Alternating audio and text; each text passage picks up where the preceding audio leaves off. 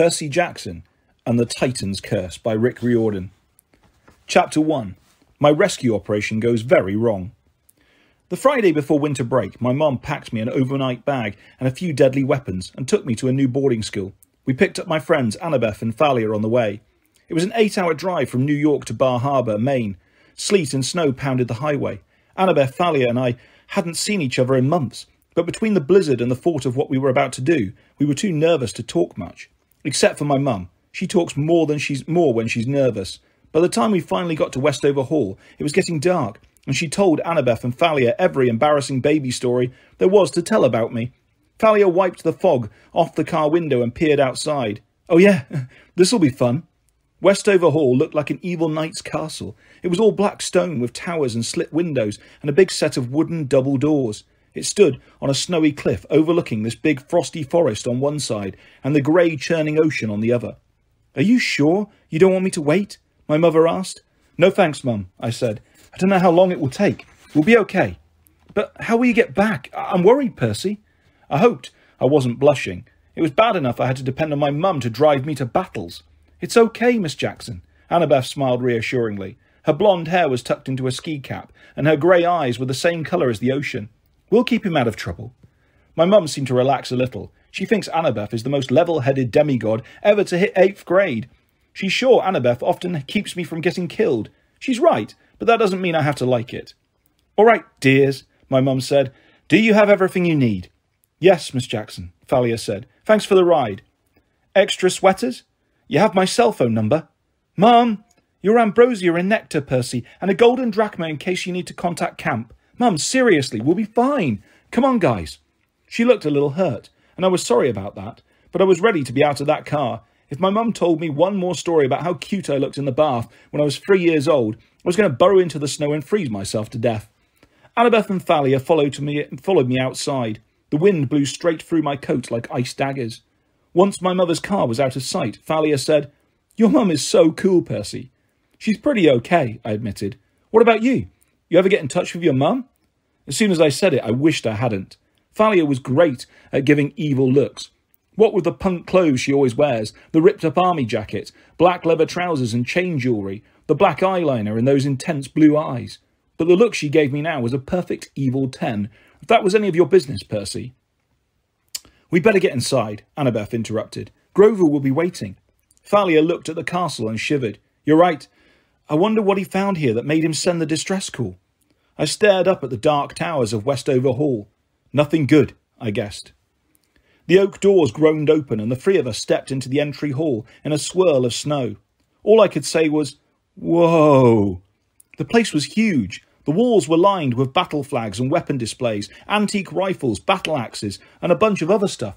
I mean, I knew Westover was a military school and all, but the decorations seemed like overkill, literally. My hand went to my pocket, where I kept my lethal ballpoint pen riptide. I could already sense something wrong in this place, something dangerous. Thalia was rubbing her silver bracelet, her favourite magic item. I knew we were thinking the same thing. A fight was coming. Annabeth started to say, I wonder where... The doors slammed shut behind us. Okay, I mumbled. Guess we'll stay a while. I could hear music echoing from the other end of the hall. It sounded like dance music. We stashed our overnight bags behind a pillar and started down the hall. We hadn't gone very far when I heard the footsteps on the stone floor, and a man and a woman marched out of the shadows to intercept us. They both had short grey hair and black military-style uniforms with red trim. The woman had a wispy moustache, and the guy was clean-shaven, which seemed kind of backwards to me. They both walked stiffly, like they had broomsticks taped to their spines. Well, the woman demanded, what are you doing here? I realised I hadn't planned for this. I'd been so focused on getting to Grover and finding out what was wrong, I hadn't considered that someone might question 3 kids sneaking into the school at night. We hadn't talked at all in the car about how we might get inside. I said, Mum, we're just... Ha! The man snapped, which made me jump. Visitors are not allowed at the dance. You shall be ejected. He had an accent. French, maybe. He pronounced his J like Jacques. He was tall, with a hawkish face. His nostrils flared when he spoke, which made it really hard not to stare up his nose, and his eyes were 2 different colours, one brown, one blue, like an alley cat's. I figured he was about to toss us into the snow, but then Thalia stepped forward and did something very weird. She snapped her fingers. The sound was sharp and loud. Maybe it was just my imagination, but I felt a gust of wind ripple out from her hand. Across the room, it washed over all of us, making the banners rustle on the walls. "Oh, but we're not visitors, sir," Thalia said. "We go to school here, you remember? I'm Thalia, and this is Annabeth and Percy. We're in the 8th grade. The male teacher narrowed his two coloured eyes. I didn't know what Thalia was thinking. Now we'd probably get punished for lying and thrown into the snow, but the man seemed to be hesitating. He looked at his colleague. "Miss Gottschalk, do you know these students?" Despite the danger we were in, I had to bite my tongue to keep from laughing. A teacher named Gottschalk. He had to be kidding. The woman blinked, like someone had just woken her up from a trance. Yes, I believe I do, sir." She frowned at us. "Annabeth, Thalia, Percy, what are you doing away from the gymnasium?" Before we could answer, I heard more footsteps, and Grover ran up breathless. "You made it, you—" He stopped short when he saw the teachers. "Oh, Mrs. Gottschalk, Dr. Thorne, "What is it, Mr. Underwood?" said the man. His tone made it clear that he detested Grover. "What do you mean they made it? These students live here." Grover swallowed. "Yes, sir, of course, Dr. Thorne. I just meant I'm so glad they made the punch for the dance. The punch is great, and they made it." Dr. Thorne glared at us. I decided one of his eyes had to be fake. The brown one. The blue one. He looked like he wanted to pitch us off the castle's highest tower, but then Mrs. Gottschalk said dreamily, "Yes, the punch is excellent. Now run along, all of you. You are not to leave the gymnasium again." We didn't wait to be told twice. We left with a lot of "yes, ma'ams" and "yes, sirs," and a couple of salutes, just because it seemed like the thing to do. Grover hustled us down the hall in the direction of the music. I could feel the teacher's eyes on my back, but I walked closely to Thalia and asked in a low voice, "How did you do that finger snap thing?" "You mean the mist? Hasn't Chiron shown you how to do that yet?" An uncomfortable lump formed in my throat. Chiron was our head trainer at camp, but he'd never shown me anything like that. Why had he shown Thalia and not me? Grover hurried us to a door that had gym written on the glass. Even with my dyslexia, I could read that much. "That was close," Grover said. "Thank the gods you got here." Annabeth and Thalia both hugged Grover. I gave him a big high five. It was good to see him after so many months. He got a little taller and had sprouted a few more whiskers, but otherwise he looked like he always did when he passed for human. A red cap on his curly brown hair to hide his goat horns, baggy jeans and trainers with fake feet to hide his furry legs and hooves. He was wearing a black t-shirt that took me a few seconds to read. It said Westover Hall, Grunt. I wasn't sure whether that was like Grover's rank or maybe just the school motto. "So, what's the emergency?" I asked. Grover took a deep breath. "I found two." "Two half-bloods?" Thalia asked, amazed. "Here." Grover nodded. Finding one half-blood was rare enough. This year, Chiron had put the Satyrs on emergency overtime and sent them all over the country, scouring schools from 4th grade through high school for possible recruits. These were desperate times. We were losing campers. We needed all the new fighters we could find. The problem was, there just weren't that many demigods out there. "A brother and a sister," he said. "They're 10 and 12. I don't know their parentage, but they're strong. We're running out of time, though. I need help." "Monsters?" "One." Grover looked nervous. "He suspects. I don't think he's positive yet, but this is the last day of term. I'm sure he won't let them leave campus without finding out. It may be our last chance. Every time I try to get close to them, he's always there blocking me. I don't know what to do." Grover looked at Thalia desperately. I tried not to feel upset by that. Grover used to look to me for answers, but Thalia had seniority. Not just because her dad was Zeus. Thalia had more experience than any of us with fending off monsters in the real world. "Right," she said. "These half-bloods are at the dance?"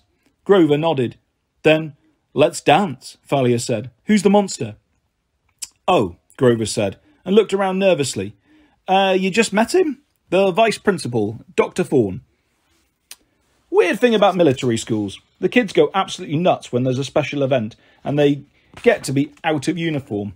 I guess it's because everything's so strict the rest of the time. They feel like they've got to overcompensate or something.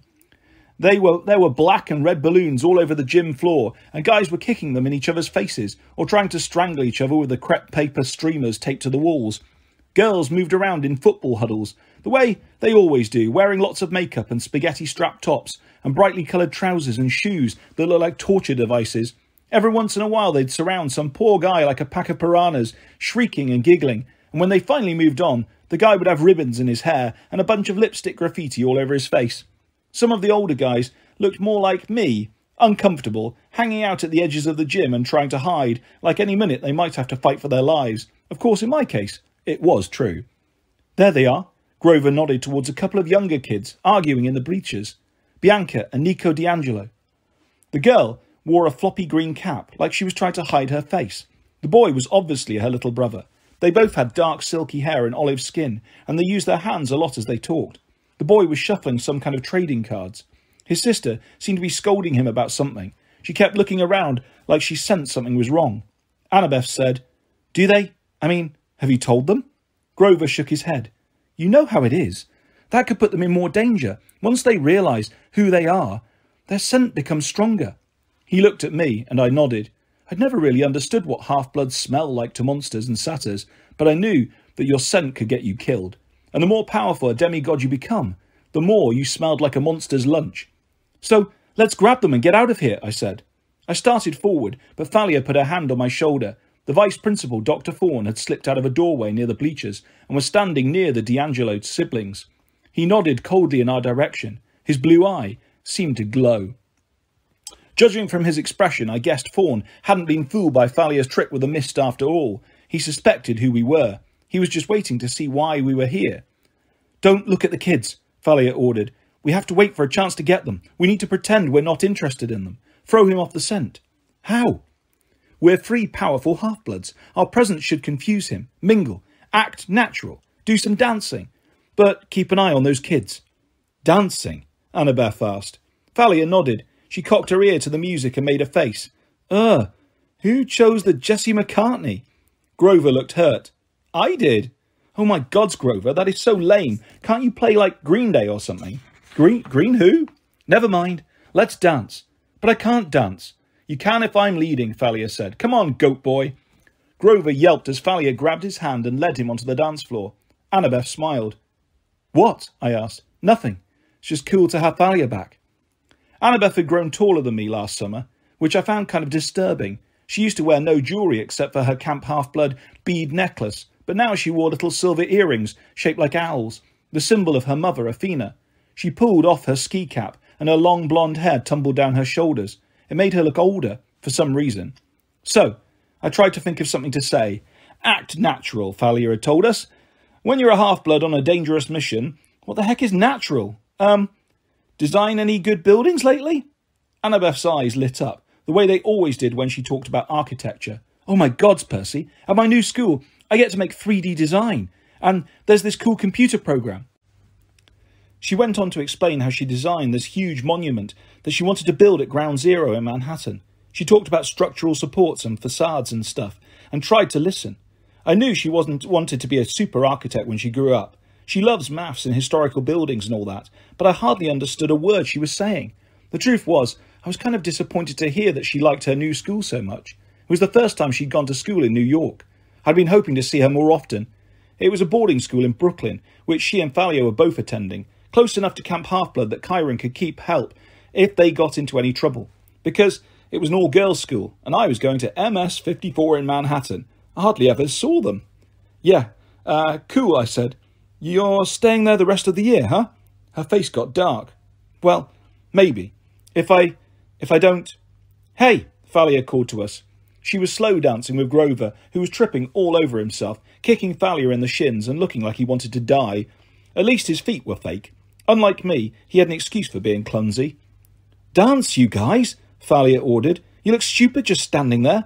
I looked nervously at Annabeth, and then at the groups of girls who were roaming the gym. "Well," Annabeth said. Who should I ask?" She punched me in the gut. "Me, seaweed brain." Oh, right." So, we went onto the dance floor, and I looked over to see how Thalia and Grover were doing things. I put one hand on Annabeth's hip, and she clasped my other hand like she was about to judo throw me. "I'm not going to bite," she told me. "Honestly, Percy, don't you guys have dancers at your school?" I didn't answer. The truth was we did, but I'd never, actually danced at one. I was usually one of the guys playing basketball in the corner. We shuffled around for a few minutes. I tried to concentrate on little things, like the crepe paper streamers and the punch bowl, anything but the fact that Annabeth was taller than me and my hands were sweaty and probably gross, and I kept stepping on her toes. "What were you saying earlier?" I asked. "Are you having trouble at school or something?" She pursed her lips. It's not that. It's my dad. Uh-oh. I knew Annabeth had a rocky relationship with her father. I thought it was getting better with you two. Is it your stepmom again? Annabeth sighed. He decided to move. Just when I was getting settled in New York, he took this stupid new job researching for a World War I book in San Francisco. She said this the same way she might say Fields of Punishment or Hades gym shorts. So, he wants you to move out there with him? I asked. To the other side of the country, she said miserably. And half-bloods can't live in San Francisco. He should know that. What? Why not? Annabeth rolled her eyes. Maybe she thought I was kidding. You know. It's right there. Oh, I said. I had no idea what she was talking about, but I didn't want to sound stupid. So you'll go back to living at camp or what? It's more serious than that, Percy. I probably should tell you something. Suddenly she froze. They're gone. What? I followed her gaze. The bleachers, the two half-blood kids, Bianca and Nico, were no longer there. The door next to the bleachers was wide open. Dr. Thorne was nowhere in sight. We have to get Thalia and Grover. Annabeth looked around frantically. Oh, where'd they dance off to? Come on! She ran through the crowd. I was about to follow when a mob of girls got in my way. I manoeuvred around them to avoid getting the ribbon and lipstick treatment, and by the time I was free, Annabeth had disappeared. I turned looking for her, or Thalia and Grover. Instead, I saw something that chilled my blood. About 15 metres away, lying on the gym floor, was a floppy green cap, just like the one Bianca D'Angelo had been wearing. Near it were a few scattered trading cards. And then I caught a glimpse of Dr. Thorne. He was hurrying out a door at the opposite end of the gym, steering the D'Angelo kids by the scruffs of their necks, like kittens. I still couldn't see Annabeth, but I knew she'd be heading the other way, looking for Thalia and Grover. I almost ran after her, and then I thought, wait. I remembered what Thalia had said to me in the entry hall, looking at me all puzzled when I asked about the finger snap trick. Hasn't Chiron shown you how to do that yet? I thought about the way Grover had turned to her, expecting her to save the day. Not that I resented Thalia, she was cool. It wasn't her fault her dad was used and she got all the attention. Still, I didn't need to run after her to solve every problem.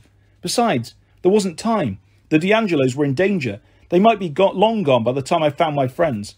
I knew monsters. I could handle this myself. I took Riptide out of my pocket and ran after Dr. Thorne. The door led into a dark hallway. I heard sounds of scuffling up ahead, then a painful grunt. I uncapped Riptide. The pen grew in my hands until I had a bronze Greek sword, about 1 metre long with a leather-bound grip. The blade flowed and glowed faintly, casting a golden light on the rows of lockers. I jogged down the corridor, but when I got to the other end, no one was there. I opened a door and found myself back in the main entry hall. I had gone full circle. I didn't see Dr. Thorne anywhere, but there on the opposite side of the room were the D'Angelo kids. They stood frozen in horror, staring right at me. I advanced slowly, lowering the tip of my sword. It's okay. I'm not going to hurt you. They didn't answer. Their eyes were full of fear. What was wrong with them? Where was Dr. Thorne? Maybe he'd sensed the presence of Riptide and retreated. Monsters hated celestial bronze weapons. My name's Percy, I said, trying to keep my voice level. I'm going to take you out of here, get you somewhere safe. Bianca's eyes widened, her fists clenched. Only too late did I realise what her look meant. She wasn't afraid of me. She was trying to warn me. I whirled around and something went whoosh.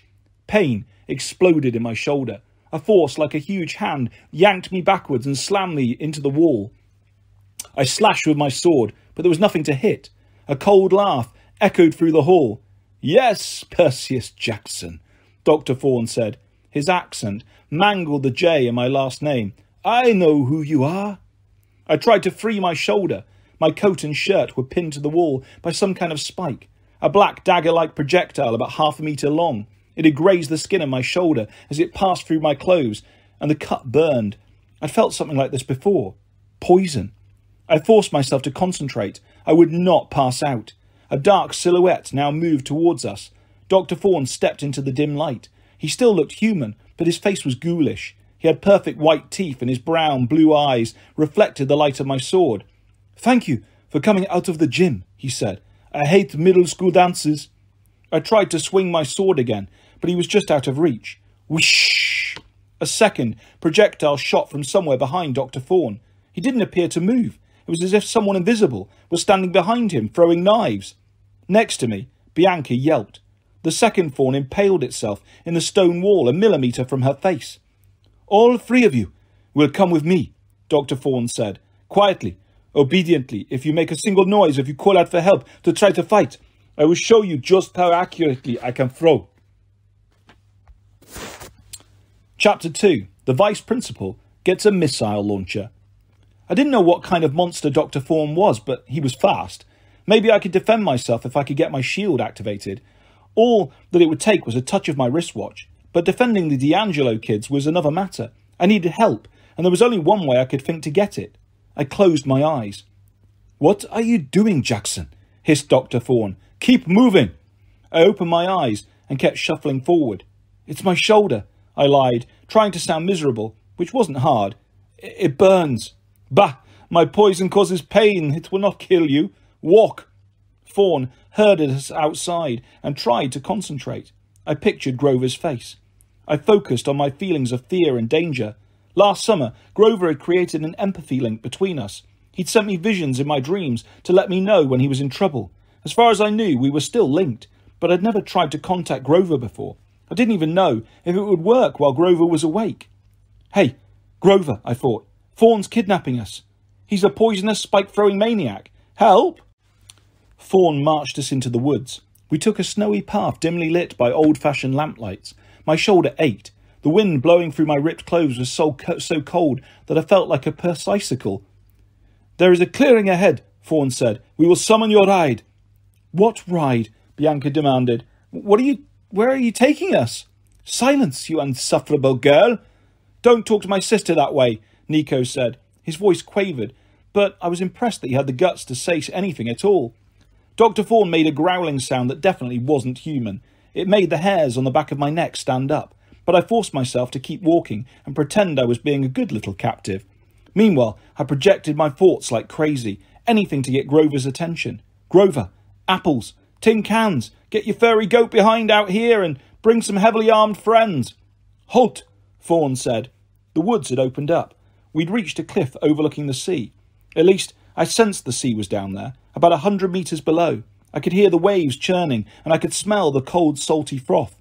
But all I could see was mist and darkness. Dr. Fawn pushed us towards the edge. I stumbled, and Bianca caught me. "Thanks," I murmured. "What is he?" she whispered. "How do we fight him?" I'm working on it." "I'm scared," Nico mumbled. He was fiddling with something, a little metal toy soldier of some kind. "Stop talking," Dr. Fawn said. "Face me." We turned. Fawn's two-tone eyes glittered hungrily. He pulled something from under his coat. At first, I thought it was a switchblade, but it was only a phone. He pressed the side button and said, "The package. It is ready to deliver." There was a garbled reply, and I realised Fawn was in walkie-talkie mode. This seemed way too modern and creepy, a monster using a cell phone. I glanced behind me, wondering how far the drop was. Dr. Fawn laughed. "By all means, son of Poseidon, jump. There is the sea. Save yourself." "What did he call you?" Bianca muttered. "I'll explain later," I said. "Do you have a plan, right?" "Grover," I thought desperately, "come to me." Maybe I could get both the D'Angelos to jump with me into the ocean. If we survived the fall, I could use the water to protect us.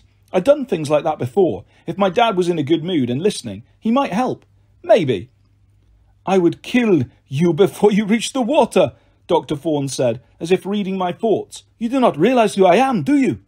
A flicker of movement behind him, and another missile whistled so close to me that it nicked my ear. Something had sprung up behind Dr. Fawn like a catapult, but more flexible, almost like a tail. "Unfortunately," Fawn said, "you are wanted alive if possible. Otherwise, you would already be dead." "Who wants us?" Bianca demanded. "Because if you think you'll get a ransom, you're wrong. We don't have any family. Nico and I—" Her voice broke a little. We've got no one but each other." "Oh," Dr. Fawn said. "Do not worry, little brats. You'll be meeting my employer soon enough. Then you will have a brand new family." "Luke," I said. "You work for Luke." Dr. Fawn's mouth twisted with distaste when I said the name of my old enemy, a former friend who tried to kill me several times. "You have no idea what is happening, Percy Jackson. I will let the General enlighten you. You are going to do him a great service tonight. He is looking forward to meeting you." "The General?" I asked. Then I realised I'd said it with a French accent. I mean, who's the General? Fawn looked towards the horizon. "Ah, here we are. Your transportation." I turned and saw a light in the distance, a searchlight over the sea, and then I heard the chopping of helicopter blades getting louder and closer. "Where are you taking us?" Nico said. "You should feel honoured, my boy. You will have the opportunity to join a great army, just like that silly game you play of cards and dolls." "They're not dolls, they're figurines, and you can take your great army and—" No, Dr. Thorne warned. "You'll change your mind about joining us, my boy, and if you do not, well, there are other uses for half-bloods. We have many monstrous mouths to feed. The great stirring is underway." "The great what?" I asked. Anything to keep him talking while I tried to figure out a plan. "The stirring of the monsters," Dr. Thorne smiled evilly. "The worst of them, the most powerful, are now waking. Monsters that have not been seen in thousands of years. They will cause death and destruction like the likes of which mortals have never known. And soon we shall have the most important monster of all, the one that shall bring about the downfall of Olympus." "Okay," Bianca whispered to me. "He's completely nuts." "We have to jump off the cliff," I told her quietly, "into the sea." "Oh, super idea. You're completely nuts too." I never got the chance to argue with her because just then an invisible force slammed into me. Looking back on it, Annabeth's moves was brilliant. Wearing her cap of invisibility, she ploughed into the D'Angelos and me, knocking us to the ground. For a split second, Dr. Thorne was taken by surprise, so his first volley of missiles zipped harmlessly over our heads. This gave Thalia and Grover a chance to advance from behind, Thalia wielding her magic shield, Aegis. If you've never seen Thalia run into battle, you have never been truly frightened. She uses a huge spear that expands from this collapsible mace canister she carries in her pocket. But that's not the scary part. Her shield is modelled on one her dad Zeus uses, called Aegis, a gift from Athena. The shield has the head of the Gorgon Medusa moulded into bronze, and even though it won't turn you into stone, it's so horrible most people will panic and run at the sight of it. Even Dr. Thorne winced and growled when he saw it. Thalia moved in with her spear. "For Zeus!" I thought Dr. Thorne was a goner. Thalia jabbed at his head, but he snarled and swatted the spear aside. His hand changed into an orange paw with enormous claws that sparked against Thalia's shield as he slashed. If it hadn't been for Aegis, Thalia would have been sliced like a loaf of bread.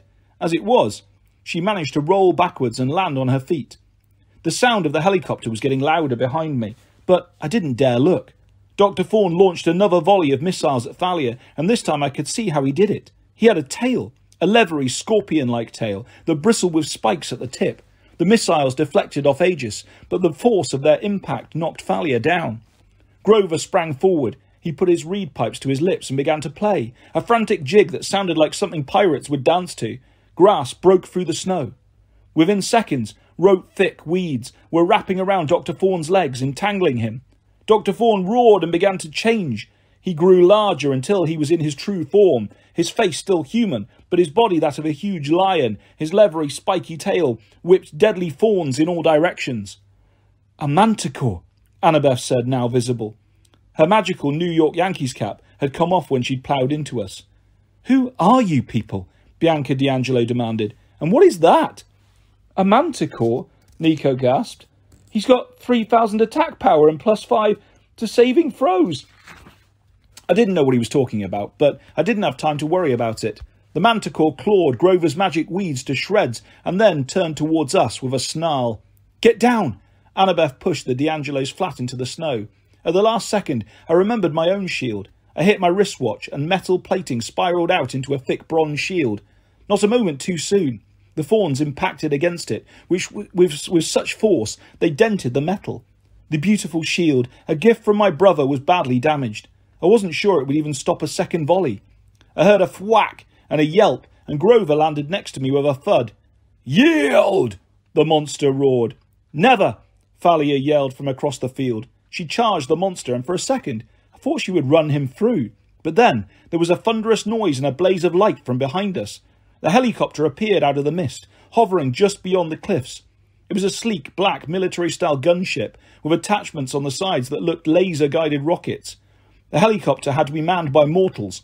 But what was it doing here? How could mortals be working with a monster?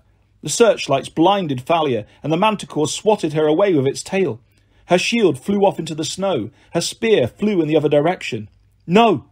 I ran out to help her. I parried away a spike just before it would have hit her chest. I raised my shield over us, but I knew it wouldn't be enough. Dr. Fawn laughed. "Now you see how hopeless it is? Yield, little heroes!" We were trapped between a monster and a fully armed helicopter. We had no chance. And then I heard a clear, piercing sound, the call of a hunting horn blowing in the woods. The manticore froze. For a moment no one moved. There was only the swirl of snow and wind and the chopping of the helicopter blades. "No!" Dr. Fawn said. "It cannot be." His sentence was cut short when something shot past me like a streak of moonlight. A glowing silver arrow sprouted from Dr. Fawn's shoulder. He staggered backwards, wailing in agony. "Curse you!" Fawn cried. He unleashed his spikes, dozens of them at once, into the woods where the arrow had come from. But just as fast, silvery arrows shot back in reply. It almost looked like the arrows had intercepted the fawns in mid-air and sliced them in two. But my eyes must have been playing tricks on me. No one, not even Apollo's kids at camp, could shoot with that much accuracy. The manticore pulled the arrow out of his shoulder with a howl of pain. His breathing was heavy. I tried to swipe at him with my sword, but he wasn't as injured as he looked. He dodged my attack and slammed his tail into my shield, knocking me aside. Then the archers came from the woods. They were girls, about a dozen of them. The youngest was maybe 10, the oldest about 14 like me. They wore silvery ski parkas and jeans, and they were all armed with bows. They advanced on the manticore with determined expressions. "The hunters!" Annabeth cried. Next to me, Thalia muttered, "Oh, wonderful." I didn't have a chance to ask what she meant. One of the older archers stepped forward with her bow drawn. She was tall and graceful, with coppery-coloured skin. Unlike the other girls, she had a silver circlet braided into the top of her long dark hair, so she looked like some kind of Persian princess. "Permission to kill, my lady." I couldn't tell who she was talking to because she kept her eyes on the manticore. The monster wailed. "This is not fair! Direct interference! It is against the ancient laws!" "Not so," another girl said. This one was a little younger than me, maybe 12 or 13. She had auburn hair, gathered back in a ponytail, and strange eyes, silvery yellow like the moon. Her face was so beautiful, it made me catch my breath, but her expression was stern and dangerous. "The hunting of all wild beasts is within my sphere, and you, foul creature, are a wild beast." She looked at the older girl with the circlet. "Zoe, permission granted." The manticore growled. "If I cannot have these alive, I shall have them dead." He lunged at Thalia and me, knowing we were weak and dazed. "No!" Annabeth yelled, and she charged at the monster. "Get back, half-blood!" the girl with the circlet said. "Get out of the line of fire!" But Annabeth leapt onto the monster's back and drove her knife into his mane. The manticore howled, turning in circles with his tail flailing as Annabeth hung on for dear life. "Fire!" Zoe ordered. "No!" I screamed. But the hunters let their arrows fly. The first caught the manticore in the neck. Another hit his chest. The manticore staggered backwards, wailing, "This is not the end, huntress! You shall pay!" And before anyone could react, the monster with Annabeth still on his back leapt over the cliff and tumbled into the darkness. "Annabeth!" I yelled. I started to run after her, but our enemies weren't done with us. There was a snap, snap, snap from the helicopter, the sound of gunfire. Most of the hunters scattered as tiny holes appeared in the snow at their feet, but the girl with auburn hair just looked up calmly at the helicopter. "Mortals," she announced, "are not allowed to witness my hunt." She thrust out her hand, and the helicopter exploded into dust. No, not dust. The black metal dissolved into a flock of birds, ravens, which scattered into the night. The hunters advanced on us. The one called Zoe stopped short when she saw Thalia. "You," she said with distaste. "Zoe Nightshade." Thalia's voice trembled with anger. "Perfect timing, as usual." Zoe scanned the rest of us. "4 half-bloods and a satyr, my lady." "Yes," the younger girl said. "Some of Chiron's campers, I see." "Annabeth," I yelled. "You have to let us save her." The auburn-haired girl turned towards me. "I'm sorry, Percy Jackson, but your friend is beyond help." I tried to struggle to my feet, but a couple of the girls held me down. "You're in no condition to be hurling yourself off cliffs," the auburn-haired girl said. "Let me go," I demanded. "Who do you think you are?" Zoe stepped forward as if to slap me. "No," the other girl ordered. "I sense no disrespect, Zoe. He is simply distraught. He does not understand." The young girl looked at me, her eyes colder and brighter than the winter moon. "I am Artemis," she said, "goddess of the hunt." Chapter 3. Bianca D'Angelo makes a choice. After seeing Dr. Fawn turn into a monster and plummet off the edge of a cliff with Annabeth, you'd think nothing else could shock me. But when this 12-year-old girl told me she was the goddess Artemis, I said something really intelligent like, okay. That was nothing compared to Grover. He gasped and then knelt hastily in the snow and started yammering, "Thank you, Lady Artemis. You're so, wow." "Get up, goat boy," Thalia snapped. "We have other things to worry about. Annabeth is gone." "Whoa," Bianca D'Angelo said. "Hold up. Time out." Everybody looked at her. She pointed her finger at all of us in turn, like she was trying to connect the dots. Who are you people?" Artemis's expression softened. "It might be a better question, my dear girl, to ask, who are you? Who are your parents?" Bianca glanced nervously at her brother, who was still staring in awe at Artemis. "Our parents are dead," Bianca said. "We're orphans. There's a bank trust that pays for our school, but—" She faltered. I guess she could tell from our faces that we didn't believe her. "What?" she demanded. "I'm telling the truth." "You are a half-blood," Zoe Nightshade said. Her accent was hard to place. It seemed old-fashioned, like she was reading from a really old book. "One of thy parents was mortal. The other was an Olympian." "An Olympian? Athlete?" "No," Zoe said. "One of the gods." "Cool," said Nico. "No," Bianca's voice quavered. "This is not cool." Nico danced around like he needed to use the restroom. "Does Zeus really have lightning bolts that do 600 damage? Does he get extra movement points for—" "Nico, shut up." Bianca put her hands to her face. "This is not your stupid mytho-magic game, okay? There are no gods." As anxious as I felt about Annabeth, all I wanted to do was search for her. I couldn't help feeling sorry for the D'Angelos. I remembered what it was like for me when I first learned I was a demigod. Thalia must have been feeling something similar because the anger in her eyes subsided a little bit. "Bianca, I know it's hard to believe, but the gods are still around, trust me. They're immortal, and whenever they have kids with regular humans, kids like us, well, our lives are dangerous." "Dangerous?"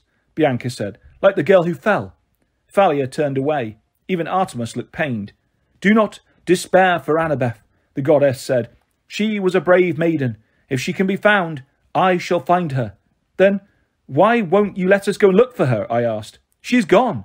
Can't you sense it, son of Poseidon? Some magic is at work. I do not exactly know what it is or why, but your friend has vanished." I still wanted to jump off the cliff and search for her, but I had a feeling that Artemis was right. Annabeth was gone. If she'd been down there in the sea, I thought I'd be able to feel her presence. "Ooh," Nico raised his hand. "What about Dr. Fawn? That was awesome how you shot him with arrows. Is he dead?" "He was a manticore," Artemis said. "Hopefully he is destroyed for now, but monsters never truly die. They reform over and over again, and they must be hunted whenever they reappear." "Or they'll hunt us," Thalia said. Bianca D'Angelo shivered. "That explains. Nico, you remember last summer, those guys who tried to attack us in the alley in DC? "And that bus driver," Nico said. "The one with the ram's horns. I told you that was real." "That's why Grover has been watching you," I said. "To keep you safe, if you turned out to be half-bloods." "Grover?" Bianca stared at him. "You're a demigod?" "Well, a satyr, actually." He kicked off his shoes and displayed his goat hooves. I thought Bianca was going to faint right there. "Grover, put your shoes back on," Thalia said. "You're freaking her out." "Hey, my hooves are clean." "Bianca," I said, "we came here to help you. You and Nico need training to survive. Dr. Fawn won't be the last monster you meet. You need to come to camp." "Camp?" she asked. "Camp Half-Blood," I said. "It's where half-bloods learn to survive and stuff. You can join us. Stay there year-round if you like." "Sweet, let's go," said Nico. "Wait." Bianca shook her head. "I don't—" "There is another option," Zoe said. "No, there isn't," Thalia said. Thalia and Zoe glared at each other. I didn't know what they were talking about, but I could tell there was bad history between them. For some reason, they seriously hated each other. "We've burdened these children enough," Artemis announced. "Zoe, we will rest here for a few hours, raise the tents, treat the wounded, retrieve our guests' belongings from the school." "Yes, my lady." "And Bianca, come with me. I would like to speak with you." "What about me?" Nico asked. Artemis considered the boy. "Perhaps you can show Grover how to play that card game you enjoy. I'm sure Grover would be happy to entertain you for a while. As a favour to me." Grover just about tripped over himself getting up. "You bet. Come on, Nico." Nico and Grover walked off towards the woods, talking about hit points and armour ratings and a bunch of other geeky stuff. Artemis led a confused-looking Bianca along the cliff. The hunters began unpacking their backpacks and making camp. Zoe gave Thalia one more evil look and then left to oversee things. As soon as she was gone, Thalia stamped her foot in frustration. The nerve of those hunters. They think they're so... Ah! I'm with you, I said. I don't trust... Oh, you're with me. Thalia turned on me furiously. What were you thinking back there in the gym, Percy? You'd take on Dr. Thorne all by yourself. You knew he was a monster. If we'd stuck together, we could have taken him out with the hunters, without the hunters getting involved. Annabeth might still be here. Did you think of that? My jaw clenched. I thought of some harsh things to say, and I might have said them too, but then I looked down and saw something navy blue lying in the snow at my feet. Annabeth's New York Yankees baseball cap. Thalia didn't say another word. She wiped a tear from her cheek, turned and marched off, leaving me alone with a trampled cap in the snow. The hunters set up their campsite in a matter of minutes. 7 large tents, all of silver silk, curved in a crescent around one side of a bonfire. One of the girls blew a silver dog whistle, and a dozen white wolves appeared out of the woods. They began circling the camp like guard dogs. The hunters walked among them and fed them treats, completely unafraid. But I decided I would stick close to the tents. Falcons watched us from the trees, their eyes flashing in the firelight, and I got the feeling that they were on guard duty too. Even the weather seemed to bend to the goddess's will. The air was still cold, but the wind died down and the snow stopped falling, so it was almost pleasant sitting by the fire. Almost. Except for the pain in my shoulder and the guilt weighing me down. I couldn't believe Annabeth was gone, and as angry as I was at Thalia, I had a sinking feeling that she was right. It was my fault. What had Annabeth wanted to tell me in the gym? Something serious, she'd said. Now I might never find out.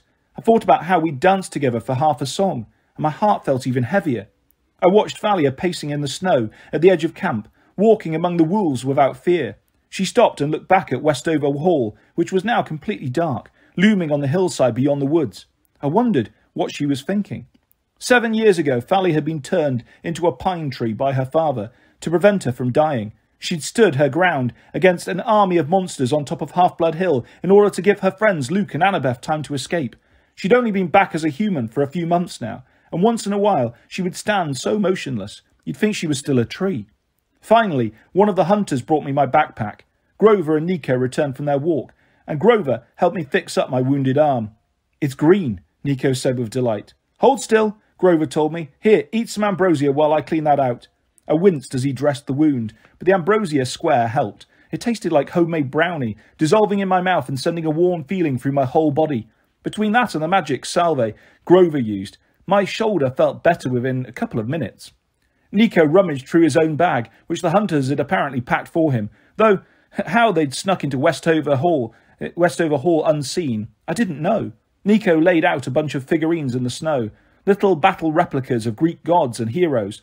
I recognised Zeus with a lightning bolt, Ares with a spear, Apollo with his sun chariot. "Big collection," I said. Nico grinned. "I've got almost all of them, plus their holographic cards. Well, except for a few, really, really rare ones." "You've been playing this game a long time?" "Just this year. Before that..." He knitted his eyebrows. "What?" I asked. "I forgot." "That's weird." He looked unsettled, but it didn't last long. "Hey, can I see that sword you were using?" I showed him Riptide and explained how it turned from a pen into a sword just by uncapping it. "Cool. Does it ever run out of ink?" Well, I don't actually write with it." "Are you really the son of Poseidon?" "Well, yeah." "Can you surf really well then?" I looked at Grover, who was trying hard not to laugh. "Geez, Nico," I said. "I've never really tried." He went on asking questions.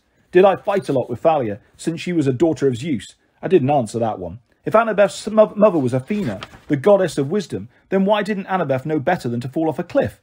I tried not to strangle Nico for asking that one. Was Annabeth my girlfriend? At this point, I was ready to stick this kid in the meat-flavoured sack and throw him into the wolves. I figured any second he was going to ask me how many hit points I had, and I'd lose my cool completely, but then Zoe Nightshade came up to us. Percy Jackson.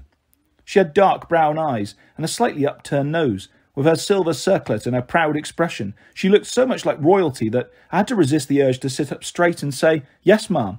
She studied me distastefully, like I was a bag of dirty laundry she'd been sent to fetch. "Come with me," she said. "Lady Artemis wishes to speak with thee." Zoe led me to the last tent, which looked no different from the others, and waved me inside. Bianca D'Angelo was seated next to the auburn-haired girl, who I still had trouble thinking of as Artemis. The inside of the tent was warm and comfortable. Silk rugs and pillows around the floor. In the centre, a golden brazier of fire seemed to burn without fuel or smoke. Behind the goddess, on a polished oak display stand, was her huge silver bow, carved to resemble gazelle horns. The walls were hung with animal pelts, black bear, tiger, and several others I didn't recognise. I figured an animal rights activist would have had a heart attack looking at all these rare skins, but maybe, since Artemis was the goddess of the hunt, she could replenish whatever she shot. I thought she had another animal pelt lying next to her, and then I realised it was alive. A deer with glittering fur and silver horns, its head resting contentedly in Artemis's lap. "Join us, Percy Jackson," the goddess said. I sat across from her on the 10th floor. The goddess studied me, which made me uncomfortable. She had such old eyes for a young girl. "Are you surprised by my age?" she asked. A little. I could appear as a grown woman, or a blazing fire, or anything else I want, but this is what I prefer. This is the average age of my hunters, and all young maidens for whom I am patron, before they go astray. Go astray? I asked. Grow up, become smitten with boys, become silly, preoccupied, insecure, forget themselves. Oh. Zoe sat down to Artemis's right. She glared at me, as if all the stuff Artemis had just said was my fault, like I'd invented the idea of being a guy. "You must forgive my hunters if they do not welcome you," Artemis said. "It is very rare that we would have boys in this camp. Boys are usually forbidden to have any contact with the hunters. The last one to see this camp." She looked at Zoe. "Which one was it?" "That boy in Colorado," Zoe said. "You turned him into a jackalope." "And yes," Artemis nodded, satisfied.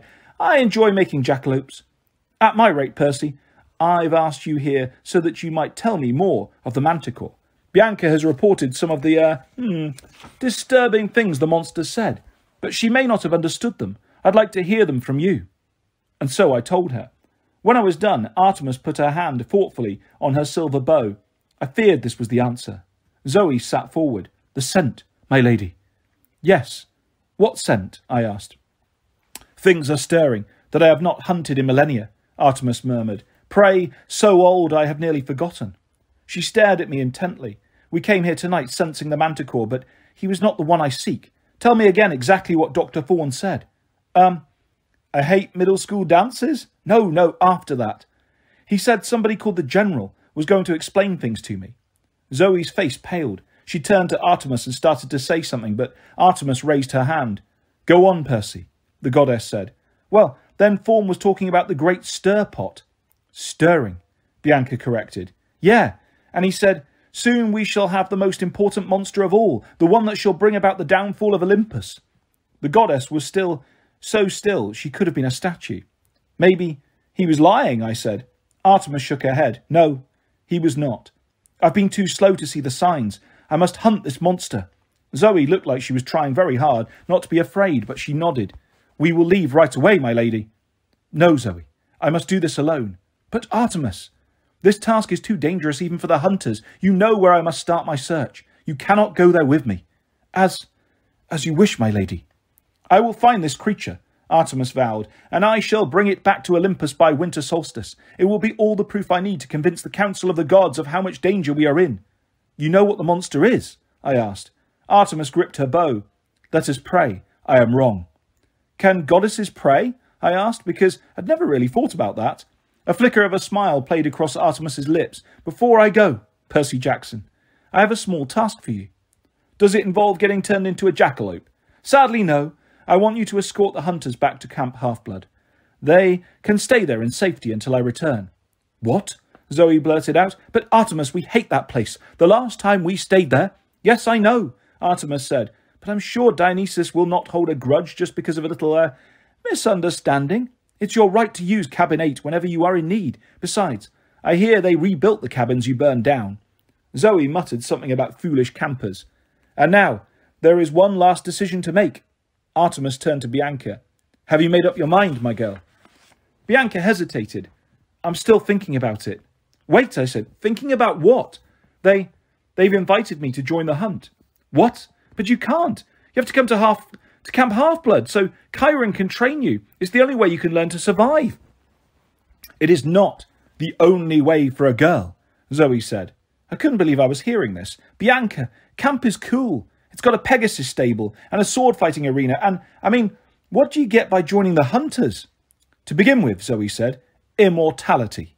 I stared at her, and then at Artemis. "She's kidding, right?" Zoe rarely kids about anything, Artemis said. My hunters follow me on all my adventures. They are my maidservants, my companions, my sisters in arms. Once they swear loyalty to me, they are indeed immortal, unless they fall in battle, which is unlikely, or break their oath. What oath? I said.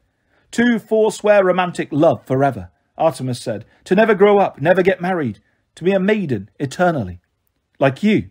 The goddess nodded. I tried to imagine what she was saying. Being immortal, hanging out with only middle school girls forever. I couldn't get my mind around it. So you just go around the country recruiting half-bloods? Not just half-bloods, Zoe interrupted. Lady Artemis does not discriminate by birth.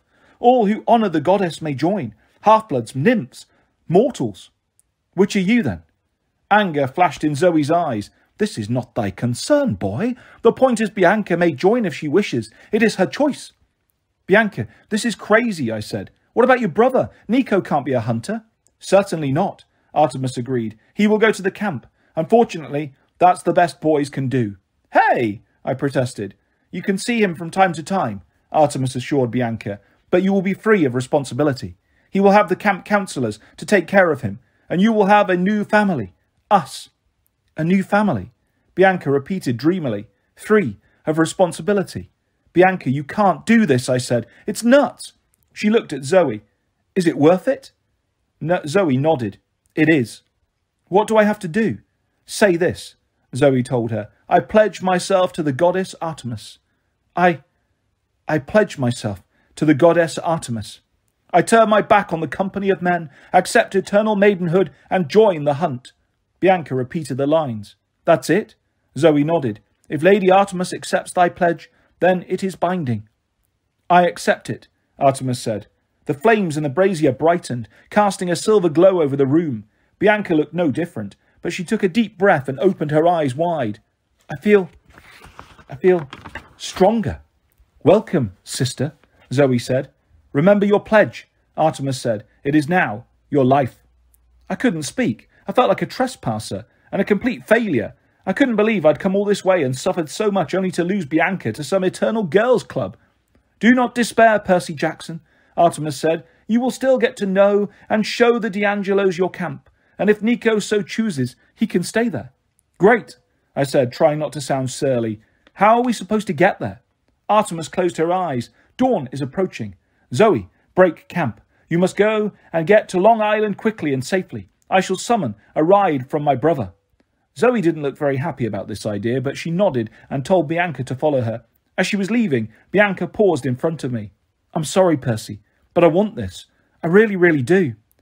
Then she was gone, and I was left alone with the 12-year-old goddess. So, I said glumly, we're going to get a ride from your brother, huh? Artemis's silver eyes gleamed. Yes, boy, you see, Bianca D'Angelo is not the only one with an annoying brother. It's time for you to meet my irresponsible twin, Apollo. Chapter 4. Thalia torches New England. Artemis assured us that dawn was coming, but you could have fooled me. It was colder and darker and snowier than ever. Up on the hill, Westover Hall's windows were completely lightless. I wondered if the teachers had even noticed the D'Angelos and Dr. Fawn were missing yet. I didn't want to be around when they did. With my luck, the only name Mrs. Gottschalk would remember would be Percy Jackson, and then I'd be the subject of a nationwide manhunt. Again. The hunters broke camp as quickly as they'd set it up. I stood shivering in the snow, unlike the hunters, who didn't seem to feel at all uncomfortable, and Artemis stared into the east like she was expecting something. Bianca sat off to one side, talking with Nico. I could tell from his gloomy face that she was explaining her decision to join the hunt. I couldn't help thinking how selfish it was of her, abandoning her brother like that. Thalia and Grover came up and huddled around me, anxious to hear what had happened during my audience with the goddess. When I told them, Grover turned pale. The last time the hunters visited camp, it didn't go well.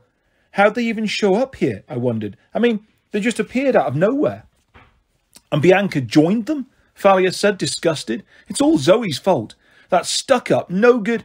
Who can blame her? Grover said. Eternity with Artemis. He heaved a big sigh. Thalia rolled her eyes.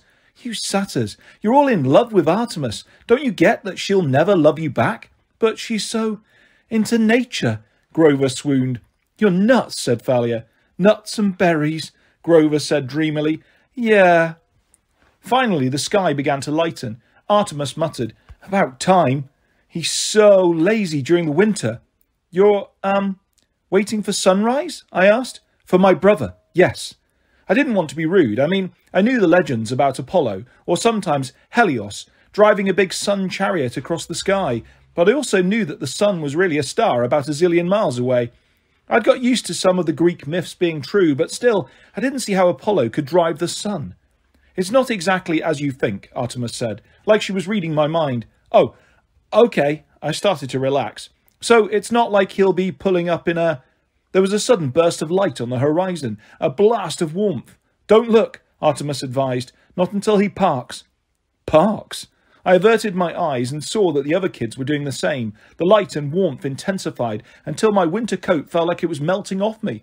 And then suddenly, the light died. I looked, and I couldn't believe it. It was my car. Well, the car I wanted anyway. A red convertible Maserati Spider. It was so awesome it glowed. And then I realised it was glowing because the metal was hot. The snow had melted around the Maserati in a perfect circle, which explained why I was now standing on green grass and my shoes were wet. The driver got out, smiling. He looked about 17 or 18, and for a second I had the uneasy feeling it was Luke, my old enemy. This guy had the same sandy hair and outdoorsy good looks. But it wasn't Luke. This guy was taller, with no scar on his face like Luke's. His smile was brighter and more playful. Luke didn't do much more than scowl and sneer these days. The Maserati driver wore jeans and loafers and a sleeveless t-shirt. "Wow," Thalia muttered. "Apollo is hot." "He is the sun god," I said. "That's not what I meant." "Little sister," Apollo called. If his teeth were any whiter, he could have blinded us without the sun car. "What's up? You never call. You never write. I was getting worried." Artemis sighed. "I'm fine, Apollo, and I am not your little sister." "Hey, I was born first." "We're twins. How many millennia do we have to argue?" "So, what's up?" he interrupted. "Got the girls with you, I see. You'll need some tips on archery." Artemis gritted her teeth. "I need a favour. I have some hunting to do, alone. I need you to take my companions to Camp Half-Blood." "Sure, sis." And then he raised his hands in a stop-everything gesture. "I feel a haiku coming on." The hunters all groaned. Apparently they'd met Apollo before. He cleared his throat and held up one hand dramatically. "Green grass breaks through snow. Artemis pleads for my help. I am so cool." He grinned at us, waiting for applause. "That last line was only 4 syllables, Artemis said. Apollo frowned. "Was it?" "Yes. What about, I am so big-headed?" No, that's 6 syllables. He started muttering to himself. Zoe Nightshade turned to us. "Lord Apollo has been going through this haiku phase ever since he visited Japan. 'Tis not as bad as the time he visited Limerick. If I'd had to hear one more poem that started with, 'There once was a goddess from Sparta.'" "I've got it," Apollo announced. "I am so awesome." "That's 5 syllables." He bowed, looking very pleased with himself. "And now, sis, transportation for the hunters, you say. Good timing. I was just about ready to roll." "These demigods will also need a ride," Artemis said, pointing to us, some of Chiron's campers. "No problem." Apollo checked us out. "Let's see. Thalia, right? I've heard all about you." Thalia blushed. "Hi, Lord Apollo." "Zeus's girl, yes. Makes you my half-sister. Used to be a tree, didn't you? Glad you're back. I hate it when pretty girls turn into trees. Man, I remember one time..." "Brother," Artemis said, "you should get going." "Oh, right." And then he looked at me, and his eyes narrowed. "Percy Jackson?" "Yeah, I mean, yes, sir." It seemed weird calling a teenager sir, but I'd learned to be careful with immortals. They tended to get offended easily, and then they blew stuff up. Apollo studied me, but he didn't say anything, which I found a little creepy. "Well," he said at last, "we'd better load up, huh? Ride only goes one way, west, and if you miss it, you miss it." I looked at the Maserati, which would seat 2 people max. There were about 20 of us. "Cool car," Nico said. "Thanks, kid," Apollo said. "But how will we all fit?" "Oh," Apollo seemed to notice the problem for the first time. "Well, yeah, hate to change out of sports car mode, but I suppose..." He took out his car keys and beeped the security alarm button. Chip, chip. For a moment, the car glowed brightly again. When the glare died, the Maserati had been replaced by one of those small buses, just like we use for school basketball games. "Right," he said. "Everybody in." Zoe ordered the hunters to start loading. She picked up her camping bag and Apollo said, "Here, sweetheart, let me get that." Zoe recoiled, Her eyes flashed murderously. "Brother," Artemis chided, "you do not help my hunters. You do not look at, talk to, or flirt with my hunters, and you do not call them sweetheart." Apollo spread his hands. "Sorry, I forgot. Hey, sis, where are you off to anyway?" "Hunting," Artemis said. "It's none of your business." "I'll find out. I see all, know all." Artemis snorted. "Just drop them off, Apollo, and no messing around?" No, I never mess around." Artemis rolled her eyes and then looked at us. "I will see you by winter solstice. Zoe, you are in charge of the hunters. Do well. Do as I would do." Zoe straightened. "Yes, my lady." Artemis knelt and touched the ground as if looking for tracks. When she rose, she looked troubled. "So much danger. The beast must be found." She sprinted towards the woods and melted into the snow and shadows. Apollo turned and grinned, jangling the car keys on his finger. "So," he said, "who wants to drive?" The hunters piled into the van. They all crammed into the back so they'd be as far away as possible from Apollo and the rest of us highly infectious males. Bianca sat with them, leaving her little brother to hang in the front with us, which seemed cold to me, but Nico didn't seem to mind. "This is so cool," Nico said, jumping up and down in the driver's seat. "Is this really the sun? I thought Helios and Selene were the sun and moon gods. How come sometimes it's them and sometimes it's you and Artemis?" "Downsizing," Apollo said. "The Romans started it. They couldn't afford all those temple sacrifices, so they laid off Helios and Selene and folded their duties into our job descriptions. My sis got the moon. I got the sun. It was pretty annoying at first, but at least I got this cool car." "How does it work?" Nico asked. "I thought the sun was a big fiery ball of gas." Apollo chuckled and ruffled Nico's hair. "That rumour probably got started because Artemis used to call me a big fiery ball of gas. Seriously, kid, it depends on whether you're talking astronomy or philosophy. You want to talk astronomy? Bah, what fun is that? You want to talk about how humans think about the sun? Ah, no, that's more interesting. They've got a lot riding on the sun, so to speak. It keeps them warm, grows their crops, powers engines, makes everything look, well, sunnier. This chariot is built out of human dreams about the sun, kid. It's as old as Western civilization. Every day it drives across the sky from east to west, lighting up all those puny little mortal lives. The chariot is a manifestation of the sun's power, the way mortals perceive it. Make sense?" Nico shook his head. "No." "Well then, just think of it as a really powerful, really dangerous solar car." "Can I drive?" "No, too young." Oh, Grover raised his hand. No, Apollo said. "Too furry." He looked past me and focused on Thalia. "Daughter of Zeus," he said. "Lord of the sky. Perfect." Oh, no, Thalia shook her head. "No thanks." "Come on," Apollo said. "How old are you?" Thalia hesitated. "I don't know." It was sad but true. She'd been turned into a tree when she was 12, but that had been 7 years ago, so she should be 19. But if you went by years... But she still felt like she was 12. If you looked at her, though, she seemed somewhere in between. The best Chiron could work out, she had kept aging while in tree form, but much more slowly. Apollo tapped his finger to his lips. "You're 15. Almost 16. How do you know that?" "Hey, I'm the god of prophecy. I know stuff. You'll turn 16 in about a week." "That's my birthday, December 22nd, which means you're old enough now to drive with a learner's permit." Thalia shifted her feet nervously. "I know what you're going to say," Apollo said. "You don't deserve an honour like driving the sun chariot." "That's not what I was going to say." "Don't sweat it. Maine to Long Island is a really short trip, and I don't worry about what happened to the last kid I trained. You're Zeus's daughter. He's not going to blast you out of the sky." Apollo laughed good-naturedly. The rest of us didn't join in. Thalia tried to protest, but Apollo was absolutely not going to take no for an answer. He hit a button on the dashboard, and a sign popped up along the top of the windscreen. I had to read it backwards, which for a dyslexic really isn't that different from reading forward. I was pretty sure it said, "Warning, student driver." "Take it away," Apollo told Thalia. "You're going to be a natural." I admit I was jealous. I couldn't wait to start driving. A couple of times that autumn, my mum had taken me out to Montauk when the beach road was empty, and she'd let me try out her Mazda. I mean, yeah, that was a Japanese compact, and this was the sun chariot, but how different could it be? "Speed equals heat," Apollo advised, "so start slowly and make sure you've got good altitude before you really open her up." Thalia gripped the wheel so tightly her knuckles turned white. She looked like she was going to be sick. "What's wrong?" I asked her. "Nothing," she said shakily. Nothing's wrong." She pulled back on the wheel. It tilted and the bus lurched upwards so fast I fell back and crashed against something soft. "Ow!" Grover said. "Sorry." "Slower," Apollo said. "Sorry," Thalia said. "I've got it under control." I managed to get to my feet. Looking out of the window, I saw a smoking ring of trees from the clearing where we'd taken off. "Thalia," I said, "lighten up on the accelerator." "I've got it, Percy," she said, gritting her teeth, but she kept it floored. "Loosen up," I told her. "I'm loose," Thalia said. She was so stiff she looked like she was made out of plywood.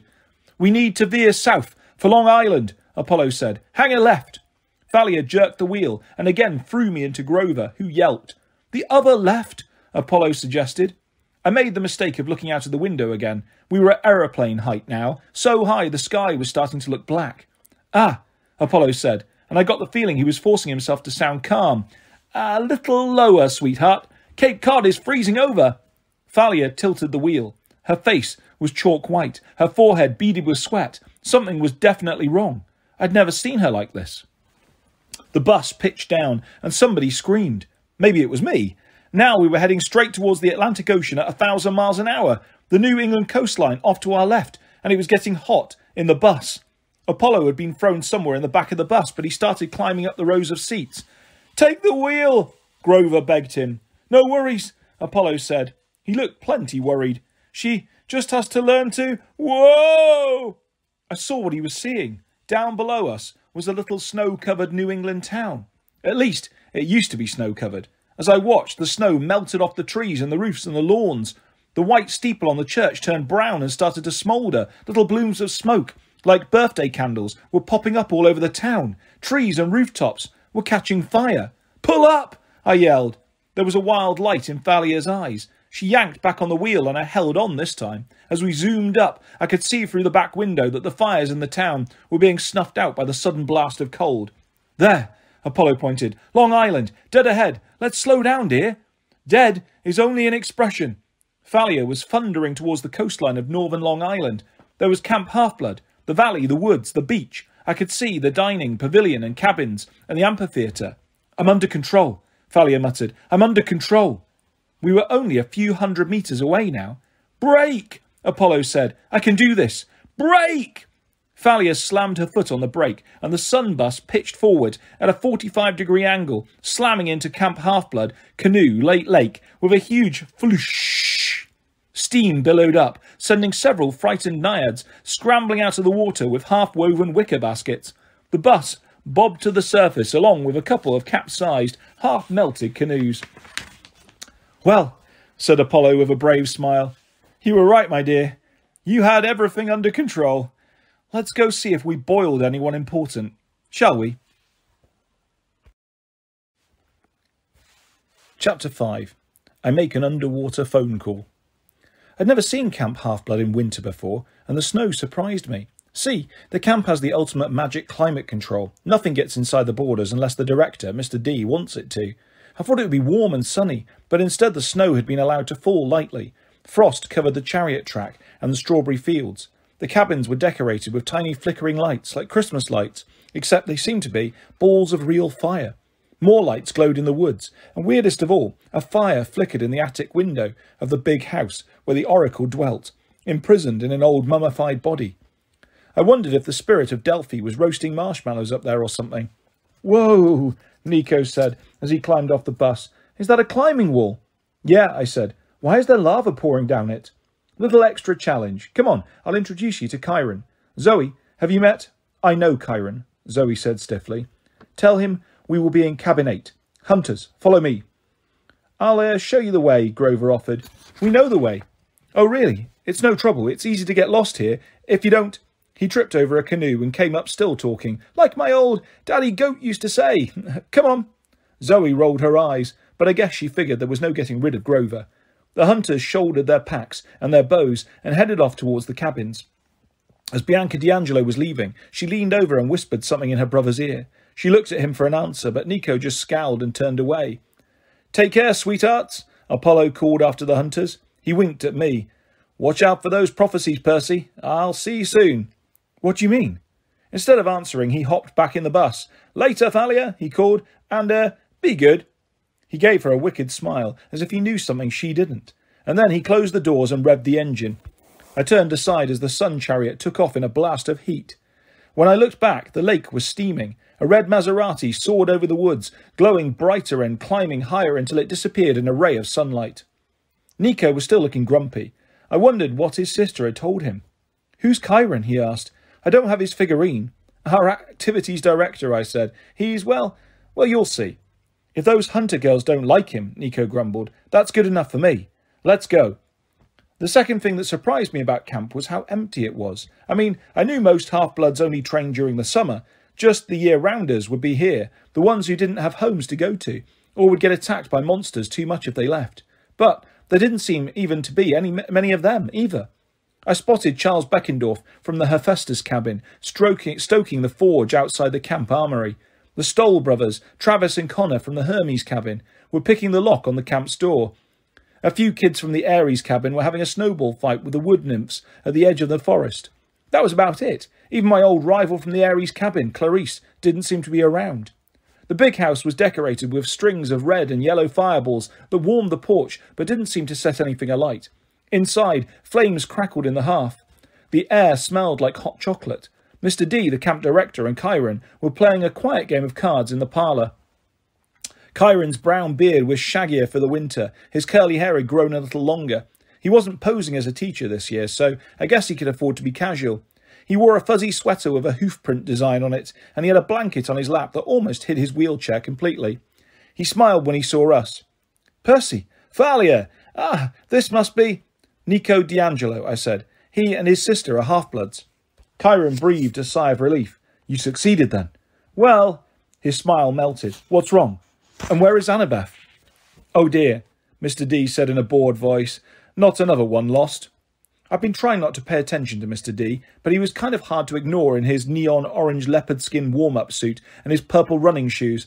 Like Mr. D had ever run a day in his immortal life. A golden laurel wreath was tilted sideways on his curly black hair, which must have meant he'd won the last hand of cards. "What do you mean?" Thalia asked. "Who else is lost?" Just then, Grover trotted into the room, grinning like crazy. He had a black eye and red lines on his face that looked like a slap mark. "The hunters are all moved in." Chiron frowned. "The hunters, eh? I see we have much to talk about." He glanced at Nico. "Grover, perhaps you should take your young friend to the den and show him our orientation film." "But, all right, yes, sir." "Orientation film?" Nico asked. "Is it G or PG? Because Bianca is kind of strict." "It's PG-13, Grover said. "Cool." Nico happily followed him out of the room. "Now," Chiron said to Thalia and me, "perhaps you two should sit down and tell us the whole story." When we were done, Chiron turned to Mr. D. "We should launch a search for Annabeth immediately." "I'll go," Thalia and I said at the same time. Mr. D sniffed. "Certainly not." Thalia and I both started complaining, but Mr. D held up his hand. He had that purplish angry fire in his eyes that usually meant something bad and godly was going to happen if we didn't shut up. "From what you have told me," Mr. D said, "we have broken even on the escapade. We have, regrettably lost Annabeth." "Annabeth," I snapped. "She'd gone to camp since she was 7, and still Mr. D pretended not to know her name."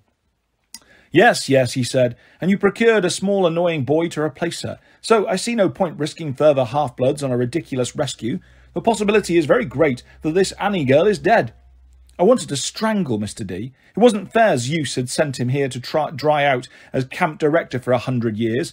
It was meant to be a punishment for Mr. D's bad behaviour on Olympus, but it ended up being a punishment for all of us. "Annabeth may be alive," Chiron said, but I could tell he was having trouble sounding upbeat. He'd practically raised Annabeth all those years. She was a year-round camper, before she'd given living with her dad and stepmum a second try.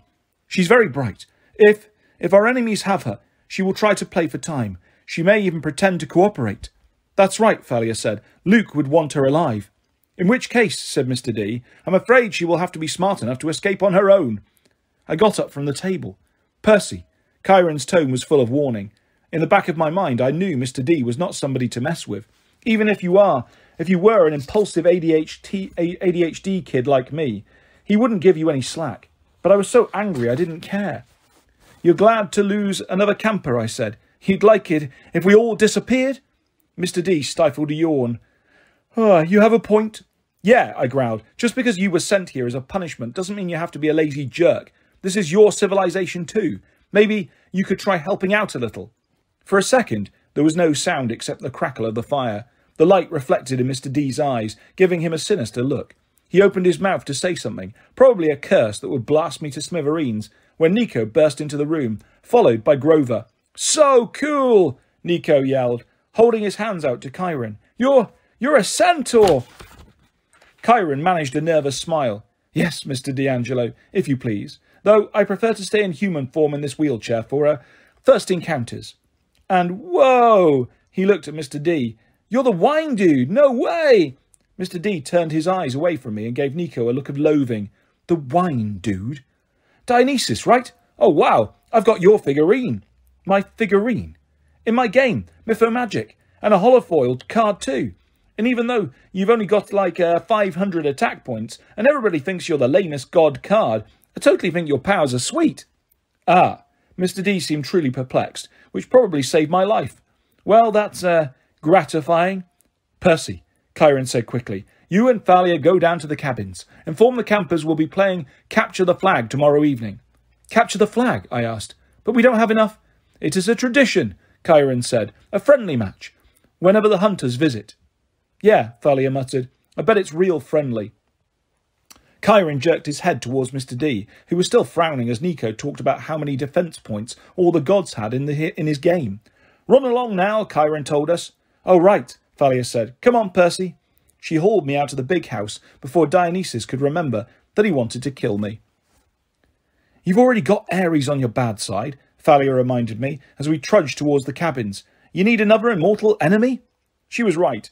My first summer as a camper I'd got in a fight with Ares, and now he and all his children wanted to kill me.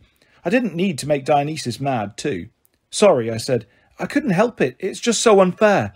She stopped by the armoury and looked out across the valley, towards the top of Half-Blood Hill. Her pine tree was still there, the golden fleece glittering in its lowest branch. The tree's magic still protected the borders of camp, but it no longer used Thalia's spirit for power. Percy, everything is unfair, Thalia muttered. Sometimes I wish... She didn't finish, but her tone was so sad I felt sorry for her. With her ragged black hair and her black punk clothes, an old wool overcoat wrapped around her, she looked like some kind of huge raven, completely out of place in the white landscape. We'll get Annabeth back, I promised. I just don't know how yet. First, I found out that Luke is lost, she said. Now Annabeth. Don't think like that. You're right, she straightened up. We'll find a way. Over at the basketball court, a few of the hunters were shooting hoops. One of them was arguing with a guy from the Ares cabin. The Ares kid had his hand on his sword, and the hunter girl looked like she was going to exchange her basketball for a bow and arrow any second. I'll break that up, Thalia said. You circulate around the cabins. Tell everybody about Capture the Flag tomorrow. All right. You should be team captain. No, she said. You've been at camp longer. You do it. We can, co-captain or something. She looked about as comfortable with that as I felt, but she nodded. As she headed for the court, I said, Hey, Thalia. Yeah? I'm sorry about what happened at Westover. I should have waited for you guys. It's okay, Percy. I probably would have done the same thing. She shifted from foot to foot, like she was trying to decide whether or not to say more. You know, you asked about my mum, and I kind of snapped at you. It's just, I went back to find her after 7 years, and I found out she died in Los Angeles. She was a heavy drinker, and apparently she was out driving late one night about 2 years ago, and... Thalia blinked hard. I'm sorry. Yeah, well, it's not like we were ever close. I ran away when I was 10. Best 2 years of my life were when I was running around with Luke and Annabeth. But still, that's why you had trouble with the sun van. She gave me a wary look. What do you mean? The way you stiffened up. You must have been thinking about your mum, not wanting to get behind the wheel. I was sorry I'd said anything. Thalia's expression was dangerously close to Zeus's, the one time I'd seen him get angry. Like any minute, her eyes would shoot 1,000,000 volts. Yeah, she muttered. Yeah, that must have been it. She trudged off towards the court, where the Ares camper and the hunter were trying to kill each other with a sword and a basketball. The cabins were the weirdest collection of buildings you've ever seen. Zeus and Hera's, big white column buildings, cabins 1 and 2 stood in the middle, with 5 gods' cabins on the left and 5 goddesses' cabins on the right. So they all made a U around the central green and the barbecue hearth. I made the rounds, telling everybody about Capture the Flag. I woke up some Ares kid from his midday nap and he yelled at me to go away. When I asked him where Clarice was, he said, went on a quest for Chiron. Top secret. Is she okay? Haven't heard from her in a month. She's missing in action, like your butt's going to be if you don't get out of here. I decided to let him go back to sleep. Finally, I got to cabin 3, the cabin of Poseidon. It was a low grey building hewn from sea stone, with shells and coral fossils imprinted in the rock. Inside, it was just as empty as always, except for my bunk.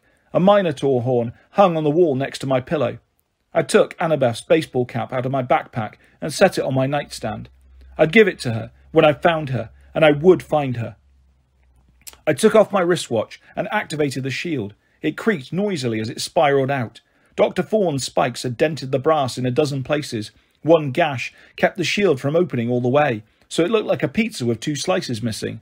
The beautiful metal pictures that my brother had crafted were all banged up. In the picture of me and Annabeth fighting the Hydra, it looked like a meteor had made a crater in my head. I hung the shield on its hook next to the Minotaur horn, but it was painful to look at now. Maybe Beckendorf from the Hephaestus cabin could fix it for me. He was the best armoursmith in the camp. I'd ask him at dinner. I was staring at the shield when I noticed a strange sound, water gurgling, and I realised there was something new in the room. At the back of the cabin was a big basin of grey sea rock with a spout like the head of a fish carved in stone. Out of its mouth burst a stream of water, a saltwater spring that trickled into the pool. The water must have been hot because it sent mist into the cold winter air like a sauna. It made the room feel warm and summery, fresh with the smell of the sea. I stepped up to the pool. There was no note attached or anything, but I knew it could only be a gift from Poseidon. I looked into the water and said, "Thanks, Dad." The surface rippled. At the bottom of the pool, coins shimmered, a dozen or so golden drachma. I realised what the fountain was for. It was a reminder to keep in touch with my family. I opened the nearest window, and the wintry sunlight made a rainbow in the mist. Then I fished a coin out of the hot water. "Iris, O goddess of the rainbow," I said, "accept my offering." I tossed a coin into the mist, and it disappeared, and then I realised I didn't know who to contact first. My mum? That would have been the good son thing to do, but she wouldn't be worried about me yet. She was used to me disappearing for days or weeks at a time. My father? It had been way too long, almost 2 years since I'd actually talked to him. But could you even send an Iris message to a god? I'd never tried. Would it make them mad, like a sales call or something? I hesitated, and then I made up my mind. "Show me Tyson," I requested, "at the forges of the Cyclops." The mist shimmered, and the image of my half-brother appeared. He was surrounded by fire, which would have been a problem if he wasn't a Cyclops. He was bent over an anvil, hammering a red-hot sword blade. Sparks flew and flames swirled around his body. There was a marble-framed window behind him, and it looked out onto dark blue water, the bottom of the ocean. "Tyson!" I yelled. He didn't hear me at first because of the hammering and the roar of the flames. "Tyson!" He turned, and his one enormous eye widened. His face broke into a crooked yellow grin. "Percy!" He dropped the sword blade and ran at me, trying to give me a hug. The vision blurred, and I instinctively lurched back. "Tyson, it's an Iris message. I'm not really here." "Oh!" He came back into view, looking embarrassed. "Oh, I knew that, yes." "How are you?" I asked. "How's the job?" His eye lit up. "Love the job, look." He picked up the hot sword blade with his bare hands. "I made this." "That's really cool. I wrote my name on it right there." "Awesome. Listen, do you talk to Dad much?" Tyson's smile faded. "Not much. Daddy is busy. He's worried about the war." "What do you mean?" Tyson sighed. He stuck the sword blade out the window, where it made a cloud of boiling bubbles. When Tyson brought it back in, the metal was cool. "Old sea spirits making trouble. Aegeus, Oceanus, those guys." I sort of knew what he was talking about. He meant the immortals who ruled the oceans back in the days of the Titans, before the Olympians took over. The fact that they were back now, with the Titan Lord Kronos and his allies gaining strength, was not good. "Is there anything I can do?" I asked. Tyson shook his head sadly. "We're arming the mermaids. They need 1,000 more swords by tomorrow." He looked at his sword blade and sighed. "Old spirits are protecting the bad boat." "The Princess Andromeda," he said. "Luke's boat." "Yes, they made it hard to find. Protect it from Daddy's storms. Otherwise he would smash it." "Smashing it would be good." Tyson perked up, as if he just had another thought. "Annabeth, is she there?" "Oh, well." My heart felt like a bowling ball. Tyson thought Annabeth was just about the coolest thing since peanut butter, and he seriously loved peanut butter. I didn't have the heart to tell him she was missing. He'd start crying so bad he'd probably put out his fires. Well, no, she's not here right now. Tell her hello, he beamed. Hello to Annabeth. Okay, I fought back a lump in my throat. I'll do that. And Percy, don't worry about the bad boat. It is going away. What do you mean? Panama Canal, very far away. I frowned. Why would Luke take his demon-infested cruise ship all the way down there? The last time we'd seen him, he'd been cruising along the east coast, recruiting half-bloods and training his monstrous army. All right, I said, not feeling reassured. That's good, I guess. In the forges, a deep voice bellowed something I couldn't make out. Tyson flinched. Got to get back to work. Boss will get mad. Good luck, brother. Okay, tell Dad. But before I could finish, the vision shimmered and faded. I was alone again in my cabin, feeling even lonelier than before. I was pretty miserable at dinner that night. I mean, the food was excellent as usual. You can't go wrong with barbecue, pizza and never-empty soda goblets. The torches and braziers kept the outdoor pavilion warm, but we all had to sit with our cabin mates, which meant I was alone at the Poseidon table. Thalia sat alone at the Zeus table, but we couldn't sit together. Camp rules. At least the Hephaestus, Ares and Hermes cabins had a few people each. Nico sat with the Stoll brothers, since new campers always got stuck in the Hermes cabin if their Olympian parent was unknown. The Stoll brothers seemed to be trying to convince Nico that poker was a much better game than Mythomagic. I hope Nico didn't have any money to lose. The only table that really seemed to be having a good time was the Artemis table. The hunters drank and ate and laughed like one big happy family. Zoe sat at the head like she was the mama. She didn't laugh as much as the others, but she did smile from time to time. Her silver lieutenant's band glittered in the dark braids of her hair. I thought she looked a lot nicer when she smiled. Bianca D'Angelo seemed to be having a great time. She was trying to learn how to arm wrestle from the big girl who'd picked a fight with the Ares kid on the basketball court. The bigger girl was beating her every time, but Bianca didn't seem to mind.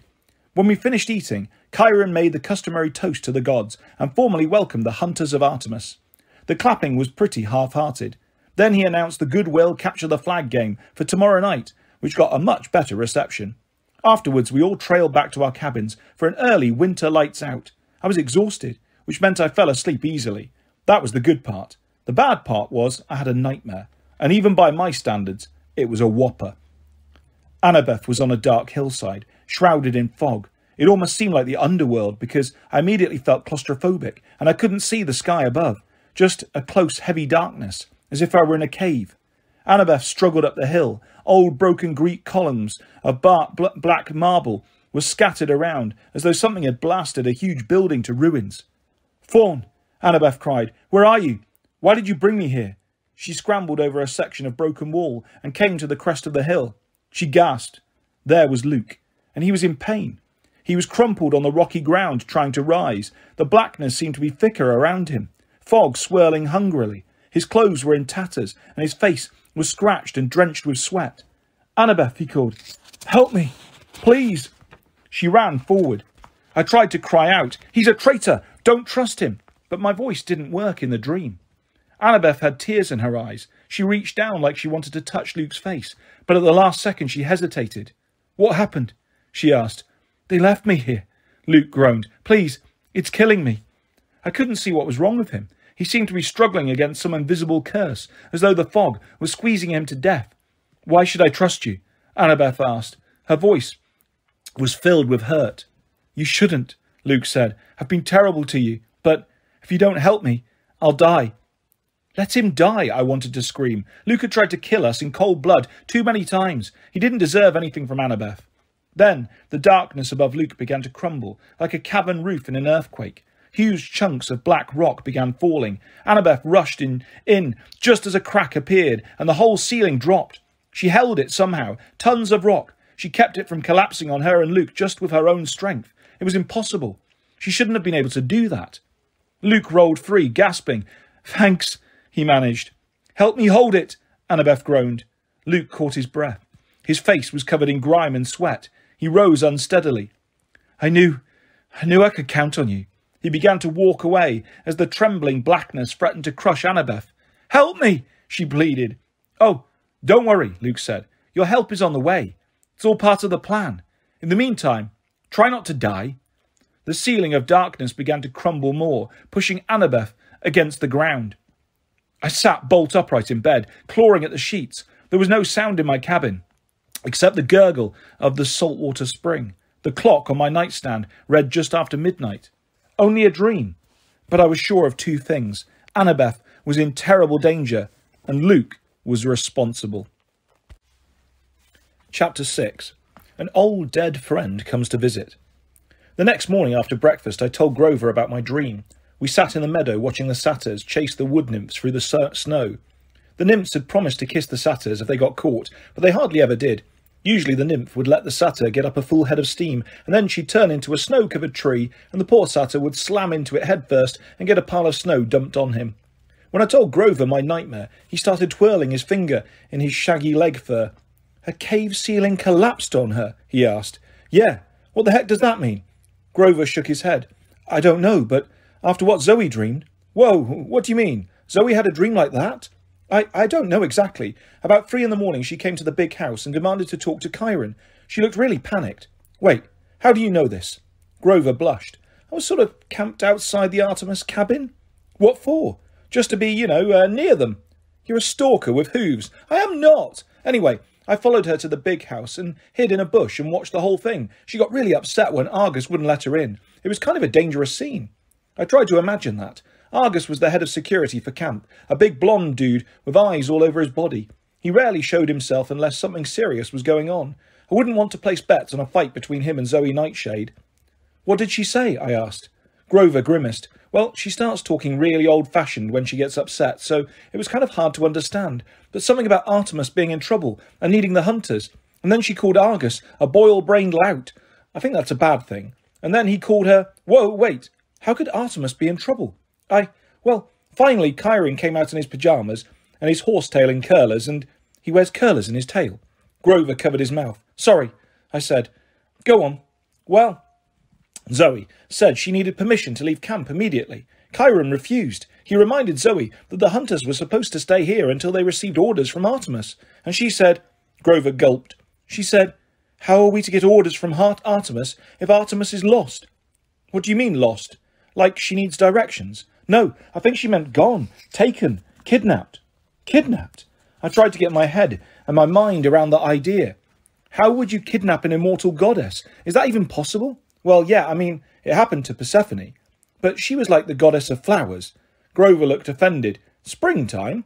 Whatever. Artemis is a lot more powerful than that. Who could kidnap her, and why?"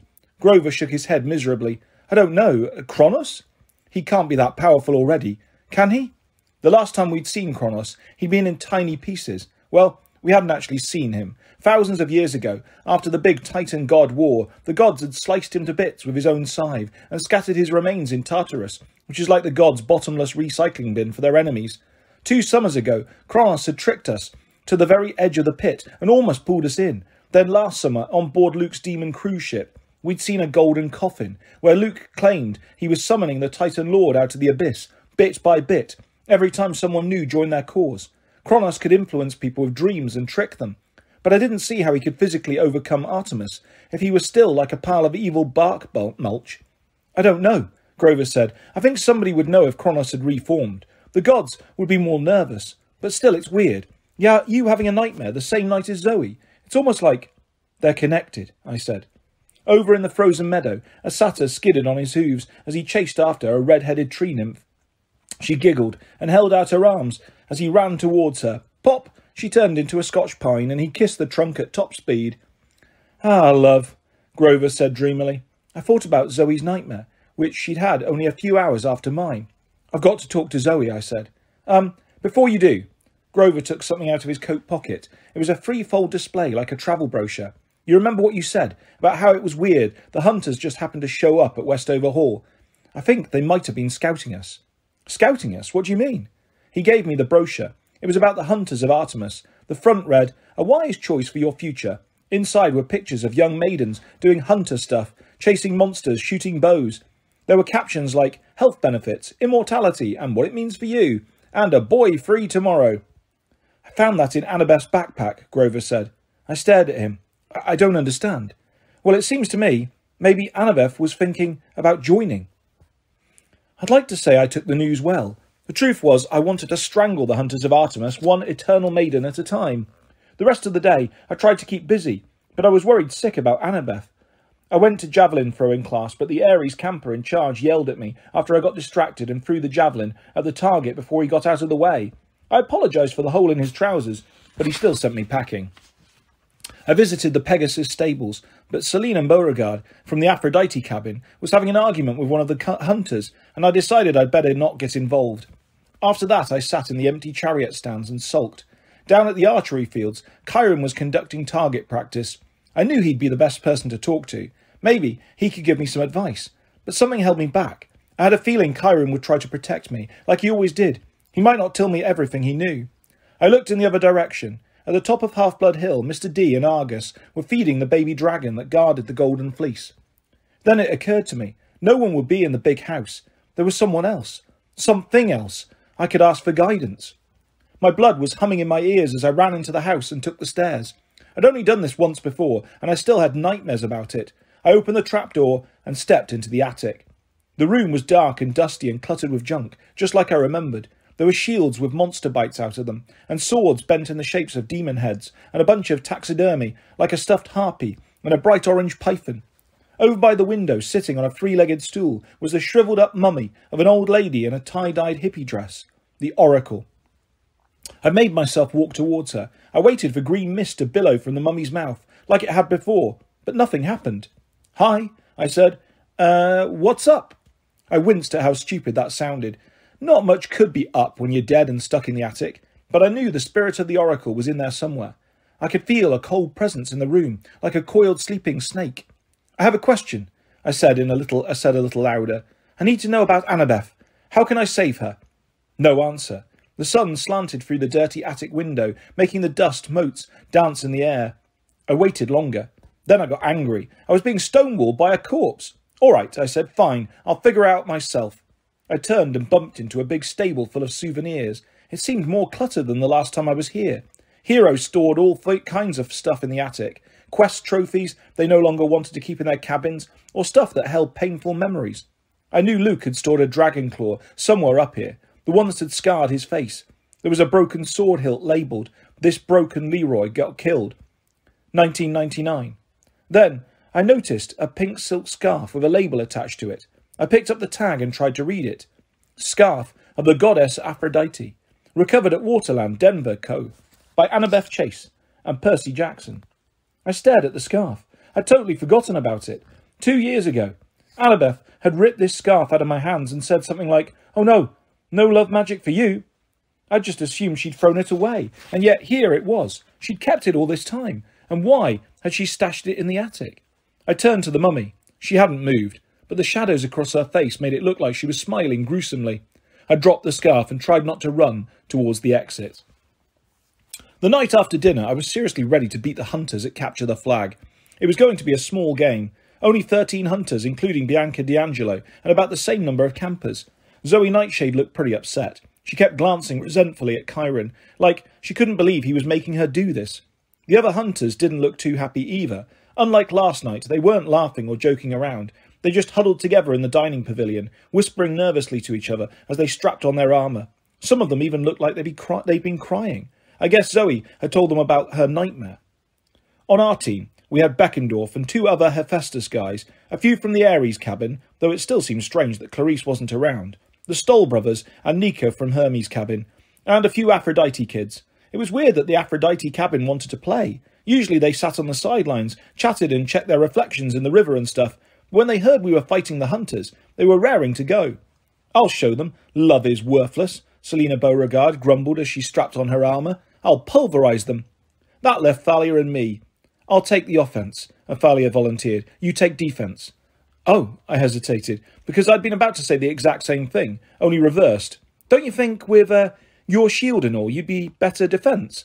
Thalia already had Aegeus on her arm, and even her own teammates were giving her a wide berth, trying not to cower before the bronze head of Medusa. "Well, I was thinking it would make better offence," Thalia said. "Besides, you've had more practice at defence." I wasn't sure if she was teasing me. I'd had some pretty bad experiences with defence on Capture the Flag. My first year, Annabeth had put me out as a kind of bait. and I'd almost been gored to death with spears and killed by a hellhound. Yeah, no problem, I lied. Cool. Thalia turned to help some of the Aphrodite kids who were having trouble suiting up their armour without breaking their nails.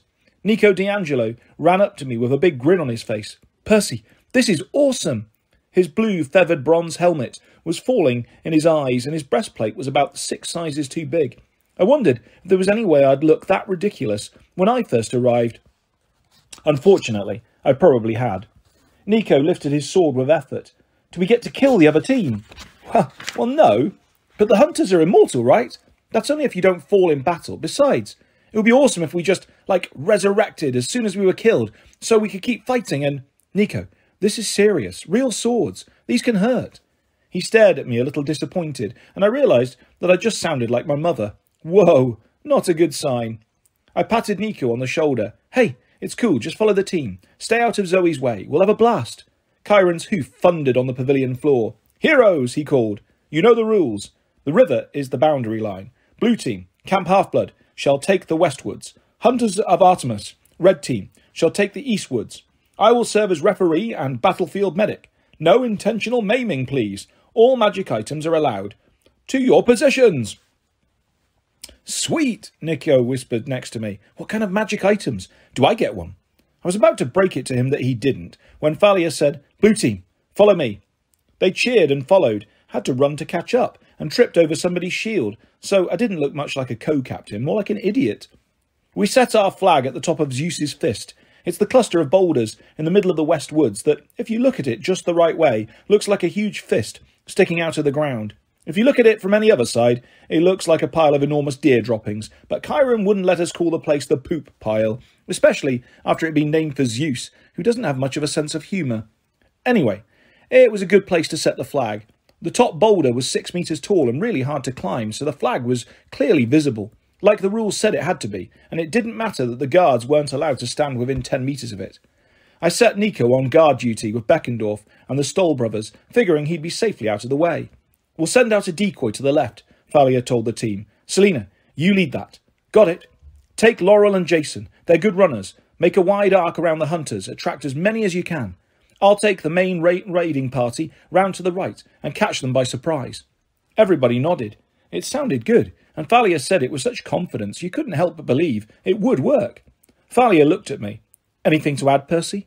Yeah. Keep sharp on defence. We've got 4 guards, 2 scouts. That's not much for a big forest. I'll be roving. Yell if you need help. And don't leave your post, Thalia said. Unless you see a golden opportunity, I added. Thalia scowled. Just don't leave your post. Right, unless... Percy!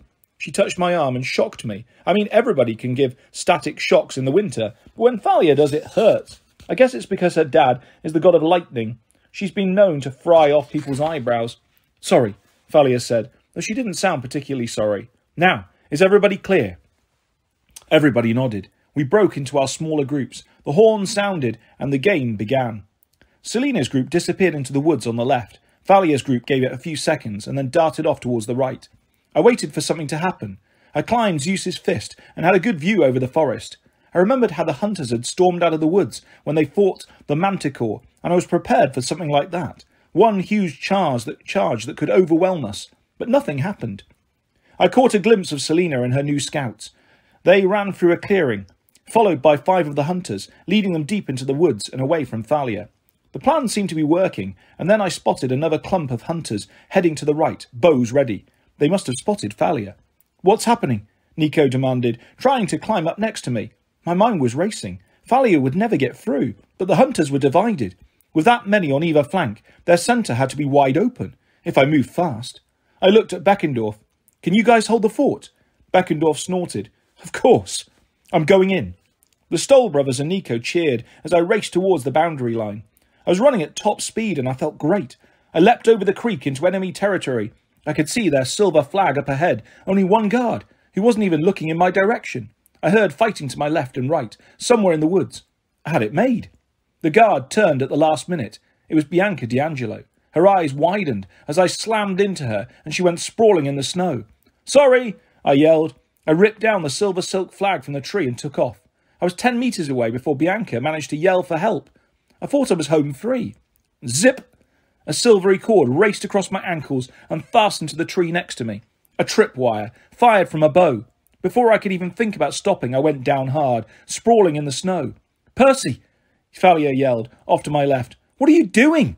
Before she reached me, an arrow exploded at her feet, and a cloud of yellow smoke billowed around her team. They started coughing and gagging. I could smell the gas from across the woods, the horrible smell of sulphur. "No fair!" Thalia gasped. "Fart arrows are unsportsmanlike." I got up and started running again. Only a few more meters to the river, and I had the game. More arrows whizzed past my ears. A hunter came out of nowhere and slashed at me with her knife, but I parried and kept running. I heard yelling from our side of the river. Beckendorf and Nico were running towards me. I thought they were coming to welcome me back, but then I saw they were chasing someone. Zoe Nightshade, racing towards me like a cheetah, dodging campers with no trouble, and she had our flag in her hands. "No!" I yelled, and poured on the speed. I was a metre from the water when Zoe bolted across to her own side, slamming into me for good measure. The hunters cheered as both sides converged on the creek. Chiron appeared out of the woods, looking grim. He had the Stoll brothers on his back, and it looked as if both of them had taken some nasty whacks to the head. Connor Stoll had 2 arrows sticking out of his helmet like antennae. "The hunters win!" Chiron announced without pleasure, and then he muttered, "For the 56th time in a row." "Perseus Jackson!" Thalia yelled, storming towards me. She smelled like rotten eggs, and she was so mad that blue sparks flickered on her armour. Everybody cringed and backed up because of Aegeus.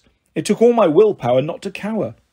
"What in the name of the gods were you thinking?" she bellowed. I balled my fists. I'd had enough bad stuff happen to me for one day. I didn't need this. I got the flag, Thalia. I shook it in her face. I saw a chance and I took it. "I was at their base," Thalia yelled, "but the flag was gone. If you hadn't butted in, we would have won. You had too many on you. Oh, so it's my fault. I didn't say that." "Ah!" Thalia pushed me, and a shock went through my body that blew me backwards 3 meters into the water. Some of the campers gasped. A couple of hunters stifled laughs. "Sorry," Thalia said, turning pale. "I didn't mean to." Anger roared in my ears. A wave erupted from the river, blasting into Thalia's face and dousing her from head to toe. I stood up. "Yeah," I growled. "I didn't mean to either." Thalia was breathing heavily. "Enough!" Chiron ordered, but Thalia held out her spear. "You want some, seaweed brain?" Somehow it was okay when Annabeth called me that. At least I'd got used to it. But hearing it from Thalia was not cool. "Bring it on, pinecone face." I raised Riptide, but before I could even defend myself, Thalia yelled and a blast of lightning came down from the sky, hit her spear like a lightning rod and slammed into my chest. I sat down hard. There was a burning smell. I had a feeling it was my clothes. "Thalia," Chiron said, "that is enough." I got to my feet and willed the entire river to rise. It swirled up, hundreds of gallons of water in a massive icy funnel cloud. "Percy!" Chiron pleaded. I was about to hurl it at Thalia when I saw something in the woods. I lost my anger and my concentration all at once. The water splashed back into the riverbed. Thalia was so surprised, she turned to see what I was looking at. Something was approaching. It was shrouded in a murky green mist, but as it got closer, the campers and hunters gasped. "This is impossible," Chiron said. I'd never heard him sound so nervous. She has never left the attic. Never. And yet the withered mummy that held the oracle shuffled forward until she stood in the centre of the group. Mist curled around our feet, turning the snow a sickly shade of green. None of us dared move. Then her voice hissed inside my head.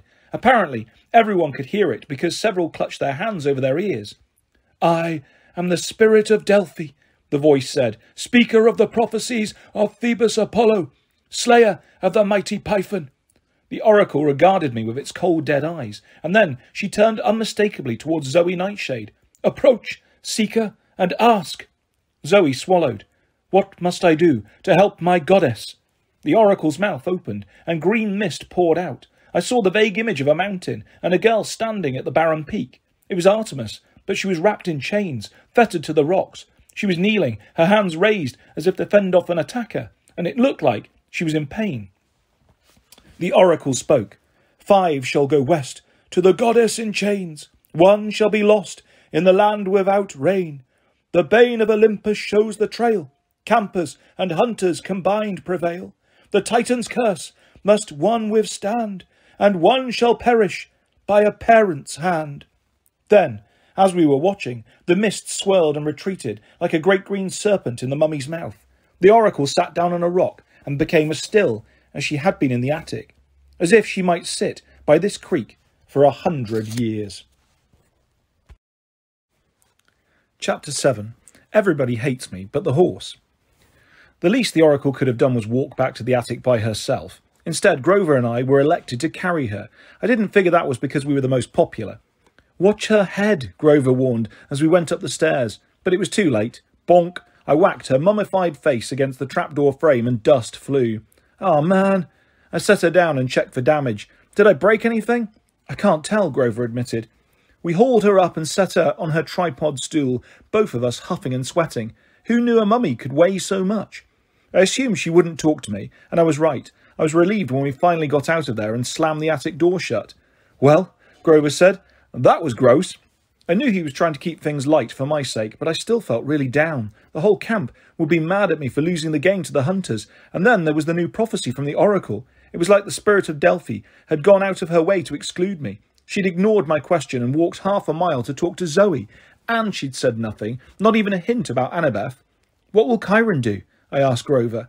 I wish I knew. He looked wistfully out of the second-floor window at the rolling hills covered in snow. "I want to be out there." "Searching for Annabeth." He had a little trouble focusing on me, and then he blushed. Oh, right, that too. Of course." "Why?" I asked. "What were you thinking?" He clopped his hooves uneasily. "Just something the manticore said about the great stirring. I can't help but wonder. If all those ancient powers are waking up, maybe not all of them are evil." "You mean Pan?" I felt kind of selfish because I'd totally forgotten about Grover's life ambition. The nature god had gone missing 2,000 years ago. He was rumoured to have died, but the satyrs didn't believe that. They were determined to find him. They'd been searching in vain for centuries, and Grover was convinced he'd be the one to succeed. This year, with Chiron putting all the satyrs on emergency duty to find half-bloods, Grover hadn't been able to continue his search. It must have been driving him nuts. "I've let the trail go cold," he said. "I feel restless, like I'm missing something really important. He's out there somewhere. I can just feel it." I didn't know what to say. I wanted to encourage him, but I didn't know how. My optimism had pretty much been trampled into the snow out there in the woods, along with our capture the flag hopes. Before I could respond, Thalia tromped up the stairs. She was officially not talking to me now, but she looked at Grover and said, "Tell Percy to get his butt downstairs." "Why?" I asked. "Did he say something?" Thalia asked Grover. He asked why. "Dionysus is calling a council of cabin leaders to discuss the prophecy," she said. "Unfortunately, that includes Percy." The council was held round a ping-pong table in the rec room. Dionysus waved his hand and supplied snacks. Cheese whiz, crackers and several bottles of red wine.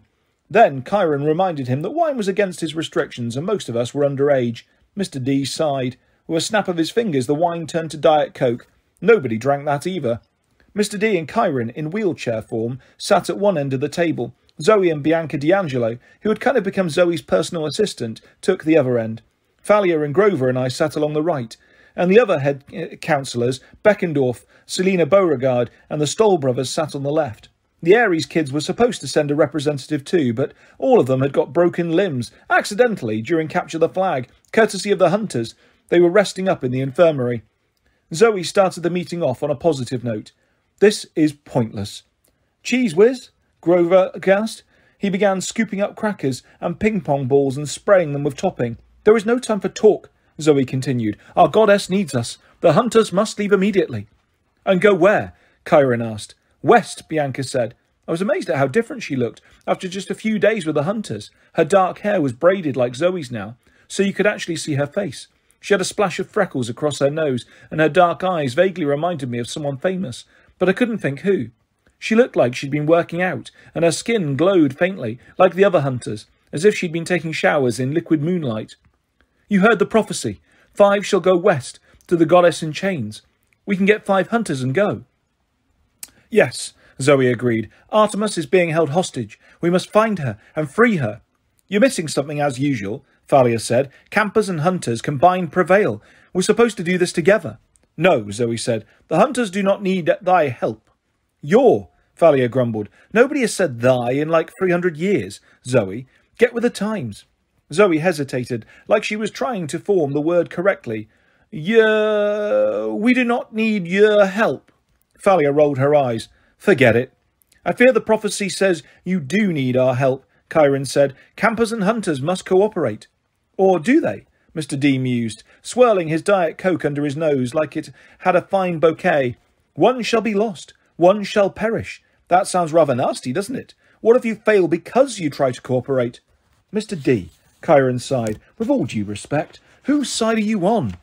Dionysus raised his eyebrows. Sorry, my dear centaur, just trying to be helpful.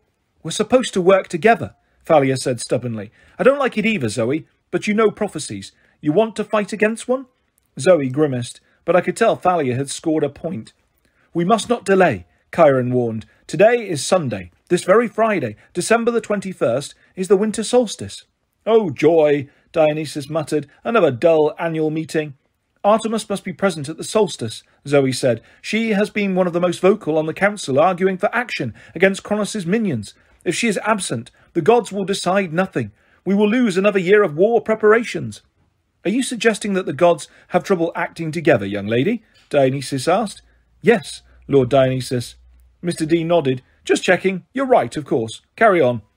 I must agree with Zoe, said Chiron. Artemis's presence at the Winter Council is critical. We have only a week to find her, and possibly even more important, to locate the monster she was hunting. Now, we must decide who goes on this quest. 3 and 2, I said. Everybody looked at me. Even Thalia forgot to ignore me. We're supposed to have 5, I said, feeling self-conscious. 3 hunters, 2 from Camp Half-Blood. That's more than fair. Thalia and Zoe exchanged looks. Well, Thalia said, it does make sense. Zoe grunted. I would prefer to take all the hunters. We will need strength of numbers. You'll be retracing the goddess's path, Chiron reminded her. Moving quickly. No doubt Artemis tracked the scent of this rare monster, whatever it is, as she moved west. You will have to do the same. The prophecy was clear. The bane of Olympus shows the trail. What would your mistress say? Too many hunters spoil the scent? A small group is best. Zoe picked up a ping-pong paddle and studied it like she was deciding who she wanted to whack first. This monster, the bane of Olympus. I've hunted at Lady Artemis's side for many years, yet I have no idea what this beast might be. Everybody looked at Dionysus. I guess because he was the only god present and gods are supposed to know things. He was flipping through a wine magazine, but when everyone got silent, he glanced up. Well, don't look at me. I'm a young god, remember? I don't keep track of all those ancient monsters and dusty titans. They make for terrible party conversation. Chiron, I said, you don't have any ideas about the monster? Chiron pursed his lips. I have several ideas, none of them good, and none of them quite make sense. Typhon, for instance, could fit this description. He was truly a bane of Olympus, or the sea monster, Katos. But if either of these were stirring, we would know it. They are ocean monsters the size of skyscrapers. Your father Poseidon would already have sounded the alarm. I fear this monster may be very elusive, perhaps even more powerful. That's some serious danger you're facing, Connor Stoll said. I liked how he said you and not we. It sounds like at least 2 of the 5 are going to die. One shall be lost in the land without rain, Beckendorf said. If I were you, I'd stay out of the desert. There was a muttering of agreement. And the Titan's curse must one withstand, Selena said. What could that mean? I saw Chiron and Zoe exchange a nervous look, but whatever they were thinking, they didn't share it. One shall perish by a parent's hand, Grover said, in between bites of Cheese Whiz and ping-pong balls. How is that possible? Whose parent would kill them? There was a heavy silence around the table. I glanced at Thalia and wondered if she was thinking the same thing I was. Years ago, Chiron had had a prophecy about the next child of the big 3, Zeus, Poseidon or Hades, who turned 16. Supposedly that kid would make a decision that would save or destroy the gods forever. Because of that, the big 3 had taken an oath after World War II not to have any more kids. But Thalia and I had been born anyway, and now we were both getting close to 16. I remembered a conversation I'd had last year with Annabeth. I'd asked her if I was so potentially dangerous, why the gods didn't just kill me. Some of the gods would like to kill you, she'd said, but they're afraid of offending Poseidon. Could an Olympian parent turn against his half-blood child? Would it sometimes be easier just to let them die? If there were ever any half-bloods who needed to worry about that, it was Thalia and me. I wondered if maybe I should have sent Poseidon that seashell pattern tie for Father's Day after all. There will be deaths, Chiron decided. That much we know. "Oh, goody," Dionysus said. Everyone looked at him. He glanced up innocently from the pages of Wine Connoisseur magazine. "Ah, Pinot Noir is making a comeback. Don't mind me." "Percy is right," Selina Beauregard said. "2 campers should go." "Oh, I see," Zoe said sarcastically. "And I suppose you wish to volunteer." Selina blushed. "I'm not going anywhere with the hunters. Don't look at me." "A daughter of Aphrodite does not wish to be looked at," Zoe scoffed. "What would thy mother say?" Selina started to get out of her chair, but the Stoll brothers pulled her back. "Stop it," Beckendorf said. He was a big guy with a bigger voice. He didn't talk much, but when he did, people tended to listen.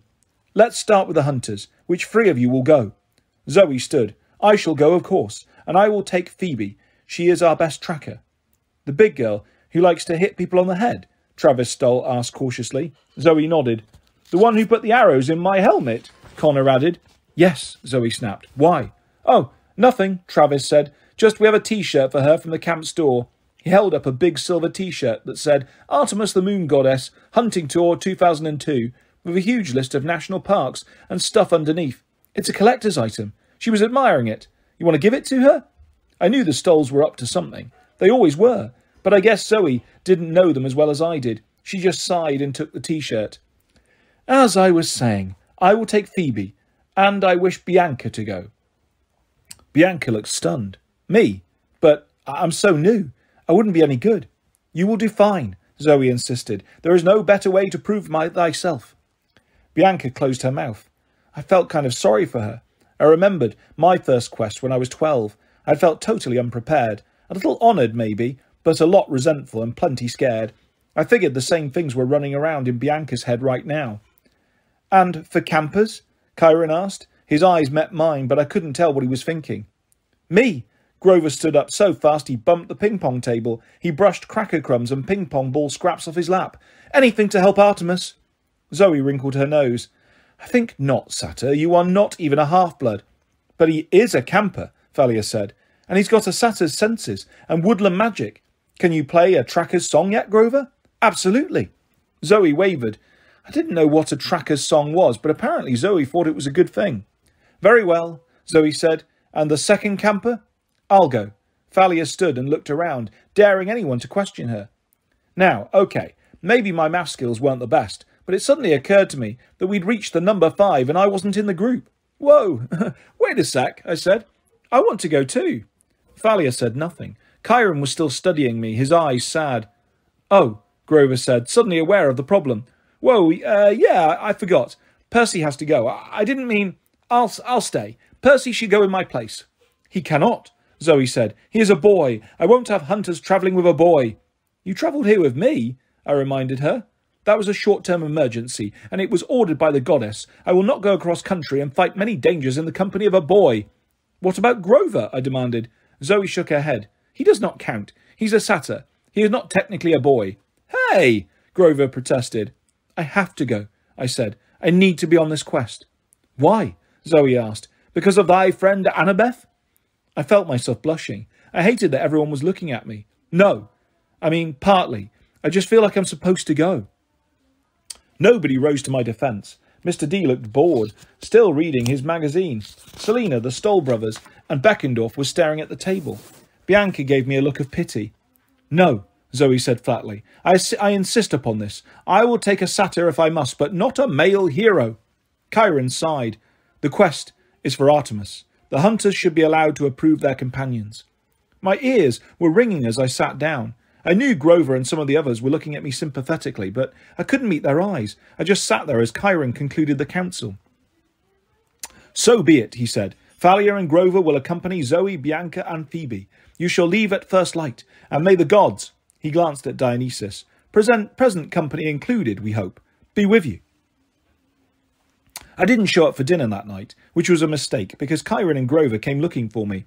"Percy, I'm so sorry," Grover said, sitting next to me on the bunk. "I didn't know that you'd...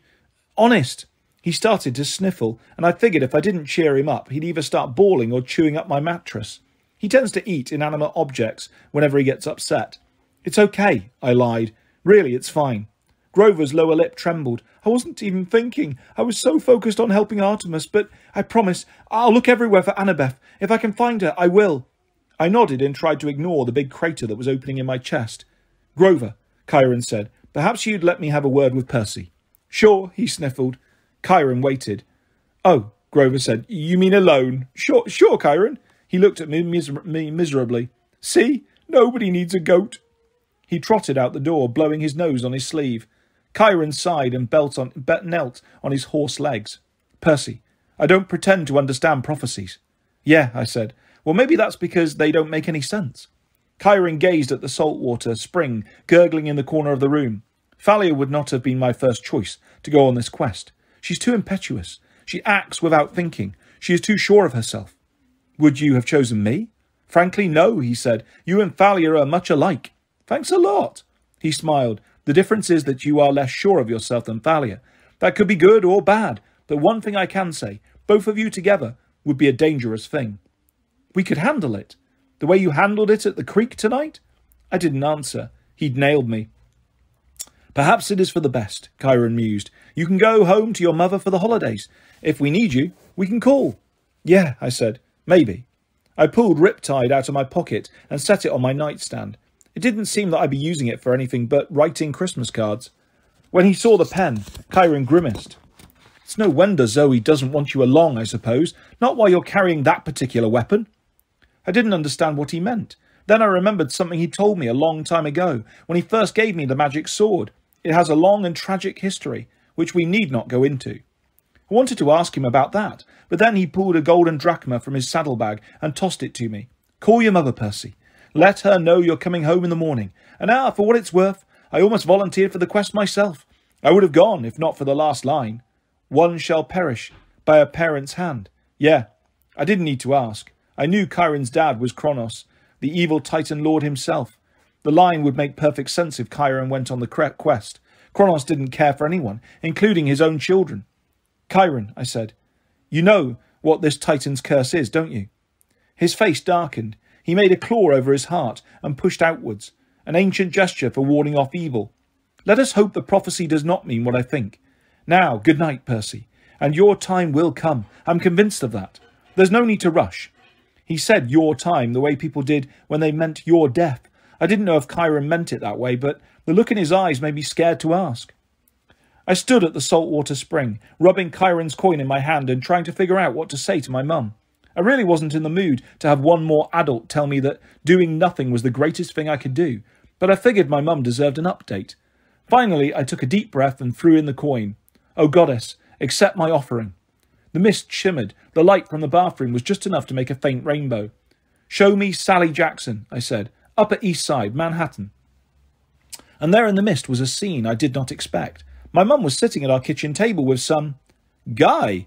They were laughing hysterically. There was a big stack of textbooks between them. The man was, 30-something, with longish salt and pepper hair and a brown jacket over a black T-shirt. He looked like an actor, like a guy who might play an undercover cop on television. I was too stunned to say anything, and fortunately my mum and the guy were too busy laughing to notice my iris message. The guy said, Sally, you're a riot. You want some more wine? I shouldn't. You go ahead if you want. Actually, I'd better use your bathroom. May I? Down the hall, she said, trying not to laugh. The actor dude smiled and got up and left. Mum, I said. She jumped so hard she almost knocked her textbooks off the table. Finally, she focused on me. Percy, oh, honey, is everything okay? What are you doing? I demanded. She blinked. Homework. And then she seemed to understand the look on my face. Oh, honey, that's just Paul. Mr. Blothis. He's in my writing seminar. Mr. Blowfish? Blothis. He'll be back in a minute, Percy. Tell me what's wrong. She always knew when something was wrong. I told her about Annabeth. The other stuff too, but mostly it boiled down to Annabeth. My mother's eyes teared up. I could tell she was trying hard to keep it together for my sake. Oh, Percy. Yeah, so they tell me there's nothing I can do. I guess I'll be coming home. She turned her pencil around in her fingers. Percy, as much as I want you to come home. She sighed like she was mad at herself. As much as I want you to be safe, I want you to understand something. You need to do whatever you think you have to do. I stared at her. What do you mean? I mean, do you really deep down believe that you have to help save her?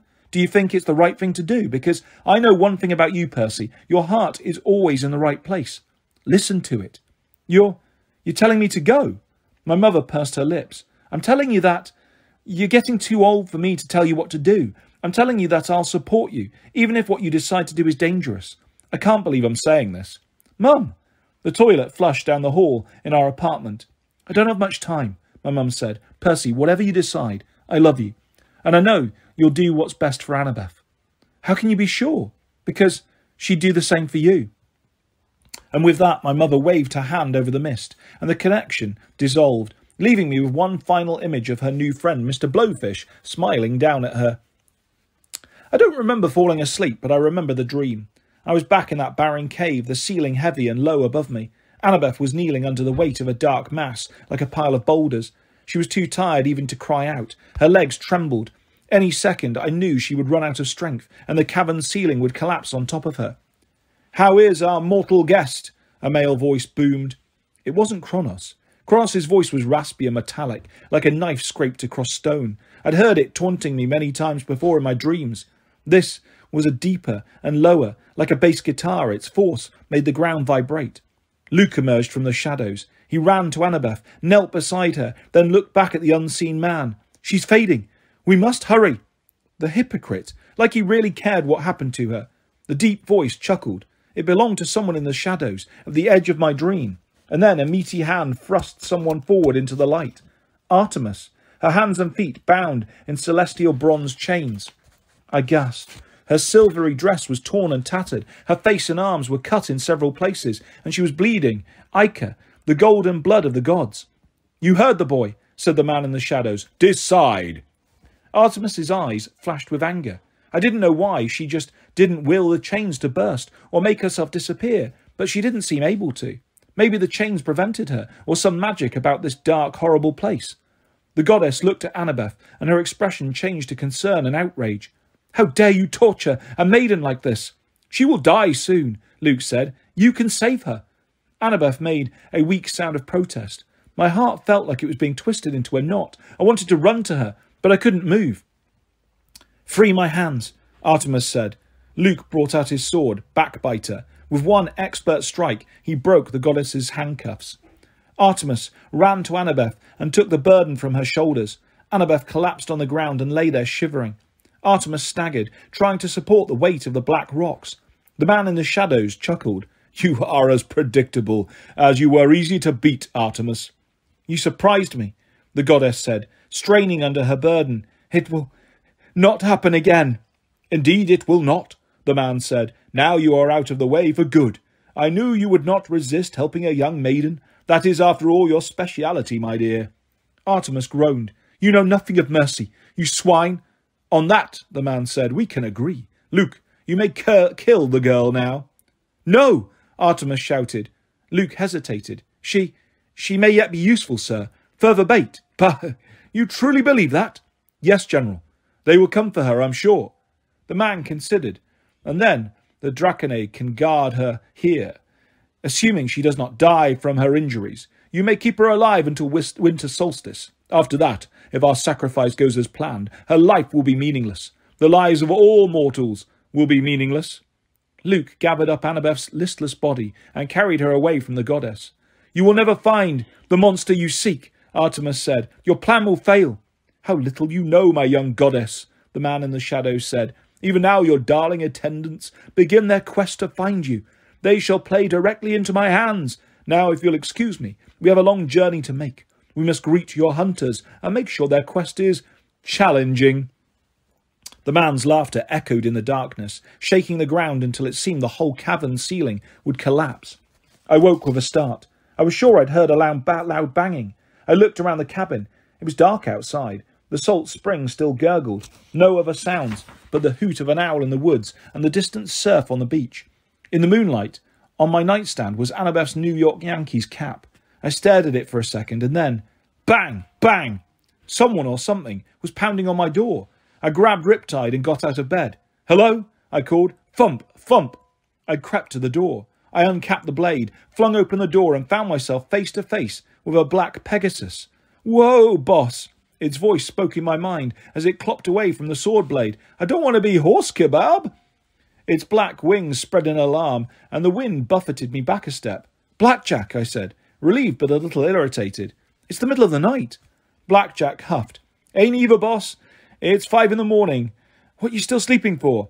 How many times have I told you, don't call me boss? Whatever you say, boss, you're the man. You're my number one. I rubbed the sleep out of my eyes and tried not to let the Pegasus read my thoughts. That's the problem with being Poseidon's son. Since he created horses out of sea foam, I can understand most equestrian animals, but they can understand me too. Sometimes, like in Blackjack's case, they kind of adopt me.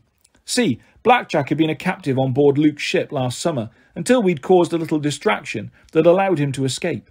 I'd really had very little to do with it, seriously, but Blackjack credited me with saving him. Blackjack, I said, you're supposed to stay in the stables. Meh, the stables, you see, Chiron's staying in the stables? Well, no, exactly. Listen, we got another little sea friend needs your help. Again? Yeah, I told the hippocampi I'd come get you. I groaned. Any time I was anywhere near the beach, the hippocampi would ask me to help them with their problems, and they had a lot of problems. Beached whales, porpoises caught in fishing nets, mermaids with hangnails. They'd call me to come underwater and help. All right, I said, I'm coming. You're the best, boss. And don't call me boss. Blackjack whinnied softly. It might have been a laugh. I looked back at my comfortable bed. My bronze shield still hung on the wall, dented and unusable. And on my nightstand was Annabeth's magic Yankees cap. On an impulse, I stuck the cap in my pocket. I guess I had a feeling, even then, that I wasn't coming back to my cabin for a long, long time. Chapter 8. I Make a Dangerous Promise. Blackjack gave me a ride down the beach, and I have to admit it was cool. Being on a flying horse, skimming over the waves at 100 miles an hour, with the wind in my hair and the sea spray in my face. Hey, it beats water skiing any day. Here. Blackjack slowed and turned in a circle, straight down. Thanks. I tumbled off his back and plunged into the icy sea. I'd got more comfortable doing stunts like that the past couple of years. I could pretty much move however I wanted to underwater, just by willing the ocean currents to change around me and propel me along. I could breathe underwater, no problem, and my clothes never got wet, unless I wanted them to. I shot down into the darkness. 8, 10, 12 metres. The pressure wasn't uncomfortable. I'd never tried to push it, to see if there was a limit to how deep I could dive. I knew most regular humans couldn't get past 65 metres without crumpling like a tin can. I should have been blind, too, this deep in the water at night, but I could see the heat from living forms, and the cold of the currents. It's hard to describe. It wasn't like regular seeing, but I could tell where everything was. And as I got closer to the bottom, I saw 3 hippocampi, fish-tailed horses, swimming in a circle around an overturned boat. The hippocampi were beautiful to watch. Their fishtails shimmered in rainbow colours, glowing phosphorescent. Their manes were white, and they were galloping through the water the way nervous horses do in a thunderstorm. Something was upsetting them. I got closer and saw the problem. A dark shape, some kind of animal, was wedged halfway under the boat and tangled in a fishing net. One of those big nets they use on trawlers to catch everything at once. I hated those things. It was bad enough they drowned porpoises and dolphins, but they also occasionally caught mythological animals. When the nets got tangled, some lazy fisherman would just cut them loose and let the trapped animals die. Apparently, this poor creature had been mucking around on the bottom of Long Island Sound and had somehow got itself entangled in the net of this sunken fishing boat. It had tried to get out and managed to get even more hopelessly stuck, shifting the boat in the process. Now the wreckage of the hull, which was resting against a big rock, was teetering and threatening to collapse on top of the tangled animal. The hippocampi was swimming around frantically, wanting to help but not sure how. One was trying to chew the net, but hippocampi teeth just aren't meant for cutting rope. Hippocampi are really strong, but they don't have hands, and they're not, all that smart.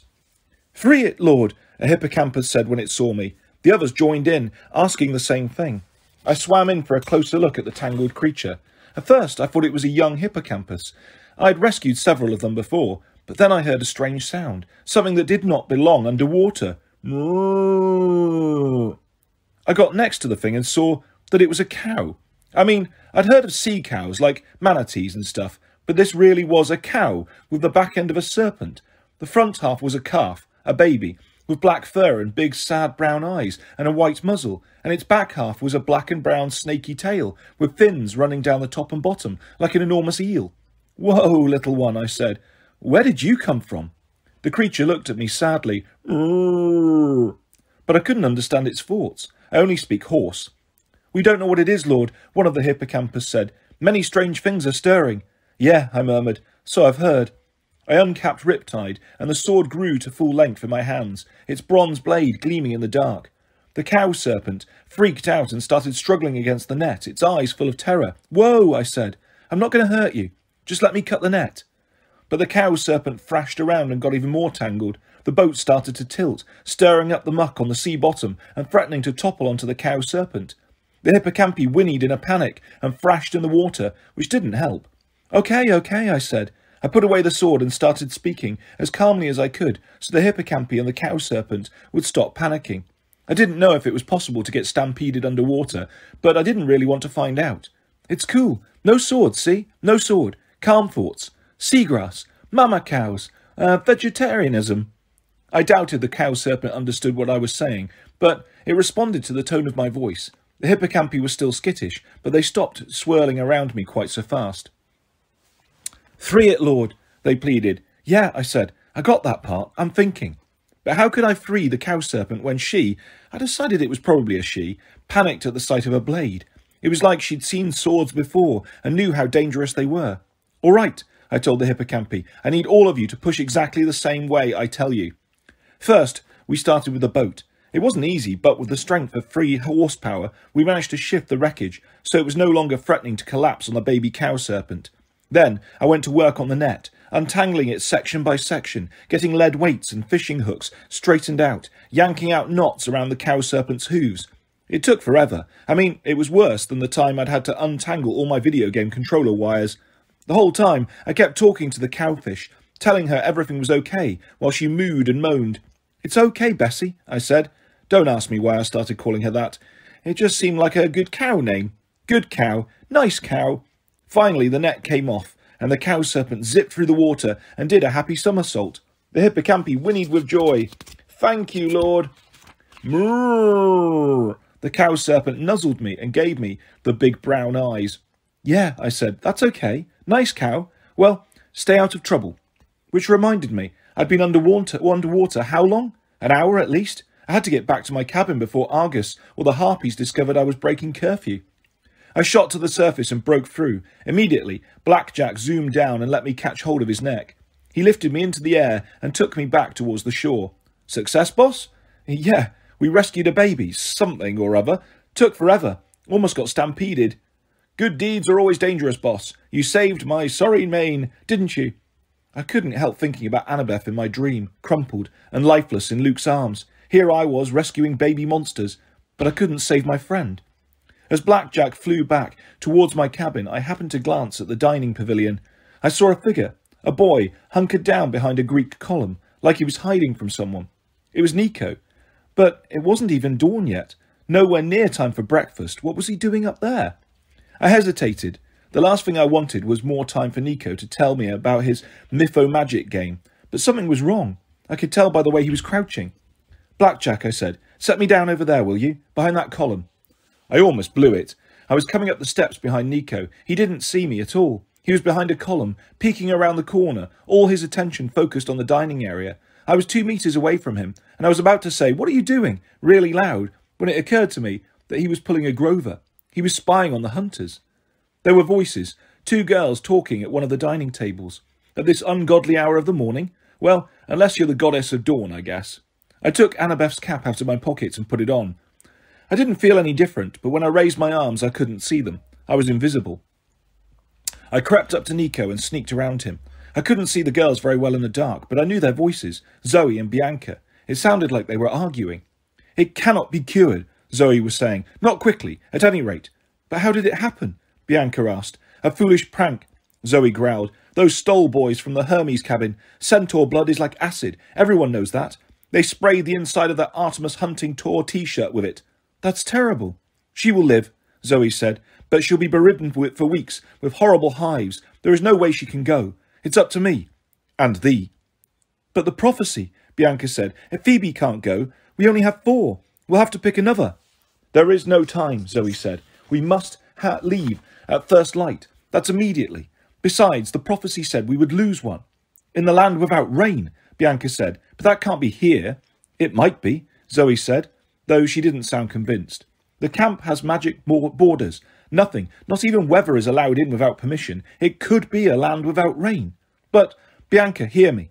Zoe's voice was strained. I can't explain, but I have a sense that we should not pick someone else. It would be too dangerous. They would meet an end worse than Phoebe's. I don't want Chiron choosing a camper as our 5th companion, and I don't want to risk another hunter." Bianca was silent. "You should tell Thalia the rest of your dream." "No, it would not help." "But if your suspicions are correct about the general—" "I have thy word not to talk about that," Zoe said. She sounded really anguished. "We will find out soon enough. Now come, dawn is breaking." Nico scooted out of their way. He was faster than me. As the girls sprinted down the steps, Zoe almost ran into me. She froze, her eyes narrowing. Her hand crept towards her bow. But then Bianca said, "The lights of the big house are on. Hurry!" And Zoe followed her out of the pavilion. I could tell what Nico was thinking.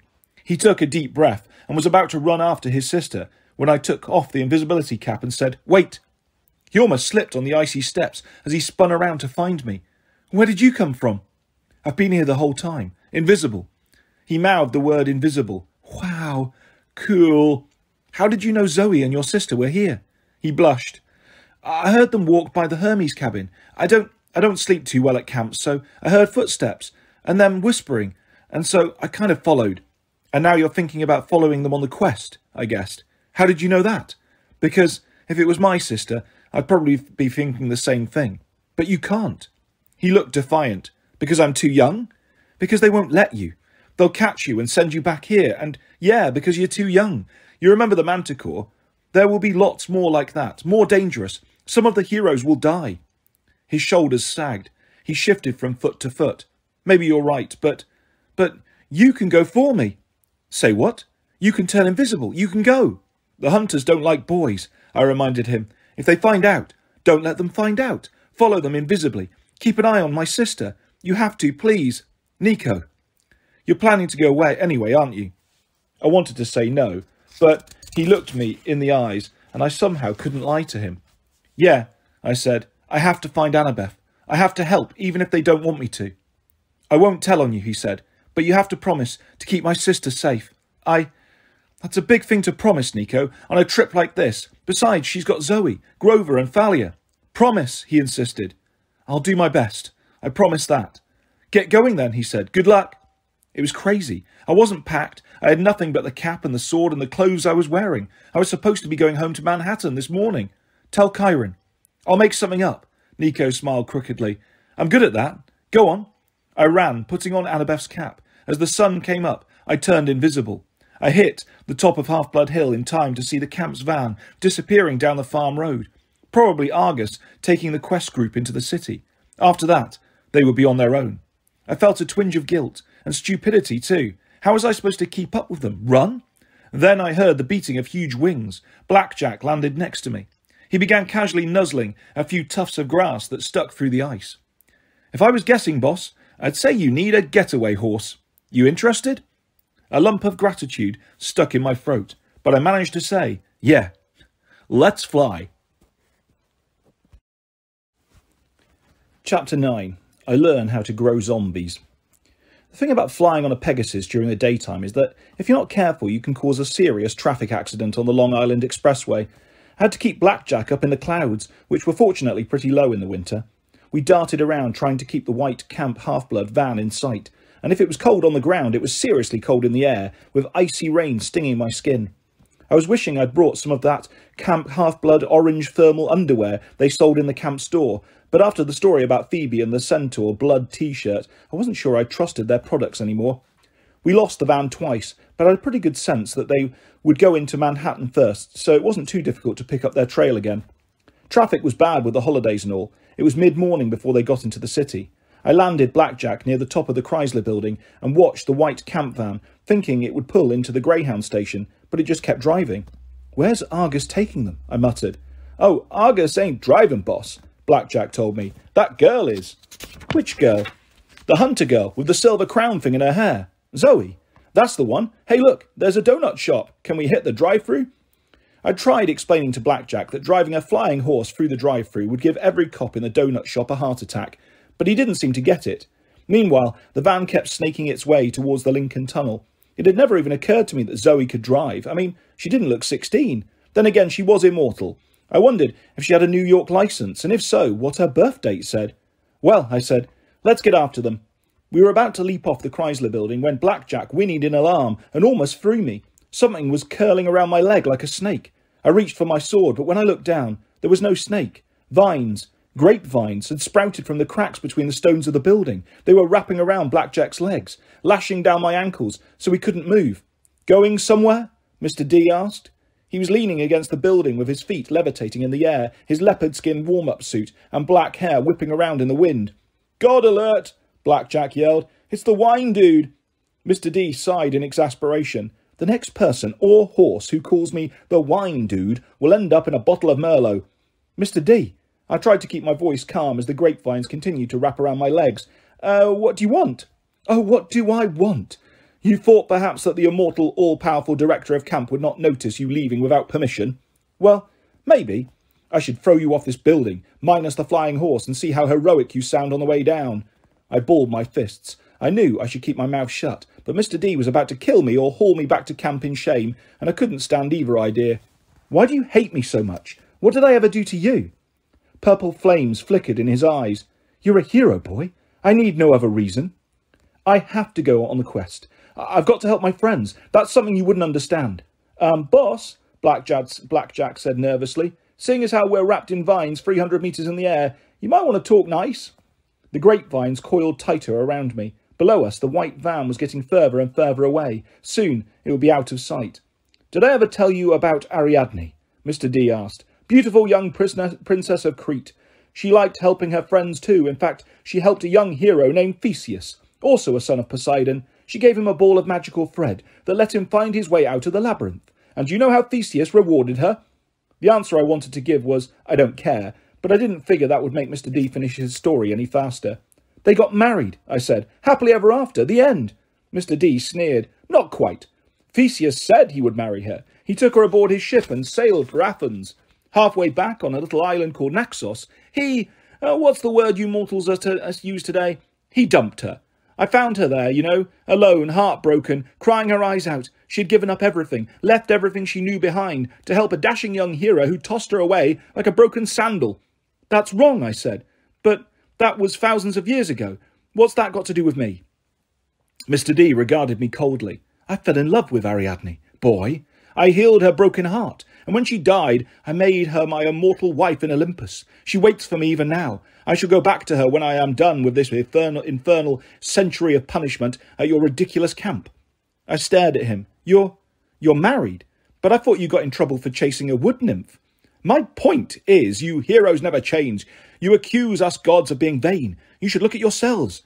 You take what you want, use whoever you have to, and then you betray everyone around you. So you'll excuse me if I have no love for heroes. They are selfish, ungrateful.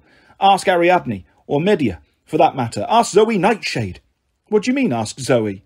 He waved his hand dismissively. Go, follow your silly friends. The vines uncurled from around my legs. I blinked in disbelief. You're letting me go, just like that. The prophecy says at least 2 of you will die. Perhaps I'll get lucky and you'll be one of them.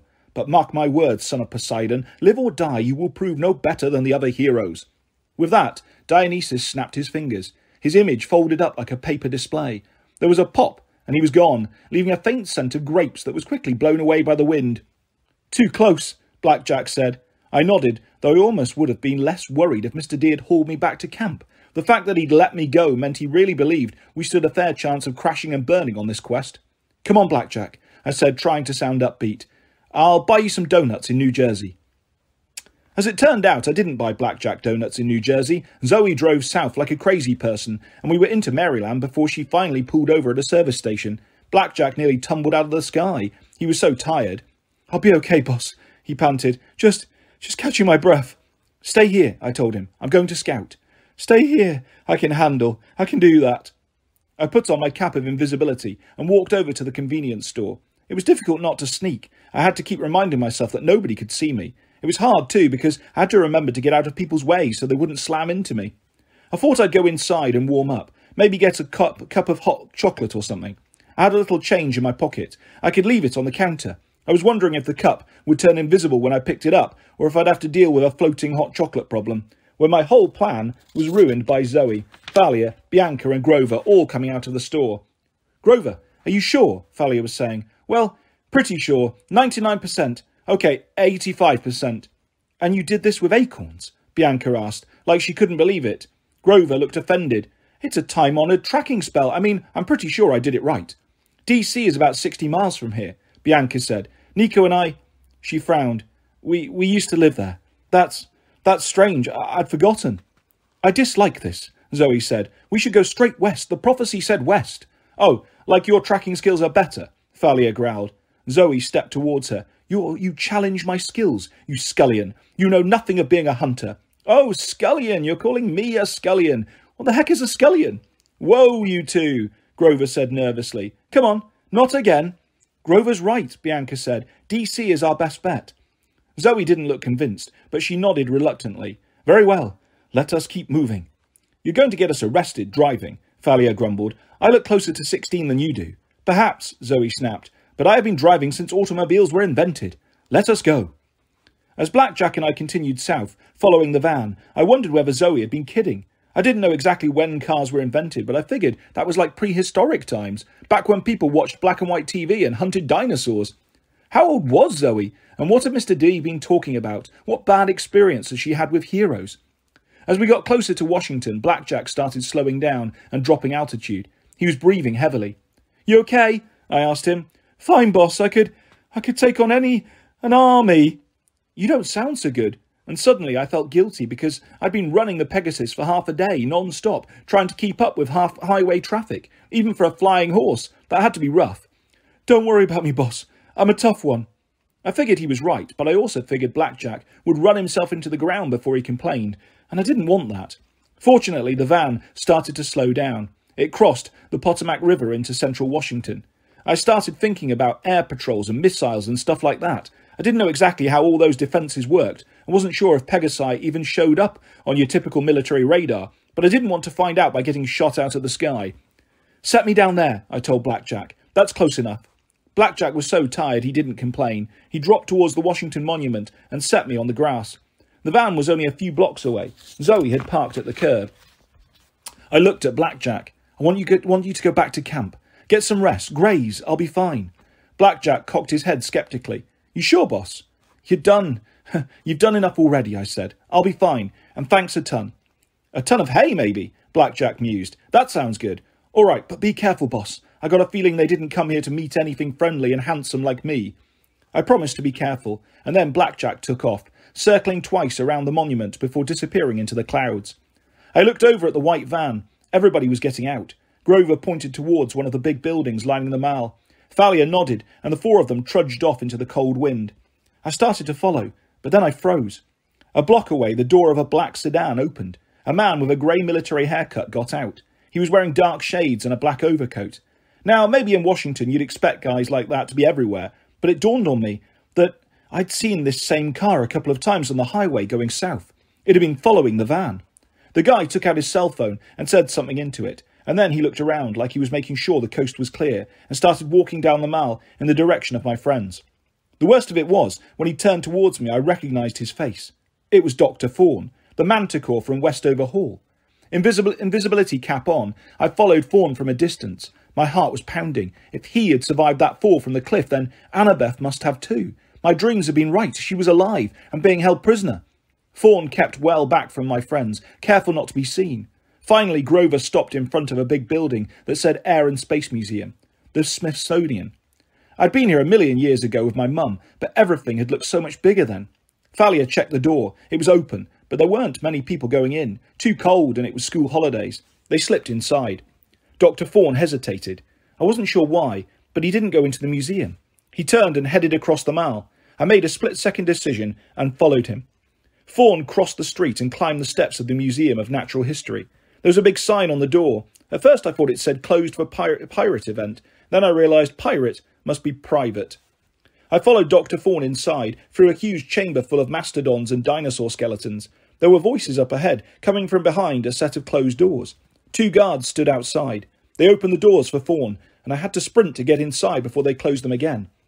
Inside, what I saw was so terrible, I almost gasped out loud, which probably would have got me killed. I was in a huge round room with a balcony ringing the second level.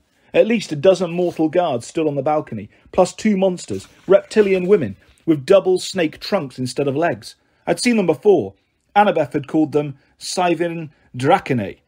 But that wasn't the worst of it. Standing between the snake women, I could swear he was looking straight down at me, was my old enemy Luke. He looked terrible. His skin was pale and his blonde hair looked almost grey, as if he'd aged 10 years in just a few months. The angry light in his eyes was still there, but so was the scar down the side of his face, where a dragon had once scratched him. But the scar was now ugly red, as though it had recently been reopened. Next to him, sitting down so that the shadows covered him, was another man. All I could see were his knuckles on the gilded arms of the chair, like a throne. "Well?" asked the man in the chair. His voice was just like the one I'd heard in my dream. Not as creepy as Cronos's, but deeper and stronger, like the earth itself was talking. It filled the whole room, even though he wasn't yelling. Dr. Thorne took off his shades. His 2 coloured eyes, brown and blue, glittered with excitement. He made a stiff bow and then spoke in his weird French accent. "They are here, General." "I know that, you fool," boomed the man. "But where?" "In the Rocket Museum." "The Air and Space Museum," Luke corrected irritably. Dr. Thorne glared at Luke. "As you say, sir." I got the feeling Thorne would just as soon impale Luke with one of his spikes as call him sir. "How many?" Luke asked. Thorne pretended not to hear. "How many?" the General demanded.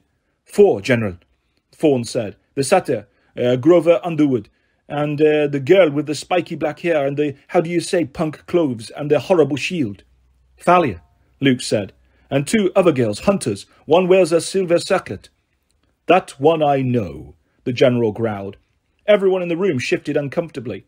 "Let me take them," Luke said to the General. "We have more than enough." "Patience," the General said. "They'll have their hands full already. I've sent a little playmate to keep them occupied." "But we cannot risk you, my boy." "Yes, boy," Dr. Thorne said with a cruel smile. "You are much too fragile to risk. Let me finish them off." "No." The General rose from his chair, and I got my first look at him. He was tall and muscular, with light brown skin and slicked back dark hair. He wore an expensive brown silk suit, like the guys on Wall Street wear. But you'd never mistake this dude for a broker. He had a brutal face, huge shoulders, and hands that could snap a flagpole in half. His eyes were like stone. I felt as if I were looking at a living statue. It was amazing. He could even move. "You have already failed me, Thorne," he said. "But, General, no excuses." Thorne flinched. I thought Thorne was scary when I first saw him in his black uniform at the military academy, but now, standing before the General, Thorne looked like a silly wannabe soldier. The General was the real deal. He didn't need a uniform. He was a born commander. "I should throw you into the pits of Tartarus for your incompetence," the General said. "I send you to capture a child of the 3 elder gods, and you bring me a scrawny daughter of Athena." "But you promised me revenge," Thorne protested. "A command of my own." "I am Lord Kronos' senior commander," the General said, "and I will choose lieutenants who get me results. It was only thanks to Luke that we salvaged our plan at all. Now get out of my sight, Thorne, until I find some other menial task for you." Thorne's face turned purple with rage. I thought he was going to start frothing at the mouth or shooting spines, but he just bowed awkwardly and left the room. "Now, my boy," the General turned to Luke. "The first thing we must do is isolate the half-blood Thalia. The monster we seek will then come to her." "The hunters will be difficult to dispose of," Luke said. "Zoe Nightshade." "Do not speak her name." Luke swallowed. "Sorry, General, I just—" The General silenced him with a wave of his hand. "Let me show you, my boy, how we will bring the hunters down." He pointed to a guard on the ground level. "Do you have the teeth?" The guy stumbled forward with a ceramic pot. Yes, General." "Plant them," he said. In the centre of the room was a big circle of dirt, where I guess a dinosaur exhibit was supposed to go. I watched nervously as the guard took sharp white teeth out of the pot and pushed them into the soil. He smoothed them over, while the General smiled coldly. The guard stepped back from the dirt and wiped his hands. "Ready, General." "Excellent. Water them and we will let them scent their prey." The guard picked up a little tin watering can with daisies painted on it, which was kind of bizarre because what he poured out wasn't water. It was dark red liquid, and I got the feeling it wasn't Hawaiian punch. The soil began to bubble. "Soon," the General said, "I will show you, Luke, soldiers that will make your army from that little boat look insignificant." Luke clenched his fists. "I've spent a year training my forces. When the Princess Andromeda arrives at the mountain, they'll be the best." "Ha ha ha ha," the General said. "I don't deny your troops will make a fine honour guard for Lord Kronos, And you, of course, will have a role to play. I thought Luke turned paler when the general said that. But under my leadership, the forces of Lord Kronos will increase 100-fold. We will be unstoppable. Behold my ultimate killing machines. The soil erupted. I stepped back nervously. In each spot where a tooth had been planted, a creature was struggling out of the dirt. The first of them said, "Mew." It was a kitten, a little orange tabby with stripes like a tiger. Then another appeared, until there were a dozen rolling around and playing in the dirt. Everyone stared at them in disbelief. The general roared, "What is this? Cute cuddly kittens? Where did you find those teeth?" The guard who brought the teeth cowered in fear. From the exhibit, sir, just like you said, the saber-toothed tiger." "No, you idiot. I said the Tyrannosaurus. Gather up those infernal fuzzy little beasts and take them outside and never let me see your face again." The terrified guard dropped his watering can. He gathered up the kittens and scampered out of the room. "You," the general pointed to another guard, "get me the right teeth now." The new guard ran off to carry out his orders. "Imbeciles," muttered the general. "This is why I don't use mortals," Luke said. "They are unreliable." "They are weak-minded, easily bought and violent," the general said. "I love them." A minute later, the guard hustled into the room with his hands full of large pointy teeth. "Excellent," the general said. He climbed into the balcony railing and jumped down 6 meters. Where he landed, the marble floor cracked under his leather shoes. He stood wincing and rubbed his shoulders. "Curse my stiff neck." "Another hot pad, sir?" a guard asked. "More Tylenol?" "No, it will pass." The general brushed off his silk suit and then snatched up the teeth. "I shall do this myself." He held up one of the teeth and smiled. "Dinosaur teeth. Those foolish mortals don't even know when they have dragon teeth in their possession. And not just any dragon teeth. These come from the ancient Cyberus herself. They shall do nicely." He planted them in the dirt, 12 in all, and then he scooped up the watering can. He sprinkled the soil with red liquid, tossed the can away, and held his arms out wide. "Rise!" The dirt trembled. A single skeletal hand shot out of the ground, grasping at the air. The general looked up at the balcony. "Quickly, do you have the scent?" "Yes, lord," one of the snake ladies said. She took out a sash of silvery fabric, like the kind the hunters wore. "Excellent," the general said. "Once my warriors catch its scent, they will pursue its owner relentlessly. Nothing can stop them. No weapons known to half-blood or hunter. They will tear the hunters and their allies to shreds. Toss it here."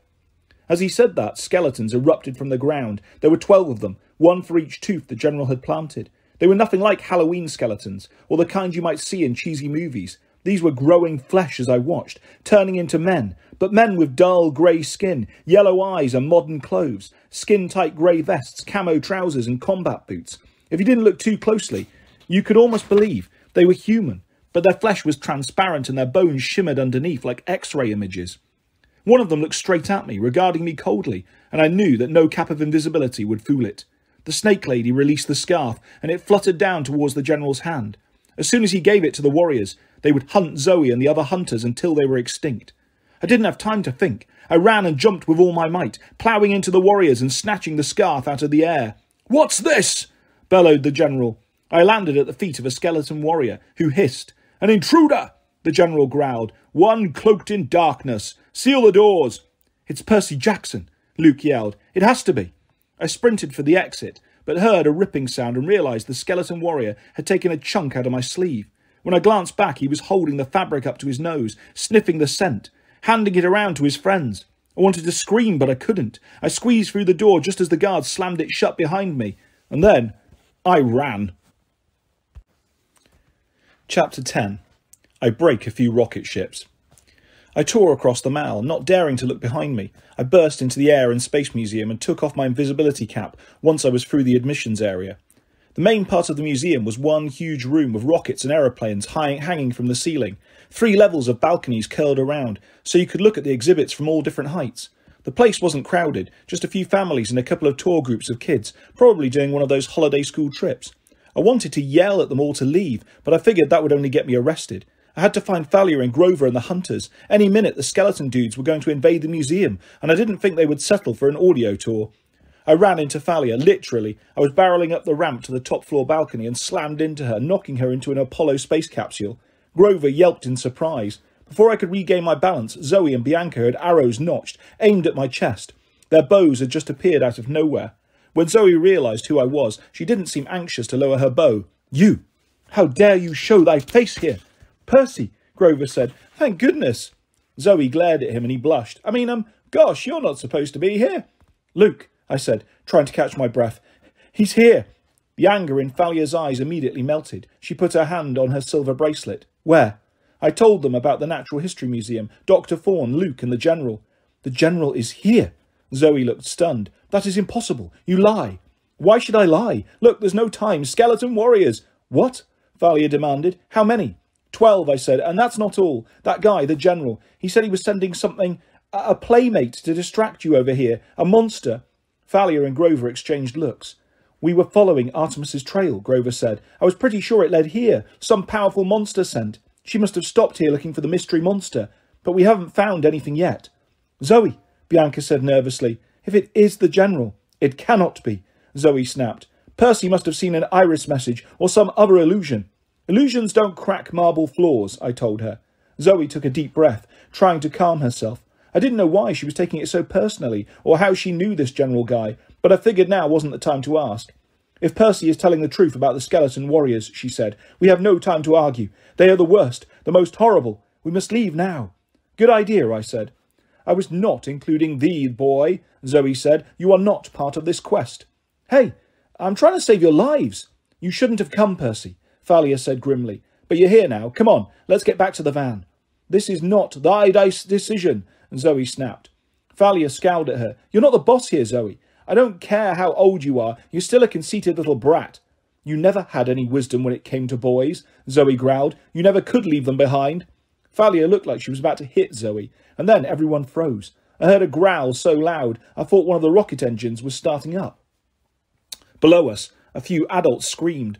A little kid's voice screeched with delight. "Kitty!" Something enormous bounded up the ramp. It was the size of a pickup truck, with silver claws and golden glittering fur. I'd seen this monster once before. 2 years ago, I'd glimpsed it briefly from a train. Now up close and personal, it looked even bigger. "The Nemean lion," Thalia said. "Don't move." The lion roared so loudly, he parted my hair. His fangs gleamed like stainless steel. "Separate on my mark," Zoe said. "Try to keep it distracted." "Until when?" Grover asked. "Until I think of a way to kill it. Go." I uncapped Riptide and rolled to the left. Arrows whistled past me and Grover played a sharp tweet-tweet cadence on his reed pipes. I turned and saw Zoe and Bianca climbing the Apollo capsule. They were firing arrows, one after another, all shattering harmlessly against the lion's metallic fur. The lion swiped the capsule and tipped it on its side, spilling the hunters off the back. Grover played a frantic, horrible tune, and the lion turned towards him, but Thalia stepped into its path, holding up a Aegeus, and the lion recoiled. "Roar!" "Hi-ya!" Thalia said. "Back!" The lion growled and clawed the air, but it retreated as if the shield were a blazing fire. For a second, I thought, Thalia had it under control, and then I saw the lion crouching, its leg muscles tensing. I'd seen enough catfights in the alleys around my apartment in New York. I knew the lion was going to pounce. "Hey!" I yelled. I don't know what I was thinking, but I charged the beast. I just wanted to get it away from my friends. I slashed with Riptide, a good strike to the flank that should have cut the monster into meow mix, but the blade just clanged against its fur in a burst of sparks. The lion raked me with its claws, ripping off a chunk of my coat. I backed against the railing. It sprang at me, 1/2 a ton of monster. I had no choice but to turn and jump. I landed on the wing of an old-fashioned silver aeroplane, which pitched and almost spilled me to the floor, 3 stories below. An arrow whizzed past my head. The lion jumped into the aeroplane, and the cords holding it began to groan. The lion swiped at me, and I dropped onto the next exhibit, a weird-looking spacecraft with blades like a helicopter. I looked up and saw the lion roar, inside its maw, a pink tongue and throat. Its mouth, I thought. Its fur was completely invulnerable, but if I could strike it in the mouth, the only problem was the monster moved too quickly.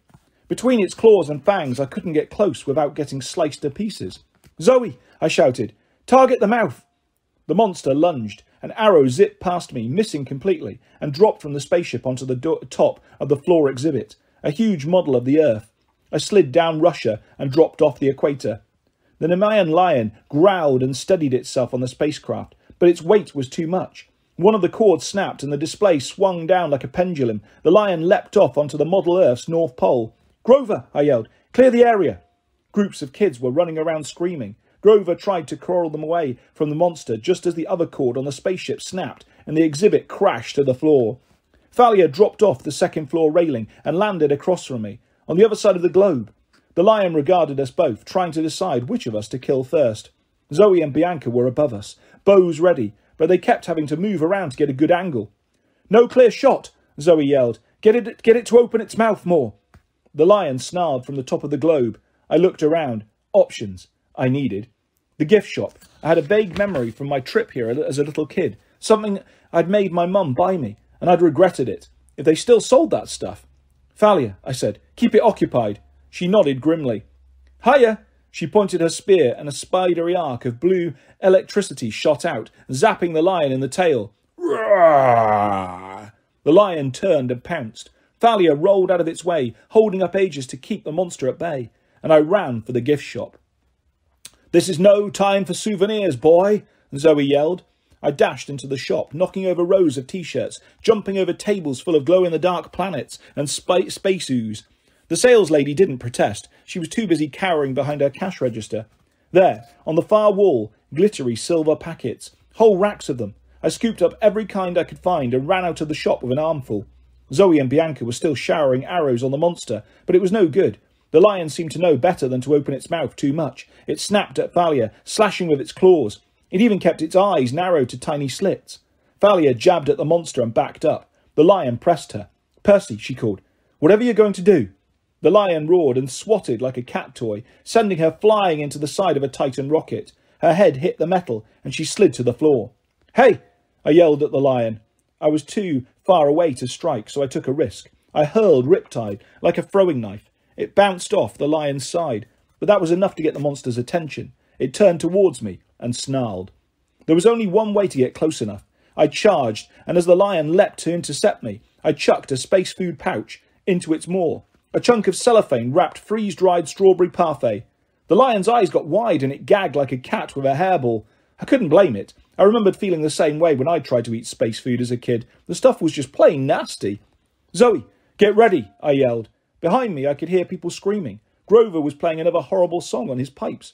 I scrambled away from the lion. It managed to choke down the space food packet and looked at me with pure hate. "Snack time," I yelled. It made the mistake of roaring at me, and I got an ice cream sandwich in its throat. Fortunately, I'd always been a pretty good pitcher, even though baseball wasn't my game. Before the lion could stop gagging, I shot in 2 more flavours of ice cream and a freeze-dried spaghetti dinner.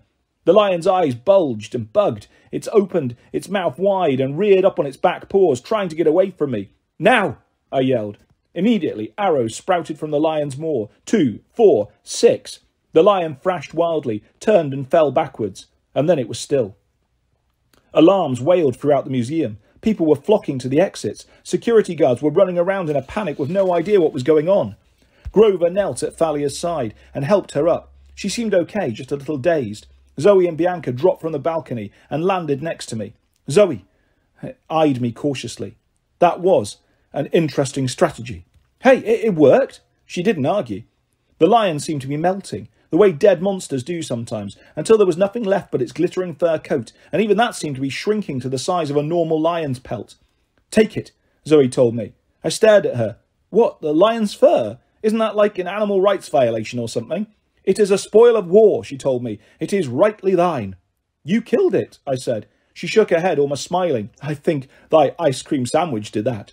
Fair is fair, Percy Jackson. Take the fur." I lifted it up. It was surprisingly light. The fur was smooth and soft. It didn't feel at all like something that could stop a blade. As I watched, the pelt shifted and changed into a full-length golden brown coat. "Not exactly my style," I murmured. "We have to get out of here," Grover said. "The security guards won't stay confused for long." I noticed for the first time how strange it was that the guards hadn't rushed forward to arrest us. They were scrambling in all directions, except ours, like they were madly searching for something. A few were running into the walls or each other. "You did that?" "You did that?" I asked Grover. He nodded, looking a little embarrassed. "A minor confusion song. I played some Barry Manilow. It works every time, but it'll only last a few seconds. The security guards are not our biggest worry," Zoe said. "Look." Through the glass walls of the museum, I could see a group of men walking across the lawn. Grey men in grey camouflage outfits. They were too far away for us to see their eyes, but I could feel their gaze aimed straight at me. Go, I said. They'll be hunting me. I'll distract them. No, Zoe said. We go together. I stared at her.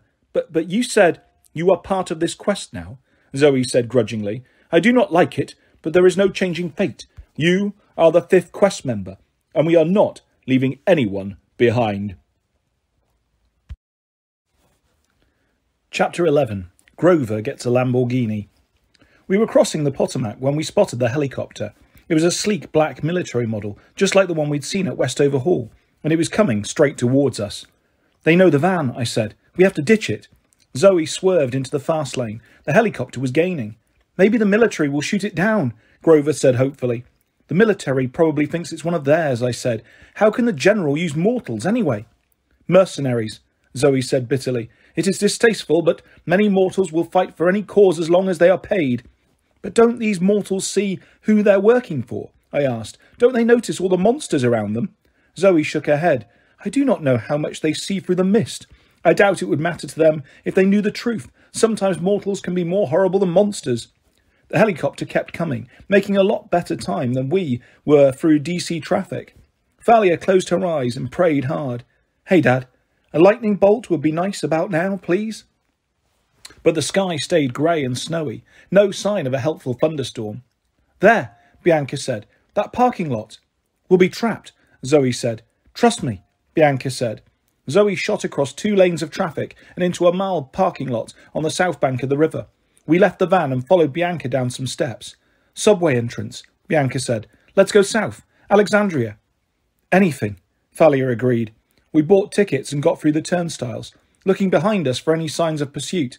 A few minutes later, we were safely aboard a southbound train, riding away from DC. As our train came above ground, we could see the helicopter circling the parking lot, but it didn't come after us. Grover let out a sigh. Nice job, Bianca. Thinking of the subway? Bianca looked pleased. Yeah, well, I remembered that station from when Nico and I came through last summer. I was really surprised to see it because it wasn't here when we used to live in DC. Grover frowned. New, but that station looked really old. I guess, Bianca said, but trust me, when we lived here as little kids, there was no subway. Thalia sat forward. Wait a minute. No subway at all? Bianca nodded. Now, I knew nothing about DC, but I didn't see how their whole subway system could be less than 12 years old.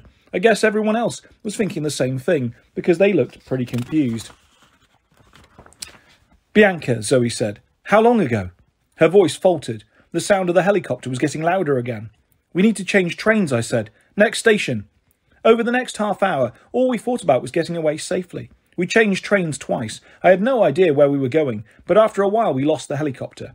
Unfortunately, when we finally got off the train, we found ourselves at the end of the line, in an industrial area, with nothing but warehouses and railway tracks.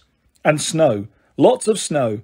It seemed much colder here. I was glad of my new lion fur coat. We wandered through the railway yard, thinking there might be another passenger train somewhere, but there were just rows and rows of freight cars, most of which were covered in snow, like they hadn't moved in years.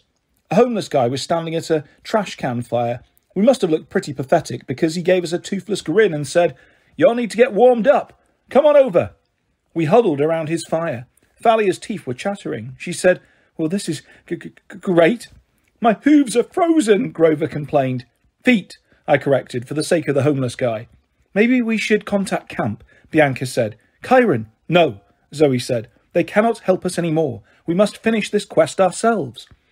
I gazed miserably around the railway yard. Somewhere far to the west, Annabeth was in danger. Artemis was in chains. A doomsday monster was on the loose. And we were stuck on the outskirts of DC sharing a homeless person's fire. "You know," the homeless man said, "you're never completely without friends." His face was grimy and his beard tangled, but his expression seemed kindly. "You kids need a train going west?" "Yes, sir," I said. "You know of any?" He pointed one greasy hand. Suddenly, I noticed a freight train, gleaming and free of snow. It was one of those automobile carrier trains, with steel mesh curtains and a triple deck of cars inside.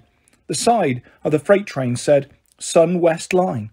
"That's convenient," Thalia said. "Thanks, She turned to the homeless guy, but he was gone. The trash can in front of us was cold and empty, as if he'd taken the flames with him. An hour later we were rumbling west. There was no problem about who would drive now, because we all got our own luxury car. Zoe and Bianca were crashed out in a Lexus on the top deck. Grover was playing race car driver behind the wheel of a Lamborghini. And Thalia had hot-wired the radio in a black Mercedes SLK so she could pick up the alt-rock stations from DC. "Join you?" I asked her. She shrugged, so I climbed into the shotgun seat. The radio was playing the White Stripes. I knew the song because it was one of the only CDs I owned that my mum liked. She said it reminded her of Led Zeppelin. Thinking about my mum made me sad, because it didn't seem likely I'd be home for Christmas. I might not live that long. "Nice coat," Thalia told me. I pulled it round me, thankful for the warmth. "Yeah, but the Nemean lion wasn't the monster we're looking for. Not even close. We've got a long way to go.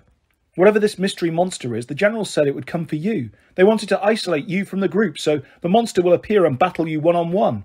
"He said that?" "Well, something like that, yeah." "That's great. I love being used as bait. No idea what the monster might be?" She shook her head morosely. "But you know where we're going, don't you? San Francisco. That's where Artemis was heading."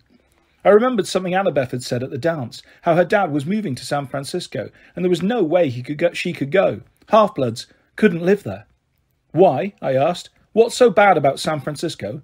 "The mist is really thick there because the Mountain of Despair is so near. Titan magic.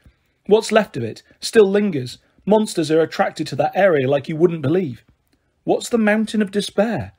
Thalia raised an eyebrow. "You really don't know? Ask stupid Zoe. She's the expert." She glared out the windshield. I wanted to ask her what she was talking about, but I also didn't want to sound like an idiot. I hated feeling like Thalia knew more than I did, so I kept my mouth shut. The afternoon sun shone through the steel mesh side of the freight car, casting a shadow across Thalia's face. I thought about how different she was from Zoe. Zoe all formal and aloof like a princess. Thalia with her ratty clothes and her rebel attitude. But there was something similar about them too, the same kind of toughness. Right now, sitting in the shadows with a gloomy expression, Thalia looked a lot like one of the hunters. Then suddenly it hit me. "That's why you don't get along with Zoe." Thalia frowned. "What?" "The hunters tried to recruit you." I guessed. Her eyes got dangerously bright. I thought she was going to zap me out of the Mercedes, but she just sighed. "I almost joined them," she admitted. "Luke, Annabeth and I ran into them once, and Zoe tried to convince me. She almost did, but... Thalia's fingers gripped the wheel. "I would have had to leave Luke." "Oh." "Zoe and I got into a fight. She told me I was being stupid. She said I'd regret my choice. She said Luke would let me down someday." I watched the sun through the metal curtain. We seemed to be travelling faster each second, shadows flickering like an old movie projector. "That's harsh," I said. Hard to admit Zoe was right. She wasn't right. Luke never let me down. Never. "We'll have to fight him," I said. "There's no way around it." Thalia didn't answer. "You haven't seen him lately," I warned. "I know it's hard to believe, but I'll do what I have to do. Even if that means killing him. Do me a favour," she said. "Get out of my car." I felt so bad for her, I didn't argue. As I was about to leave, she said, "Percy." When I looked back, her eyes were red, but I couldn't tell if it was anger or sadness. Annabeth wanted to join the hunters too. Maybe you should think about why. Before I could respond, she raised the power windows and shut me out. I sat in the driver's seat of Grover's Lamborghini. Grover was asleep in the back. He'd finally given up trying to impress Zoe and Bianca with his pipe music after he played Poison Ivy and caused that very stuff to sprout from their Lexus air conditioner. As I watched the sun go down, I thought of Annabeth. I was afraid to go to sleep. I was worried what I might dream. "Oh, don't be afraid of dreams," a voice said right next to me. I looked over. Somehow, I wasn't surprised to find the homeless guy from the railway yard sitting in the shotgun seat.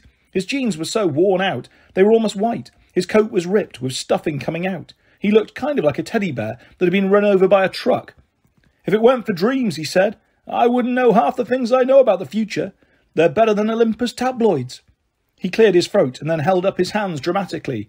"Dreams like a podcast, downloading truth in my ears. They tell me cool stuff." "Apollo?" I guessed, because I figured nobody else could make a haiku that bad. He put his finger to his lips. "I'm incognito. Call me Fred." "A god named Fred?" "Ah, well, Zeus insists on certain rules. Hands off when there's a human quest, even when something really major is going. Well, when it's going wrong. But nobody messes with my baby sister. Nobody." "Can you help us then?" "Shh, I already have. Haven't you been looking outside?" "The train. How fast are we moving?" Apollo chuckled. "Fast enough. Unfortunately, we're running out of time. It's almost sunset. But but I imagine we'll get you across a good chunk of America at least. But where is Artemis? His face darkened. I know a lot, and I see a lot, but even I don't know that. She's clouded from me. I don't like it. And Annabeth? He frowned. Oh, you mean that girl you lost? I don't know. I tried not to feel mad. I knew the gods had a hard time taking mortals seriously, even half-bloods. We live such short lives compared to the gods. What about the monster Artemis was seeking, I asked. Do you know what it is? No, Apollo said, but there is one who might. If you haven't yet found the monster when you reach San Francisco, seek out Nereus, the old man of the sea. He has a long memory and a sharp eye. He has the gift of knowledge sometimes kept obscure from my oracle. But it's your oracle, I protested. Can't you tell us what the prophecy means? Apollo sighed. You might as well ask an artist to explain his art, or ask a poet to explain his poem. It defeats the purpose. The meaning is only clear through the search. In other words, you don't know. Apollo checked his watch. Look at the time. I have to run. I doubt I can risk helping you again, Percy, but remember what I said. Get some sleep, and when you return I expect a good haiku about your journey. I wanted to protest that I wasn't tired and I'd never make up a haiku in my life, but Apollo snapped his fingers and the next thing I knew, I was closing my eyes. In my dream I was somebody else. I was wearing an old-fashioned Greek tunic, which was a little too breezy downstairs, and laced leather sandals. The Nemean lion's skin was wrapped around my back like a cape, and I was running somewhere, being pulled along by a girl who was gripping my hand tightly. Hurry, she said. It was too dark to see her face clearly, but I could hear the fear in her voice. He will find us. It was night time. A million stars blazed above. We were running through tall grass, and the scent of 1,000 different flowers made the air intoxicating. It was a beautiful garden, and yet the girl was leading me through it as if we were about to die. I'm not afraid, I tried to tell her. You should be, she said, pulling me along. She had long dark hair braided down her back. Her silk robes glowed faintly in the starlight. We raced up the side of the hill. She pulled me behind a thorn bush, and we collapsed, both breathing heavily. I didn't know why the girl was scared. The garden seemed so peaceful, and I felt strong, stronger than I'd ever felt before. There is no need to run, I told her. My voice sounded deeper, much more confident. I have bested 1,000 monsters with my bare hands. Not this one, the girl said. Ladon is too strong. You must go round, up the mountain to my father. It is the only way. The hurt in her voice surprised me. She was really concerned, almost like she cared about me. I don't trust your father, I said. You should not, the girl agreed. You will have to trick him, but you cannot take the prize directly. You will die. I chuckled. Then why don't you help me, pretty one? I'm afraid. Ladon will stop me. My sisters, if they found out, they would disown me. Then there's nothing for it. I stood up, rubbing my hands together. Wait, the girl said. She seemed to be agonizing over a decision, and then, her fingers trembling, she reached up and plucked a long white brooch from her hair. If you must fight, take this. My mother, Pleione, gave it to me. She was a daughter of the ocean, and the ocean's power is within it. My immortal power. The girl breathed on the pin, and it glowed faintly. It gleamed in the starlight like polished abalone. Take it, she told me, and make of it a weapon. I laughed. A hairpin? How will this slay Ladon? Pretty one. It may not, she admitted, but it is all I can offer, if you insist on being stubborn. The girl's voice softened my heart. I reached down and took the hairpin, and as I did, it grew longer and heavier in my hand, until I held a familiar bronze sword. Well balanced, I said, though I usually prefer to use my bare hands. What shall I name this blade? Anaklusmos, the girl said sadly, the current that takes one by surprise, and before you know it, you have been swept out to sea. Before I could thank her, there was a trembling and trampling sound in the grass, a hiss like air escaping a tyre, and the girl said, Too late. He is here. I sat bolt upright in the Lamborghini's driver's seat. Grover was shaking my arm. Percy, he said, it's morning. The train stopped. Come on. I tried to shake off my drowsiness. Thalia, Zoe and Bianca had already rolled up the metal curtains. Outside were snowy mountains, dotted with pine trees, the sun rising red between two peaks. I fished my pen out of my pocket and stared at it. Anaklusmos, the ancient Greek name for riptide.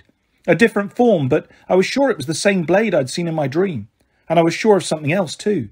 The girl I had seen was Zoe Nightshade. Chapter 12. I go snowboarding with a pig. We'd arrived on the outskirts of a little ski town nestled in the mountains. The sign said, "Welcome to Cloudcroft, New Mexico." The air was cold and thin, the roofs of the cabins were heaped with snow, and dirty mounds of it were piled up on the sides of the streets.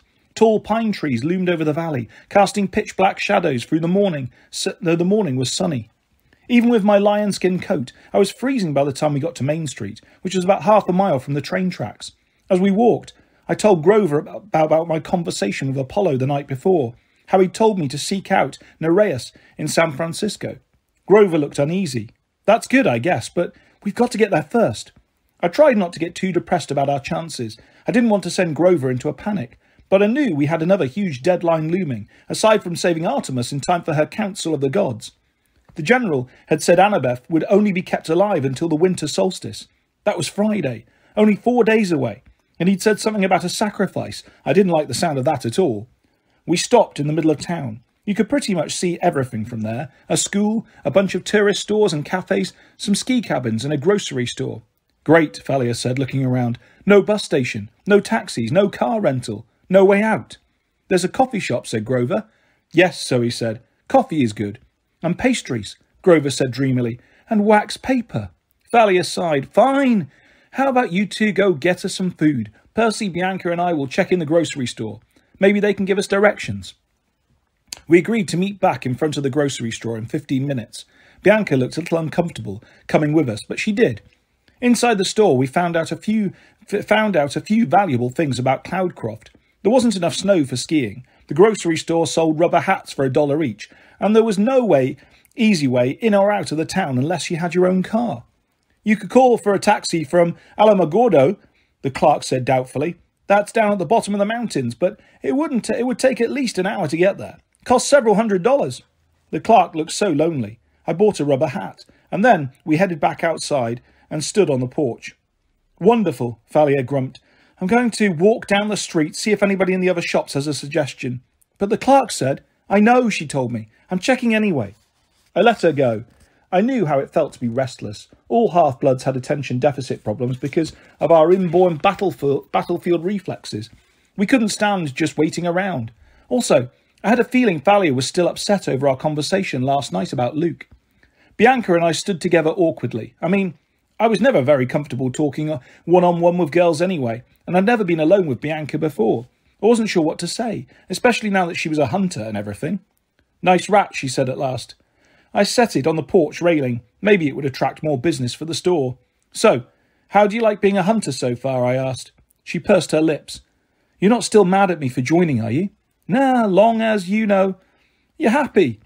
I'm not sure happy is the right word, with Lady Artemis gone, but being a hunter is definitely cool. I feel calmer somehow. Everything seems to have slowed down around me. I guess that's the immortality.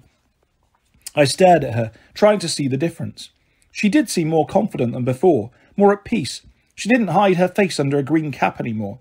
She kept her hair tied back, and she looked me right in the eyes when she spoke.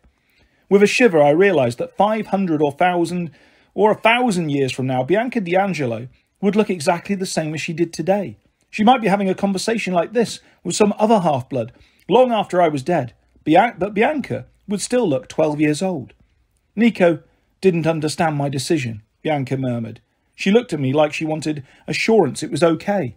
"He'll be all right," I said. "Camp Half-Blood takes in a lot of young kids. They did that for Annabeth." Bianca nodded. "I hope we find her. Annabeth, I mean. She's lucky to have a friend like you." "A lot of good it did her." "Don't blame yourself, Percy. You risked your life to save my brother and me. I mean, that was seriously brave. If I hadn't met you, I wouldn't have felt okay about leaving Nico at the camp. I figured if there were people like you there, Nico would be fine. You're a good guy." The compliment took me by surprise. "Even though I knocked you down in Capture the Flag?" She laughed. "Okay, except for that, you're a good guy." 200 metres away, Grover and Zoe came out of the coffee shop, loaded down with pastry bags and drinks. I kind of didn't want them to come back yet. It was weird, but I realised I liked talking to Bianca. She wasn't so bad. A lot easier to hang out with than Zoe Nightshade anyway. "So, what's the story with you and Nico?" I asked her. "Where did you go to school before Westover?" She frowned. "I think it was a boarding school in DC. It seems like so long ago. You never lived with your parents? I mean, your mortal parent?" "We were told our parents were dead. There was a bank trust for us. A lot of money, I think. A lawyer would come by once in a while to check on us. And then Nico and I had to leave that school." "Why?" She knitted her eyebrows. We had to go somewhere. I remember it was important. We travelled a long way, and we stayed in this hotel for a few weeks, and then, I don't know, one day a different lawyer came to get us out. He said it was time for us to leave. He drove us back east through DC, then up to Maine, and we started going to Westover. It was a strange story. Then again, Bianca and Nico were half-bloods. Nothing would be normal for them. So, you've been raising Nico pretty much all your life? I asked. Just the two of you? She nodded. That's why I wanted to join the Hunters so badly. I mean, I know it's selfish, but I wanted my own life and friends. I love Nico. Don't get me wrong. I just needed to find out what it would be like not to be a big sister 24 hours a day. I thought about last summer, the way I'd felt when I found out I had a Cyclops for a baby brother. I could relate to what Bianca was saying. Zoe seems to trust you, I said. What were you guys talking about anyway? Something dangerous about the quest? When? Yesterday morning on the pavilion, I said, before I could stop myself. Something about the General. Her face darkened. How did you... The invisibility hat. Were you eavesdropping? No, I mean, not really. I was saved from trying to explain when Zoe and Grover arrived with the drinks and pastries. Hot chocolate for Bianca and me, coffee for them. I got a blueberry muffin, and it was so good I could almost ignore the outraged look Bianca was giving me. We should do the tracking spell, Zoe said. Grover, do you have any acorns left? Grover mumbled. He was chewing on a brown muffin, wrapper and all. I think so. I just need to... He froze. I was about to ask what was wrong when a warm breeze rustled past, like a gust of springtime that had got lost in the middle of winter. Fresh air seasoned with wildflowers and sunshine, and something else, almost like a voice, trying to say something. A warning. Zoe gasped. Grover, thy cup. Grover dropped his coffee cup, which was decorated with pictures of birds. Suddenly the birds peeled off the cup and flew away. A tiny flock of doves. My rubber rat squeaked. It scampered off the railing and into the trees. Real fur, real whiskers. Grover collapsed next to his coffee, which steamed against the snow. We gathered around him and tried to wake him up. He groaned, his eyes fluttering. Hey, Thalia said, running up from the street. What's wrong with Grover? I don't know, I said. He collapsed. Ah! Grover groaned. Well, get him up, Thalia said. She had her spear in her hand. She looked behind her, as if she were being followed. We have to get out of here. We made it to the edge of the town before the first two skeleton warriors appeared. They stepped from the trees on either side of the road. Instead of grey camouflage, they were now wearing blue New Mexico State Police uniforms. But they had the same transparent grey skin and yellow eyes. They drew their handguns. I'll admit I used to think it would be kind of cool to learn how to shoot a gun, but I changed my mind as soon as the skeleton warriors pointed theirs at me. Thalia tapped her bracelet. Aegis spiralled to life on her arm, but the warriors didn't flinch. Their glowing yellow eyes bored right into me.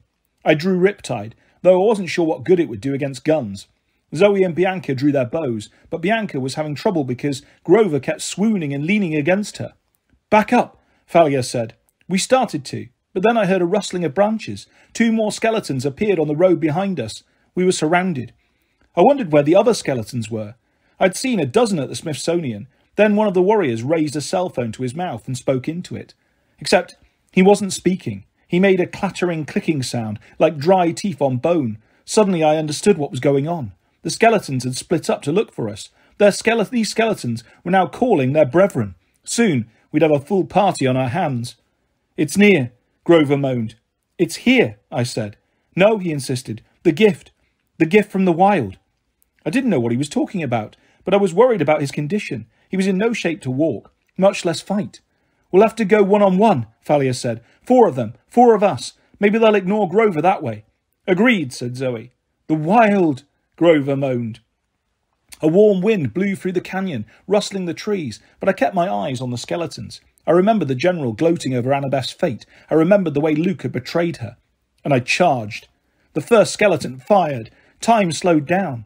I won't say I could see the bullet, but I could feel its path, the same way I felt water currents in the ocean. I deflected it off the edge of my blade and kept charging. The skeleton drew a baton, and I sliced off his arms at the elbows. Then I swung Riptide through his waist and cut him in half. His bones unknitted and clattered to the tarmac in a heap. Almost immediately, they began to move, reassembling themselves. The second skeleton clattered his teeth at me and tried to fire, but I knocked his gun onto the snow. I thought I was doing pretty well until the other 2 skeletons shot me in the back. Percy, Thalia screamed. I landed face down in the street. Then I realised something. I wasn't dead.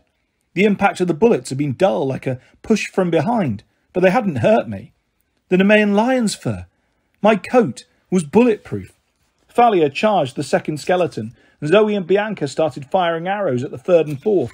Grover stood there and held his hands out to the trees, looking like he wanted to hug them. There was a crashing sound in the forest to our left, like a bulldozer. Maybe the skeleton's reinforcements were arriving. I got to my feet and ducked a police baton. The skeleton I'd cut in half was already fully reformed, coming after me. There was no way to stop him. Zoe and Bianca fired at their heads point blank, but the arrows just whistled straight through their empty skulls. One lunged at Bianca, and I thought she was a goner, but she whipped out her hunting knife and stabbed the warrior in the chest. The whole skeleton erupted into flames, leaving a little pile of ashes and a police badge. "How did you do that?" Zoe asked. "I don't know," Bianca said nervously. "Lucky shot? Well, do it again." Bianca tried, but the remaining 3 skeletons were wary of her now. They pressed us back, keeping us at baton's length. "Plan?" I said as we retreated. Nobody answered. The trees behind the skeletons were shivering. Branches were cracking. "A gift," Grover muttered. And then, with a mighty roar, the largest pig I'd ever seen came crashing into the road. It was a wild boar, 10 metres high, with a snotty pink snout and tusks the size of canoes. Its back bristled with brown hair, and its eyes were wild and angry. "Eat!" it squealed, and raked the 3 skeletons aside with its tusks. The force was so great, they went flying over the trees and into the side of the mountain, where they smashed to pieces, thigh bones and arm bones twirling everywhere. Then the pig turned on us. Thalia raised her spear, but Grover yelled, "Don't kill it!" The boar grunted and pawed the ground, ready to charge. "That's the Erymanthian boar," Zoe said, trying to stay calm. "I don't think we can kill it." "It's a gift," Grover said, "a blessing from the wild." The boar said, "Eat!" and swung its tusk. Zoe and Bianca dived out of the way. I had to push Grover so he wouldn't get launched into the mountain on the Boar Tusk Express. "Yeah, I feel blessed," I said. "Scatter!" We ran in different directions, and for a moment the boar was confused. "It wants to kill us," Thalia said. "Of course," Grover said. "It's wild." "So how is that a blessing?" Bianca asked. It seemed a fair question to me, but the pig was offended and charged her. She was faster than I'd realised. She rolled out of the way of its hooves and came up behind the beast. It lashed out with its tusks and pulverised the Welcome to Cloudcroft sign. I racked my brain, trying to remember the myth of the boar. I was pretty sure Hercules had fought this thing once, but I couldn't remember how he'd beaten it. I had a vague memory of the boar ploughing down several Greek cities before Hercules managed to subdue it. I hoped Cloudcroft was insured against giant wild boar attacks. "Keep moving," Zoe yelled. She and Bianca ran in opposite directions. Grover danced around the boar, playing his pipes while the boar snorted and tried to gouge him. But Thalia and I won the prize for bad luck. When the boar turned on us, Thalia made the mistake of raising Aegis in defence. The sight of the Medusa head made the boar squeal in outrage. Maybe it looked too much like one of his relatives. The boar charged us. We only managed to keep ahead of it because we ran uphill, and we could dodge in and out of the trees while the boar had to plough through them. On the other side of the hill, I found an old stretch of train tracks, half buried in the snow. "This way." I grabbed Thalia's arm, and we ran along the rails while the boar roared behind us, slipping and sliding as it tried to navigate the steep hillside. Its hooves were just not made for this, thank the gods. Ahead of us, I saw a covered tunnel. Past that, an old trestle bridge spanning a gorge. I had a crazy idea. "Follow me." Thalia slowed down. I didn't have time to ask why, but I pulled her along, and she reluctantly followed. Behind us, a 10-ton pig tank was knocking down pine trees and crushing boulders under its hooves as it chased us. Thalia and I ran into the tunnel and came out on the other side.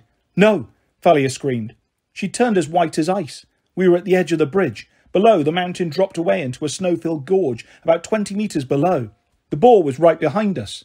"Come on," I said. It'll hold your weight. It'll hold our weight, probably." "I can't," Thalia yelled. Her eyes were wild with fear. The boar smashed into the covered tunnel, tearing through at full speed. "Now!" I yelled at Thalia. She looked down and swallowed. I swear she was turning green. I didn't have time to process why. The boar was charging through the tunnel straight towards us. Plan B. I tackled Thalia and sent us both sideways off the edge of the bridge, into the side of the mountain. We slid on Aegis like a snowboard, over rocks and mud and snow racing downhill. The boar was less fortunate. It couldn't turn that fast, so all 10 tons of the monster charged out onto the tiny trestle, which buckled under its weight. The boar fell into the gorge with a mighty squeal and landed in a snowdrift with a huge poof. Thalia and I skidded to a stop. We were both breathing hard. I was cut up and bleeding. Thalia had pine needles in her hair. Next to us, the wild boar was squealing and struggling. All I could see was the bristly tip of its back. It was wedged completely in the snow, like styrofoam packing. It didn't seem to be hurt, but it wasn't going anywhere either. I looked at Thalia. "You're afraid of heights?" Now that we were safely down the mountain, her eyes had her usual angry look. "Don't be stupid. That explains why you freaked out on Apollo's bus, why you didn't want to talk about it." She took a deep breath, and then she brushed the pine needles out of her hair. "If you tell anyone, I swear." No, I said. "That's cool. It's just the daughter of Zeus, the lord of the sky, afraid of heights." She was about to knock me into the snow when above us, Grover's voice called, "Hello!" "Down here," I called. A few minutes later, Zoe, Bianca and Grover joined us. We stood watching the wild boar struggle in the snow. "A blessing of the wild," Grover said, though he now looked agitated. "I agree," Zoe said. "We must use it." "Hold up," Thalia said irritably. She still looked like she'd just lost a fight with a Christmas tree. "Explain to me why you're so sure this pig is a blessing." Grover looked over, distracted. "It's our ride west. Do you have any idea how fast this boar can travel?" "Fun," I said. "Like pig cowboys." Grover nodded. "We need to get aboard. I wish I had more time to look around, but it's gone now." "What's gone?" Grover didn't seem to hear me. He walked over to the boar and jumped onto its back. Already the boar was starting to make some headway through the drift. Once it broke free, there'd be no stopping it. Grover took out his pipes. He started playing a snappy tune and tossed an apple in front of the boar. The apple floated and spun right above the boar's nose, and the boar went nuts, straining to get it. "Automatic steering," Thalia murmured. "Great." She trudged over and jumped on behind Grover, which still left plenty of room for the rest of us. Zoe and Bianca walked towards the boar. "Wait a second," I said. "Do you two know what Grover is talking about, this wild blessing?" "Of course," Zoe said. "Did you not feel it in the wind? It was so strong. I never thought I would sense that presence again." "What presence?" She stared at me like I was an idiot. "The Lord of the Wild, of course. Just for a moment, in the arrival of the boar, I felt the presence of Pan." Chapter 13. We visit the junkyard of the gods. We rode the boar until sunset, which was about as much as my backside could take. Imagine riding a giant steel brush over a bed of gravel all day. That's about how comfortable boar riding was. I have no idea how many miles we covered, but the mountains faded into the distance and were replaced by miles of flat, dry land. The grass and scrub brush got sparser until we were galloping. Do boars gallop? Across the desert. As night fell, the boar came to a stop at a creek bed and snorted. He started drinking the muddy water and then ripped a saguaro cactus out of the ground and chewed it, needles and all. "This is as far as he'll go," Grover said. "We need to get off while he's eating." Nobody needed convincing. We slipped off the boar's back while he was busy ripping up cacti. Then we waddled away as best we could with our saddle saws. After its third saguaro and another drink of muddy water, the boar squealed and belched and then whirled around and galloped back towards the east. "It likes the mountains better," I guessed. "I can't blame it," Thalia said. "Look." Ahead of us was a 2-lane road half blown over with sand. On the other side of the road was a cluster of buildings, too small to be a town. A boarded-up house, a taco shop that looked like it hadn't been opened since before Zoe Nightshade was born, and a white stucco post office with a sign that said Gila Claw, Arizona, hanging crooked above the door. Beyond that was a range of hills, but then I noticed they weren't regular hills. The countryside was way too flat for that. The hills were enormous mounds of old cars, appliances, and other scrap metal. It was a junkyard that seemed to go on forever. "Whoa," I said. "Something tells me we're not going to find a car rental here," Thalia said. She looked at Grover. "I don't suppose you got another wild boar up your sleeve?" Grover was sniffing the wind, looking nervous.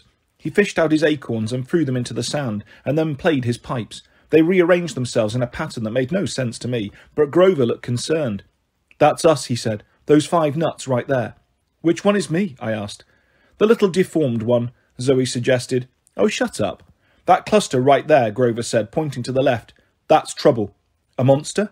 Thalia asked. Grover looked uneasy.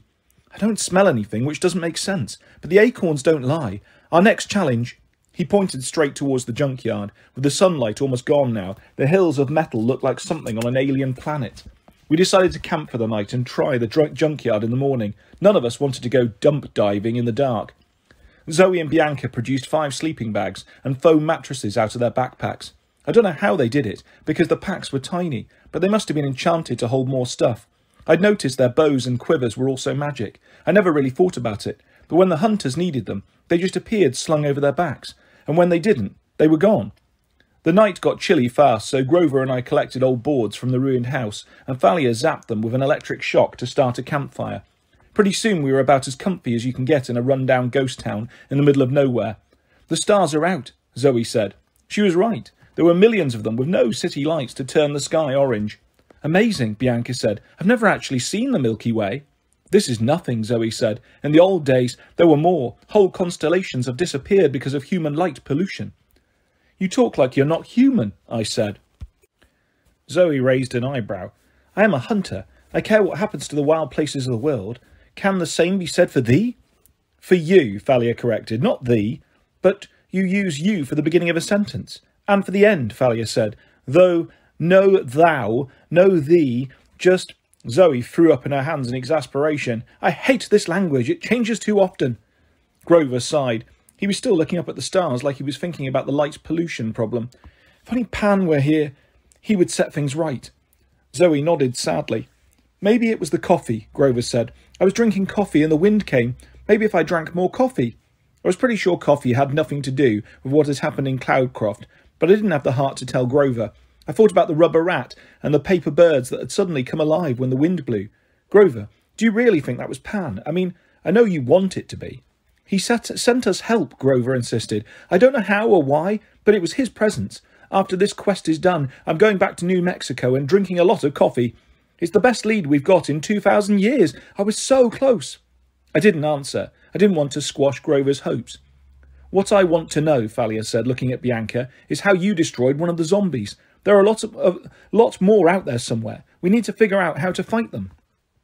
Bianca shook her head. I don't know. I just stabbed it and it went up in flames. Maybe there's something special about your knife, I said. It's the same as mine, Zoe said. Celestial bronze, yes, but mine did not affect the warriors that way. Maybe you have to hit the skeleton in a certain spot, I said. Bianca looked uncomfortable, with everybody paying attention to her. Never mind, Zoe told her. We will find the answer. In the meantime, we should plan our next move. When we get through this junkyard, we must continue west. If we can find a road, we can hitchhike to the nearest city. I think that would be Las Vegas. I was about to protest that Grover and I had bad experiences in that town, but Bianca beat us to it. No, she said, not there. She looked really freaked out, like she'd just been dropped off the steep end of a roller coaster. Zoe frowned. Why? Bianca took a shaky breath. I think we stayed there for a while, Nico and I, when we were travelling, and then, I can't remember. Suddenly I had a really bad thought. I remember what Bianca had told me about Nico and her staying in a hotel for a while. I met Grover's eyes, and I got the feeling he was thinking the same thing. Bianca, I said, that hotel you stayed at, was it possibly called the Lotus Hotel and Casino? Her eyes widened. How could you know that? Oh, great, I said. Wait, Thalia said. What is the Lotus Casino? A couple of years ago, I said, Grover, Annabeth and I got trapped there. It's designed so you never want to leave. We stayed for about an hour. When we came out, 5 days had passed. It makes time speed up. No, Bianca said. No, that's not possible. You said somebody came and got you out. I remembered. Yes. What did he look like? What did he say? I don't remember. Please, I really don't want to talk about this. Zoe sat forward, her eyebrows knitted with concern. You said that Washington, D.C. had changed when you went back last summer. You didn't remember the subway being there. Yes, but... Bianca, Zoe said, can you tell me the name of the President of the United States right now? Don't be silly, Bianca said. She told us the correct name of the President. And who was the President before that? Zoe asked. Bianca thought for a while. Roosevelt? Zoe swallowed. Theodore or Franklin? Franklin, Bianca said. FDR. Like FDR Drive? I asked. Because seriously, that's about all I knew about FDR. Bianca, Zoe said. FDR was not the last president. That was about 70 years ago. That's impossible, Bianca said. I'm not that old. She stared at her hands as if to make sure they weren't wrinkled. Thalia's eyes turned sad. I guess she knew what it was like to get pulled out of time for a while. It's okay, Bianca. The important thing is you and Nico are safe. You made it out. But how? I said. We were only in there for an hour and we barely escaped. How could you have escaped after being there for so long? I told you. Bianca looked about ready to cry. A man came, said it was time to leave and... But who? Why did he do it? Before she could answer, we were hit with a blazing light from down the road. The headlights of a car appeared out of nowhere. I was half hoping it was Apollo, come to give us a ride again, but the engine was way too silent for the sun chariot, and besides, it was night time.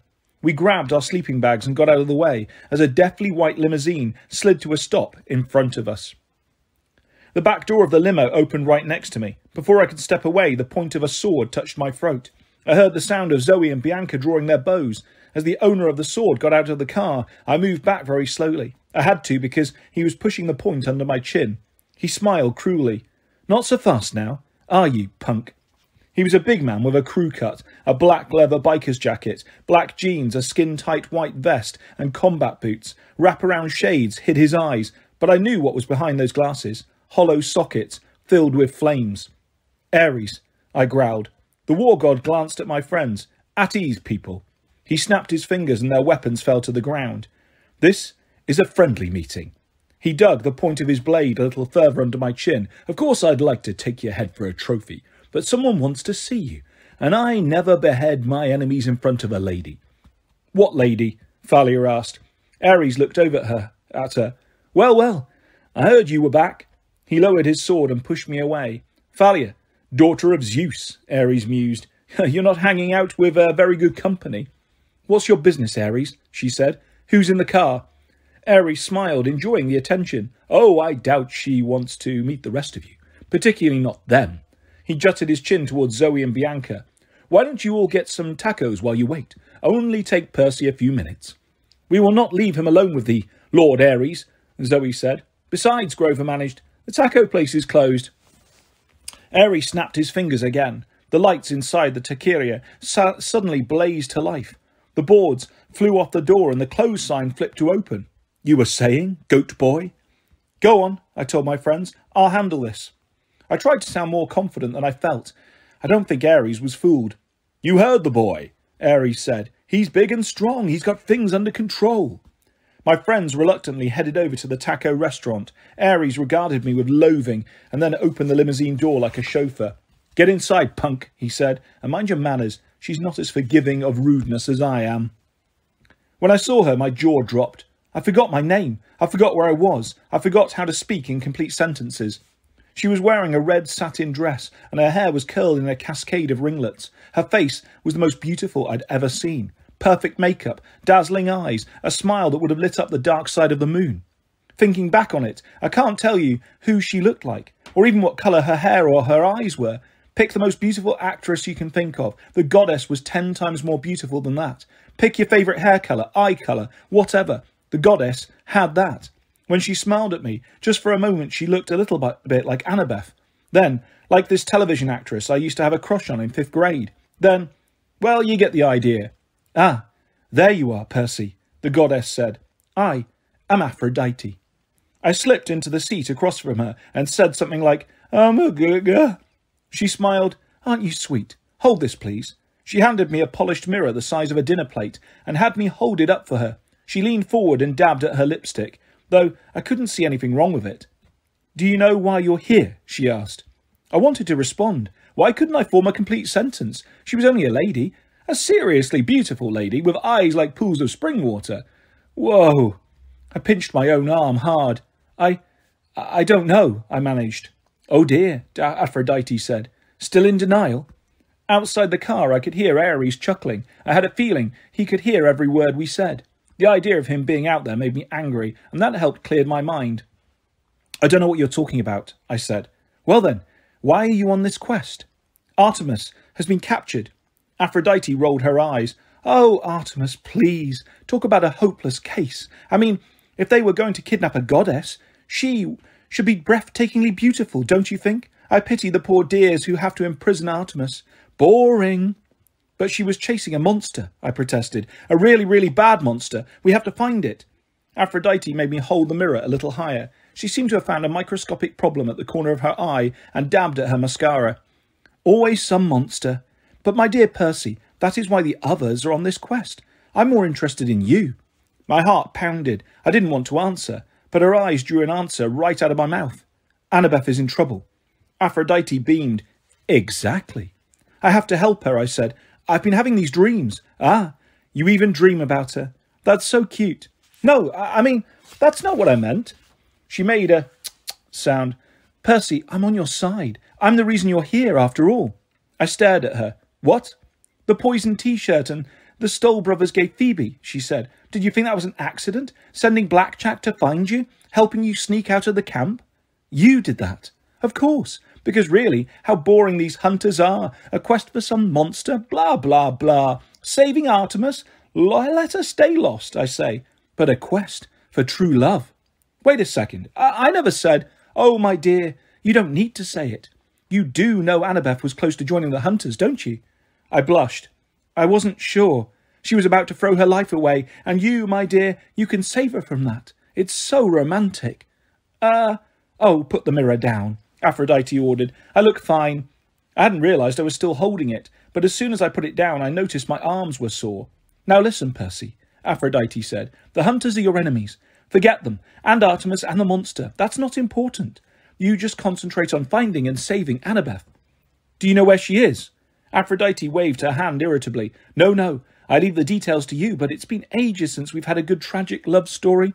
Whoa, first of all, I never said anything about love. And second, what's up with tragic? Love conquers all, Aphrodite promised. Look at Helen and Paris. Did they let anything come between them? Didn't they start the Trojan War and get thousands of people killed? Oh, that's not the point. Follow your heart. But I don't know where it's going, my heart, I mean. She smiled sympathetically. She really was beautiful, and not just because she had a pretty face or anything. She believed in love so much. It was impossible not to feel giddy when she talked about it. Not knowing is half the fun, Aphrodite said. Exquisitely painful, isn't it? Not being sure who you love and who loves you. Oh, you kids, it's so cute, I'm going to cry. No, I said. Don't do that. And don't worry, she said. I'm not going to let this be easy and boring for you. No, I have some wonderful surprises in store. Anguish, indecision. Oh, you just wait. That's really okay, I told her. Don't go to any trouble. You're so cute. I wish all my daughters could break the heart of a boy as nice as you. Aphrodite's eyes were tearing up now. Now, you'd better go, and do be careful in my husband's territory, Percy. Don't take anything. He is awfully fussy about his trinkets and trash. What? I asked. You mean Hephaestus? But the car door opened and Ares grabbed my shoulder, pulling me out of the car and back into the desert night. My audience with the goddess of love was over. You're lucky, punk. Ares pushed me away from the limo. Be grateful. For what? That we're being so nice. If it was up to me. So, why haven't you killed me? I shot back. It was a stupid thing to say to the god of war, but being around him always made me feel angry and reckless. Ares nodded, like I'd finally said something intelligent. I'd love to kill you, seriously, he said. But see, I got a situation. Word on Olympus is that you might start the biggest war in history. I can't risk messing that up. Besides, Aphrodite thinks you're some kind of soap opera star or something. I kill you, that makes me look bad with her. But don't worry, I haven't forgotten my promise. Someday soon, kid, real soon, you're going to raise your sword to fight and you're going to remember the wrath of Ares. I balled my fists. Why wait? I beat you once. How's that ankle healing up? He grinned crookedly. Not bad, punk. But you got nothing on the master of taunts. I'll start the fight when I'm good and ready. Until then, get lost. He snapped his fingers, and the world did a 360, spinning in a cloud of red dust, and I fell to the ground. When I stood up again, the limousine was gone. The road, the taco restaurant, the whole town of Gila-Claw was gone. My friends and I were standing in the middle of the junkyard, mountains of scrap metal stretched out in front, in every direction. What did she want with you? Bianca asked, once I'd told them about Aphrodite. Oh, not sure, I lied. She said to be careful in her husband's junkyard. She said not to pick anything up. Zoe narrowed her eyes. The goddess of love would not make a special trip to tell thee that. Be careful, Percy. Aphrodite has led many heroes astray. For once, I agree with Zoe, Thalia said. You can't trust Aphrodite. Grover was looking at me funny, being empathetic and all. He could usually read my emotions, and I got the feeling he knew exactly what Aphrodite had talked to me about. So, I said, anxious to change the subject, how do we get out of here? That way, Zoe said. That is west. How can you tell? In the light of the full moon, I was surprised how well I could see her roll her eyes at me. Ursa Major is in the north, she said, which means that must be west. She pointed west, then at the northern constellation, which was hard to make out because there were so many other stars. Oh yeah, I said. The bear thing. Zoe looked offended. Show some respect. It was a fine bear, a worthy opponent. You act like it was real. Guys, Grover broke in. Look. We'd reached the crest of a junk mountain. Piles of metal objects glinted in the moonlight. Broken heads of bronze horses, metal legs from human statues, smashed chariots, tons of shields and swords and other weapons, along with more modern stuff like cars that gleamed gold and silver, refrigerators, washing machines and computer monitors. Whoa, Bianca said. That stuff, some of it looks like real gold. It is, Thalia said grimly. Like Percy said, don't touch anything. This is the junkyard of the gods. Junk? Grover picked up a beautiful crown made of gold, silver and jewels. It was broken on one side, as if it had been split by an axe. You call this junk? He bit off a point and began to chew. It's delicious. Thalia swatted the crown out of his hands. I'm serious. Look, Bianca said. She raced down the hill, tipping over bronze coils and golden plates. She picked up a bow that glowed silver in a moonlight. A hunter's bow. She yelped in surprise as the bow began to shrink and became a hair clip shaped like a crescent moon. It's just like Percy's sword. Zoe's face was grim. Leave it, Bianca. But it is here for a reason. Anything thrown away in this junkyard must stay in this yard. It is defective or cursed. Bianca reluctantly set the hair clip down. I don't like this place, Thalia said. She gripped the shaft of her spear. You think we're going to get attacked by killer refrigerators? I asked. She gave me a hard look. Zoe is right, Percy. Things get thrown away here for a reason. Now come on, let's get across the yard. That's the second time you've agreed with Zoe, I muttered, but Thalia ignored me. We started picking our way through the hills and valleys of junk. The stuff seemed to go on forever. And if it hadn't been for the Ursa Major, we would have got lost. All the hills pretty much looked the same. I'd like to say we left the stuff alone, but there was too much cool junk not to check out some of it. I found an electric guitar shaped like Apollo's lyre that was so sweet I had to pick it up. Grover found a broken tree made out of metal. It had been chopped to pieces, but some of the branches still had golden birds in them, and they whirred around when Grover picked them up, trying to flap their wings. Finally, we saw the edge of the junkyard about half a mile ahead of us. The lights of a highway stretched through the desert. But between us and the road... What is that? Bianca gasped. Ahead of us was a hill much bigger and longer than the others. It was like a metal mesa, the length of a football field, and as tall as goalposts. At one end of the mesa was a row of 10 thick metal columns, wedged together, tightly together. Bianca frowned. They looked like toes, Grover said. Bianca nodded. Really, really large toes. Zoe and Thalia exchanged nervous looks. Let's go round, Thalia said. Far round. But the road is right over there, I protested. Quicker to climb over. Ping! Thalia hefted her spear and Zoe drew her bow, but then I realised it was only Grover. He had thrown a piece of scrap metal at the toes and hit one, making a deep echo as if the column were hollow. Why did you do that? Zoe demanded. Grover cringed. I don't know. I don't like fake feet. Come on, Thalia looked at me. Around. I didn't argue. The toes were starting to freak me out, too. I mean, who sculpts 3-metre-tall metal toes and sticks them in a junkyard? After several minutes of walking, we finally stepped onto the highway, an abandoned but well-lit stretch of black tarmac. We made it out, Zoe said. Thank the gods. But apparently the gods didn't want to be thanked. At that moment, I heard a sound like 1,000 trash compactors crushing metal. I whirled around. Behind us, the scrap mountain was boiling, rising up. The 10 toes tilted over, and I realised why they looked like toes. They were toes. The thing that rose up from the metal was a bronze giant in full Greek battle armour. He was impossibly tall, a skyscraper with legs and arms. He gleamed wickedly in the moonlight. He looked down at us, and his face was deformed. The left side was partially melted off. His joints creaked with rust, and across his armoured chest, written in thick dust by some giant finger, were the words, "Wash me." Talos, Zoe gasped. Who's Talos? I stuttered. One of Hephaestus's creations, Thalia said. But that can't be the original. It's too small, a prototype maybe, a defective model. The metal giant didn't like the word defective.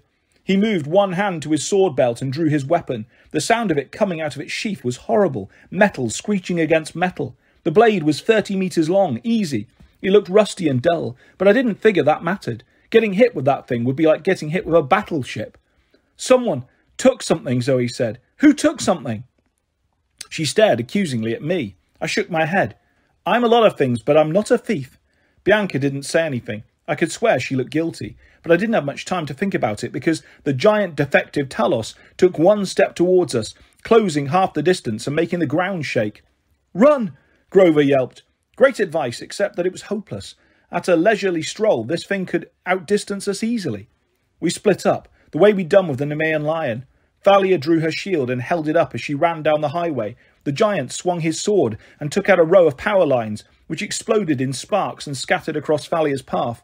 Zoe's arrows whistled towards the creature's face, but shattered harmlessly against the metal. Grover brayed like a baby goat and went climbing up a mountain of metal. Bianca and I ended up next to each other, holding and hiding behind a broken chariot. You took something, I said. That bow. No, she said, but her voice was quivering. Give it back, I said. Throw it down. I didn't take the bow. Besides, it's too late. What did you take? Before she could answer, I heard a massive creaking noise and a shadow blotted out the sky. Move! I tore down the hill, Bianca right behind me, as the giant's foot smashed a crater in the ground where we'd been hiding. Hey, Talos! Grover yelled, but the monster raised his sword, looking down at Bianca and me. Grover played a quick melody on his pipes. Over at the highway, the downed power lines began to dance. I understood what Grover was going to do a split second before it happened. One of the poles, with power lines still attached, flew towards Talos's back leg and wrapped around his calf. The line sparked and sent a jolt of electricity up the giant's backside. Talos whirled around, creaking and sparking. Grover had bought us a few seconds. Come on, I told Bianca, but she stayed frozen. From her pocket, she brought out a small metal figurine, a statue of a god. It was for Nico. It was the only statue he didn't have. How can you think of mytho-magic at a time like this? I said. There were tears in her eyes. Throw it down, I said. Maybe the giant will leave us alone. She dropped it reluctantly, but nothing happened. The giant kept coming after Grover. It stabbed its sword into a junk hill, missing Grover by a metre or so, but scrap metal made an avalanche over him, and then I couldn't see him anymore. No, Thalia yelled. She pointed her spear, and a blue arc of lightning shot out, hitting the monster in his rusty knee, which buckled. The giant collapsed, but immediately started to rise again.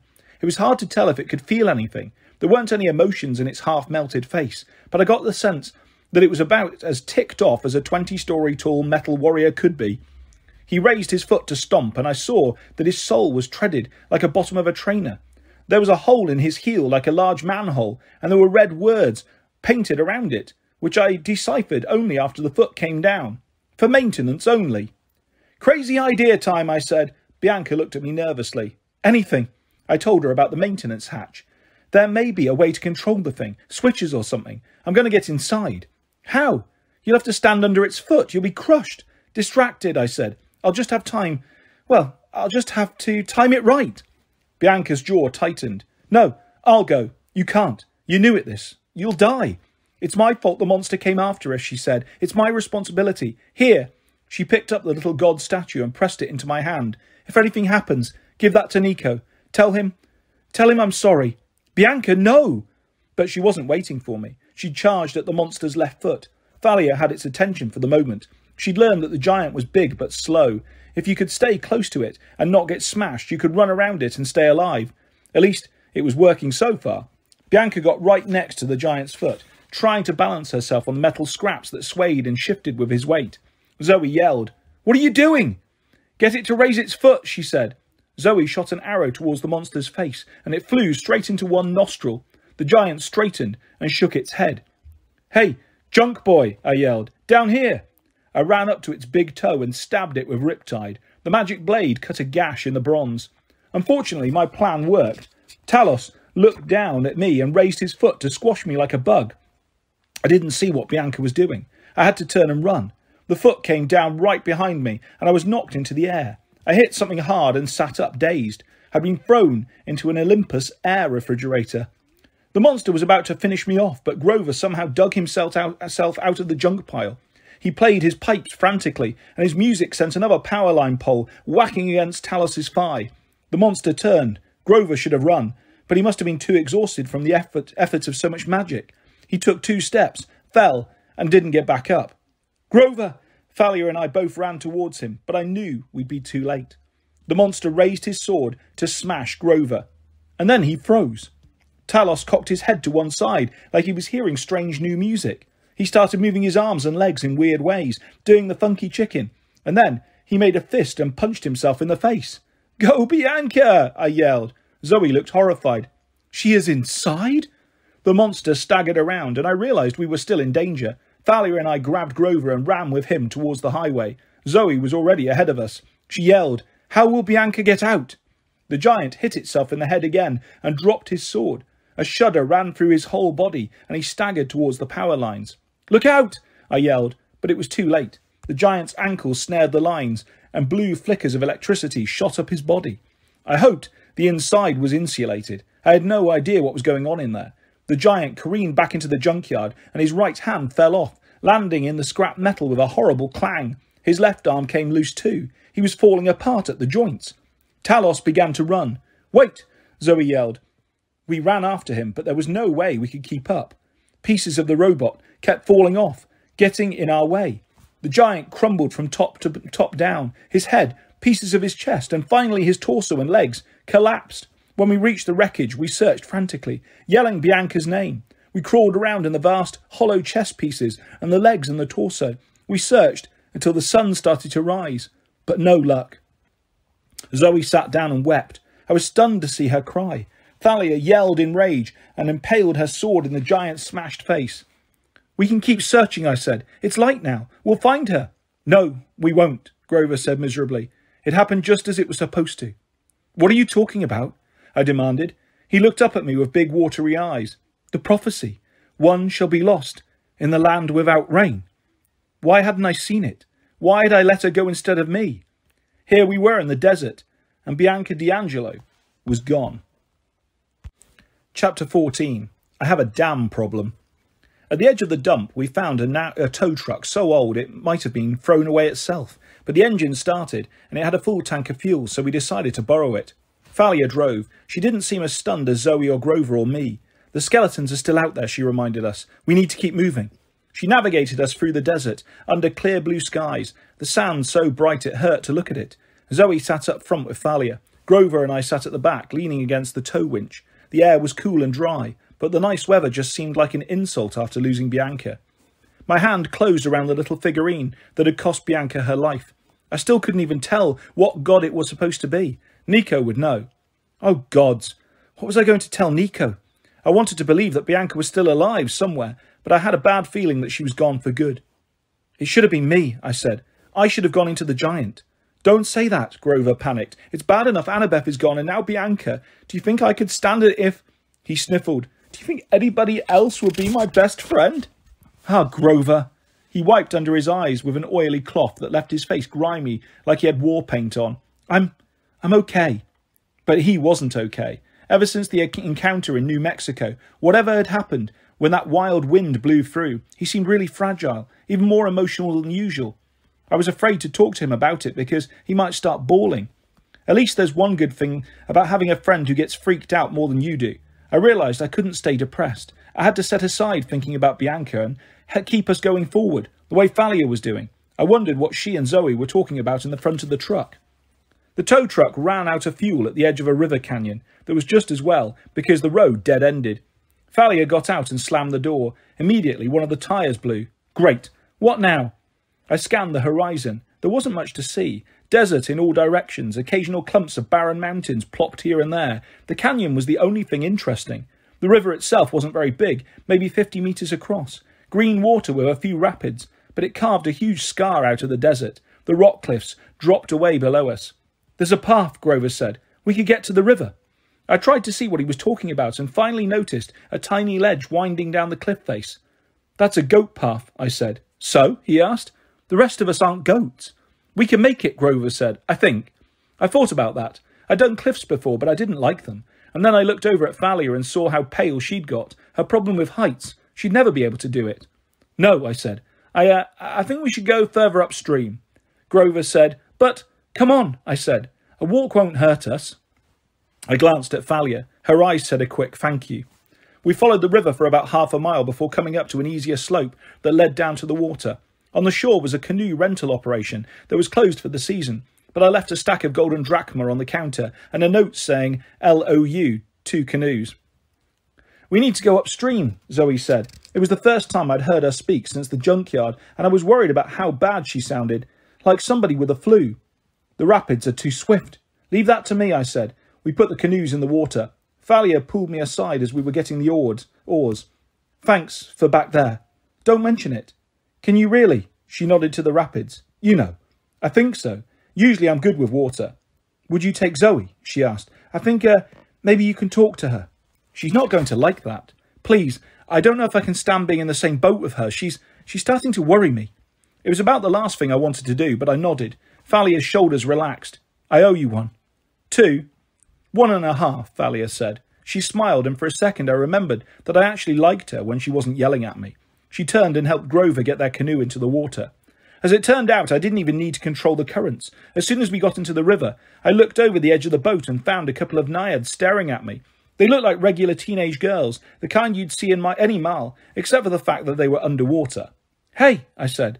They made a bubbling sound that may have been giggling. I wasn't sure. I had a hard time understanding naiads. "We're heading upstream," I told them. "Do you think you could—" Before I could even finish, the naiads each chose a canoe and began pushing us up the river. We started so fast Grover fell into his canoe, with his hooves sticking up in the air. "I hate naiads," Zoe grumbled.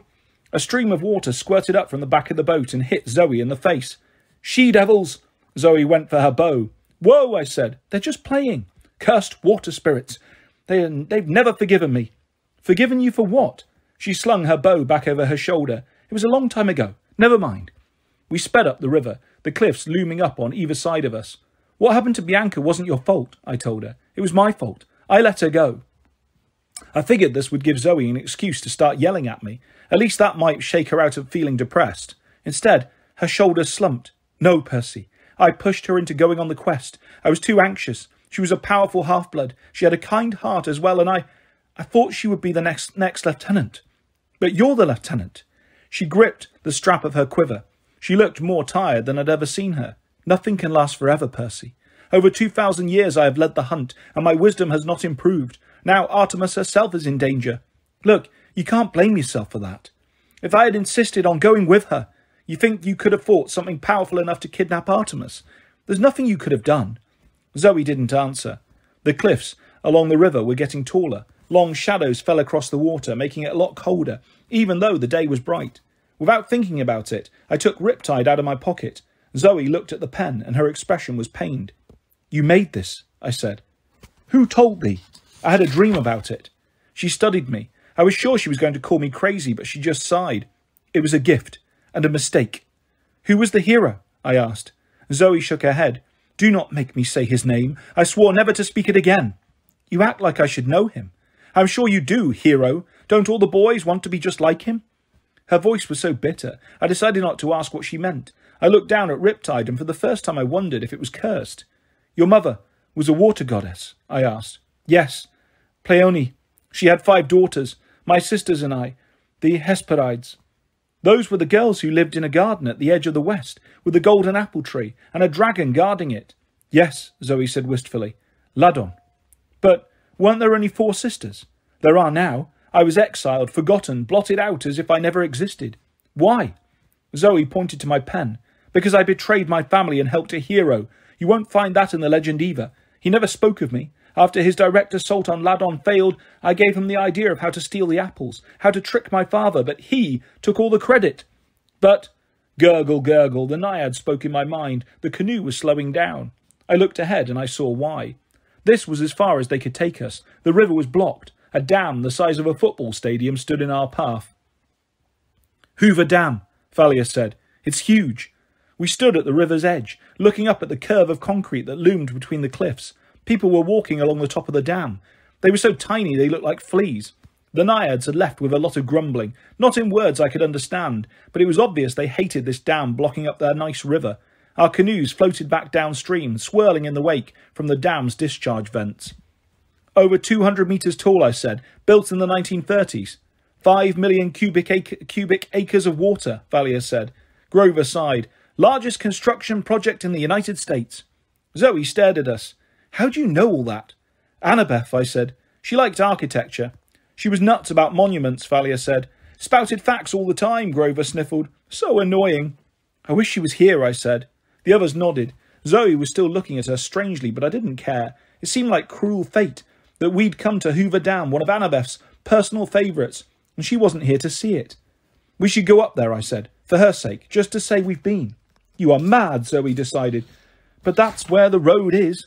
She pointed to a huge parking garage next to the top of the dam, and so sightseeing it is.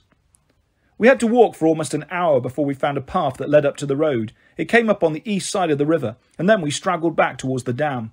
It was cold and windy on top.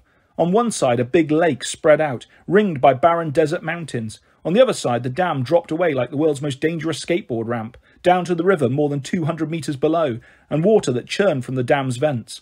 Thalia walked in the middle of the road, far away from the edges. Grover kept sniffing the wind and looking nervous. He didn't say anything, but I knew he smelled monsters. How close are they? I asked him. He shook his head. Maybe not close. The wind on the dam, the desert all around us. The scent can probably carry for miles, but it's coming from several directions. I don't like it. I didn't either. It was already Wednesday, only 2 days until winter solstice, and we still had a long way to go. We didn't need any more monsters. There's a snack bar in the visitor centre, Thalia said. You've been here before? I asked. Once, to see the Guardians. She pointed to the far end of the dam. Carved into the side of the cliff was a little plaza with 2 big bronze statues. They looked kind of like Oscar statues with wings. They were dedicated to Zeus when the dam was built, Thalia said. A gift from Athena. Tourists were clustered all around them. They seemed to be looking at the statue's feet.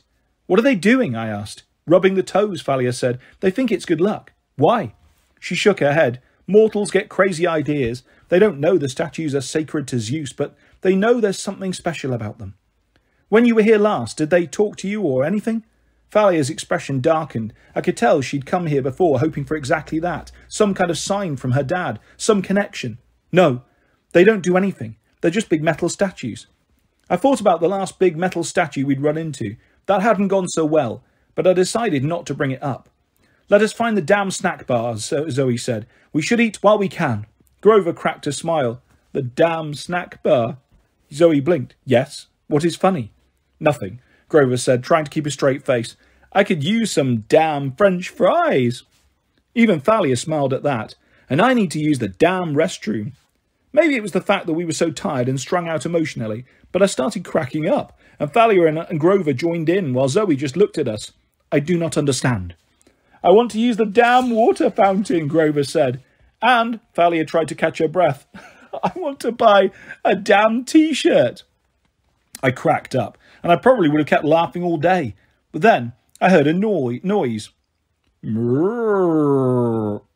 The smile melted off my face. I wondered if the noise was just in my head, but Grover had stopped laughing too. He was looking around confused. Did I just hear a cow? A damn cow? Thalia laughed. No, Grover said, I'm serious. Zoe listened. I hear nothing. Thalia was looking at me. Percy, are you okay? Yeah, I said. You guys go ahead. I'll be right in. What's wrong? Grover asked. Nothing, I said. I just need a minute to think. They hesitated, but I guess I must have looked upset because they finally went into the visitor centre without me. As soon as they were gone, I jogged to the north edge of the dam and looked over. She was about 10 metres below in the lake, but I could see her clearly. My friend from Long Island Sound, Bessie, the cow serpent. I looked around. There were groups of kids running along the dam, a lot of senior citizens, some families, but nobody seemed to be paying Bessie any attention yet. What are you doing here? I asked her. Her voice was urgent, like she was trying to warn me of something. How did you get here? I asked. We were thousands of miles from Long Island, hundreds of miles inland. There was no way she could have swum all the way here, and yet here she was. Bessie swam in a circle and butted her head against the side of the dam. She wanted me to come with her. She was telling me to hurry. I can't, I told her. My friends are inside. She looked at me with her sad brown eyes, and then she gave one more urgent did a flip, and disappeared into the water. I hesitated. Something was wrong. She was trying to tell me that. I considered jumping over the side and following her, but then I tensed. The hairs on my arms bristled. I looked down the dam road to the east, and I saw 2 men walking slowly towards me. They wore grey camouflage outfits that flickered over skeletal bodies. They passed through a group of kids and pushed them aside. A kid yelled, "Hey!" One of the warriors turned, his face changing momentarily into a skull. Ah! The kid yelled, and his whole group backed away. I ran for the visitor centre. I was almost at the stairs when I heard tyres squeal. On the west side of the dam, a black van swerved to a stop in the middle of the road, nearly ploughing into some old people. The van doors opened, and more skeleton warriors piled out. I was surrounded. I bolted down the stairs and through the museum entrance. The security guard at the metal detector yelled, "Hey kid!" But I didn't stop. I ran through the exhibits and ducked behind a tour group. I looked for my friends, but I couldn't see them anywhere. Where was the damn snack bar? "Stop!" the metal detector guy yelled. There was no place to go but into an elevator with a tour group. I ducked inside just as the door closed. "We'll be going down 222 metres, our tour guide said cheerfully. She was a park ranger, with long black hair, pulled back in a ponytail and tinted glasses. I guess she hadn't noticed that I was being chased. "Don't worry, ladies and gentlemen, the elevator hardly ever breaks." "Does this go to the snack bar?" I asked her. A few people behind me chuckled. The tour guide looked at me. Something about her gaze made my skin tingle. "To the turbines, young man," the lady said. "Weren't you listening to my fascinating presentation upstairs?" "Oh, sure. Is there another way out of the dam?" "It's a dead end," a tourist behind me said. "For heaven's sake, the only way out is the other elevator." The doors opened. "Go right ahead, folks," the tour guide told us. "Another ranger is waiting for you at the end of the corridor." I didn't have much choice but to go out with the group. "And young man," the tour guide called. I looked back. She'd taken off her glasses. Her eyes were startlingly grey, like storm clouds. There is always a way out for those clever enough to find it. The doors closed with the tour guide still inside, leaving me alone. Before I could think too much about the woman in the elevator, a ding came from around the corner. The second elevator was opening, and I heard an unmistakable sound, the clattering of skeleton teeth. I ran after the tour group, through a tunnel carved out of solid rock. It seemed to run forever. The walls were moist and the air hummed with electricity and the roar of water. I came out on a U-shaped balcony that overlooked the huge warehouse area. 15 metres below, enormous turbines were running. It was a big room, but I didn't see any other exit, unless I wanted to jump into the turbines and get churned up to make electricity. I didn't. Another tour guide was talking over the microphone, telling the tourists about water supplies in Nevada. I prayed that Thalia, Zoe and Grover were okay. They might already be captured or eating at the snack bar, completely unaware that we were being surrounded. And stupid me, I had trapped myself in a hole of a couple of 100 metres below the surface. I worked my way around the crowd, trying not to be too obvious about it. There was a hallway at the other side of the balcony, maybe someplace I could hide. I kept my hand on Riptide, ready to strike. By the time I got to the opposite side of the balcony, my nerves were shot. I backed into the little hallway and watched the tunnel I'd come from. Then right behind me I heard a sharp shh, like the voice of a skeleton. Without thinking, I uncapped Riptide and spun, slashing with my sword. The girl I'd just tried to slice in half yelped and dropped her Kleenex. "Oh my God," she shouted. "Do you always kill people when you blow their nose?" The first thing that went through my head was that the sword hadn't hurt her. It had passed clean through her body, harmlessly. "You're mortal." She looked at me in disbelief. "What's that supposed to mean? Of course I'm mortal. How did you get that sword past security?" "I didn't." "Wait, you can see it's a sword."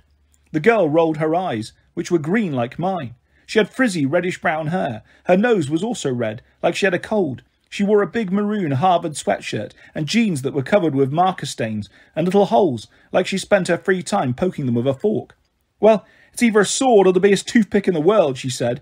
"And why didn't it hurt me? I mean, not that I'm complaining. Who are you? And whoa, what is that you're wearing? Is that made of lion fur?" She asked so many questions so fast, it was like she was throwing rocks at me. I couldn't think of what to say. I looked at my sleeves to see if the Nemean lion pelt had somehow changed back to fur, but it still looked like a brown winter coat to me. I knew the skeleton warriors were still chasing me. I had no time to waste, but I just stared at the red-headed girl. And then I remembered what Thalia had done at Westover Hall to fool the teachers. Maybe I could manipulate the mist. I concentrated hard and snapped my fingers. "You don't see a sword," I told the girl. "It's just a ballpoint pen." She blinked. No, it's a sword, weirdo." "Who are you?" I demanded. She huffed indignantly. "Rachel Elizabeth Dare. Now, are you going to answer my questions or should I scream for security?" "No," I said. I mean, I'm kind of in a hurry. I'm in trouble." "In a hurry or in trouble?" Sort of both." She looked over my shoulder and her eyes widened. "Bathroom." "What?" "Bathroom, behind me, now." I don't know why, but I listened to her. I slipped inside the boys' bathroom and left Rachel Elizabeth Dare standing outside. Later, that seemed cowardly to me, or I'm also pretty sure it saved my life. I heard the clattering, hissing sounds of skeletons as they came closer. My grip tightened on Riptide. What was I thinking? I'd left a mortal girl out there to die. I was preparing to burst out and fight when Rachel Elizabeth Dare started talking in that rapid-fire machine gun way of hers. Oh my God, did you see that kid? It's about time you got here. He tried to kill me. He had a sword. For God's sake, you security guys, let a sword-swinging lunatic inside a national landmark. I mean, geez. He ran that way towards those turbine thingies. I think he went over the side or something. Maybe he fell. The skeletons clattered excitedly. I heard them moving off. Rachel opened the door. All clear, but you'd better hurry. She looked shaken. Her face was grey and sweaty. I peeked around the corner. 3 skeleton warriors were running towards the other end of the balcony. The way to the elevator was clear for a few seconds. I owe you one, Rachel Elizabeth Dare. What are those things? She asked. They look like skeletons. She nodded uneasily. Do yourself a favour, I said. Forget it. Forget you ever saw me. Forget you tried to kill me? Yeah, that too.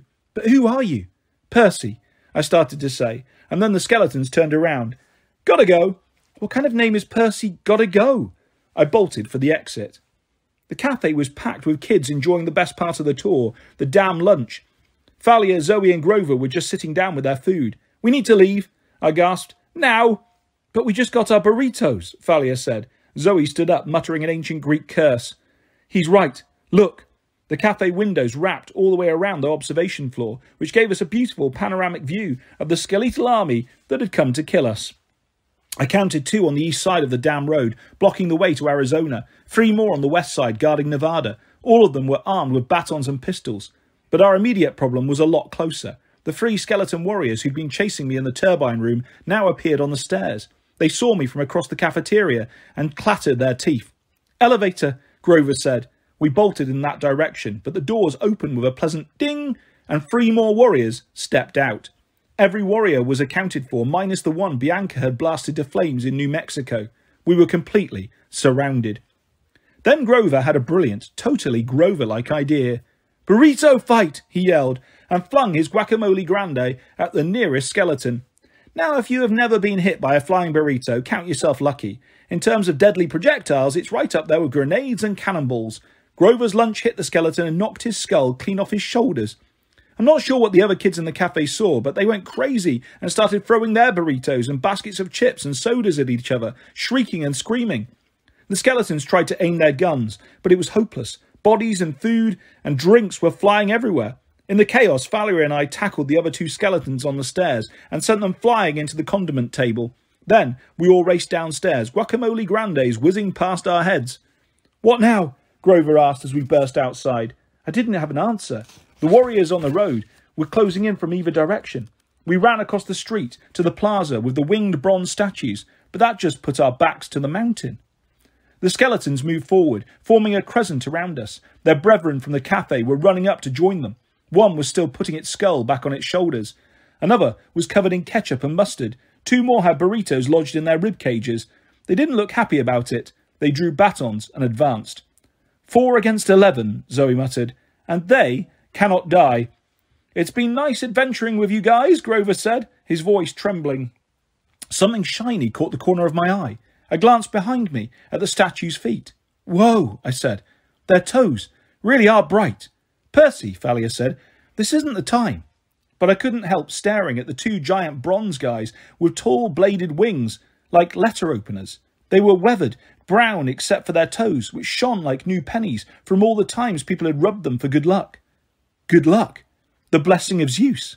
I thought about the tour guide in the elevator, her grey eyes and her smile. What had she said? There is always a way for those clever enough to find it. Thalia, I said, pray to your dad. She glared at me. He never answers. Just this once, I pleaded. Ask for help. I think the statues can give us some luck. 6 skeletons raised their guns. The other 5 came forward with batons. 15 metres away. 10 metres. Do it, I yelled. No, Thalia said. He won't answer me. This time is different. Who says? I hesitated. Athena, I think. Thalia scowled, like she was sure I'd gone crazy. Try it, Grover pleaded. Thalia closed her eyes. Her lips moved in a silent prayer.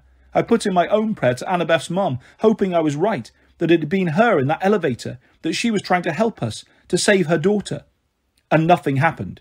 The skeletons closed in. I raised Riptide to defend myself. Thalia held up her shield. Zoe pushed Grover behind her and aimed an arrow at a skeleton's head. A shadow fell over me. I thought maybe it was the shadow of death. Then I realised it was the shadow of an enormous wing.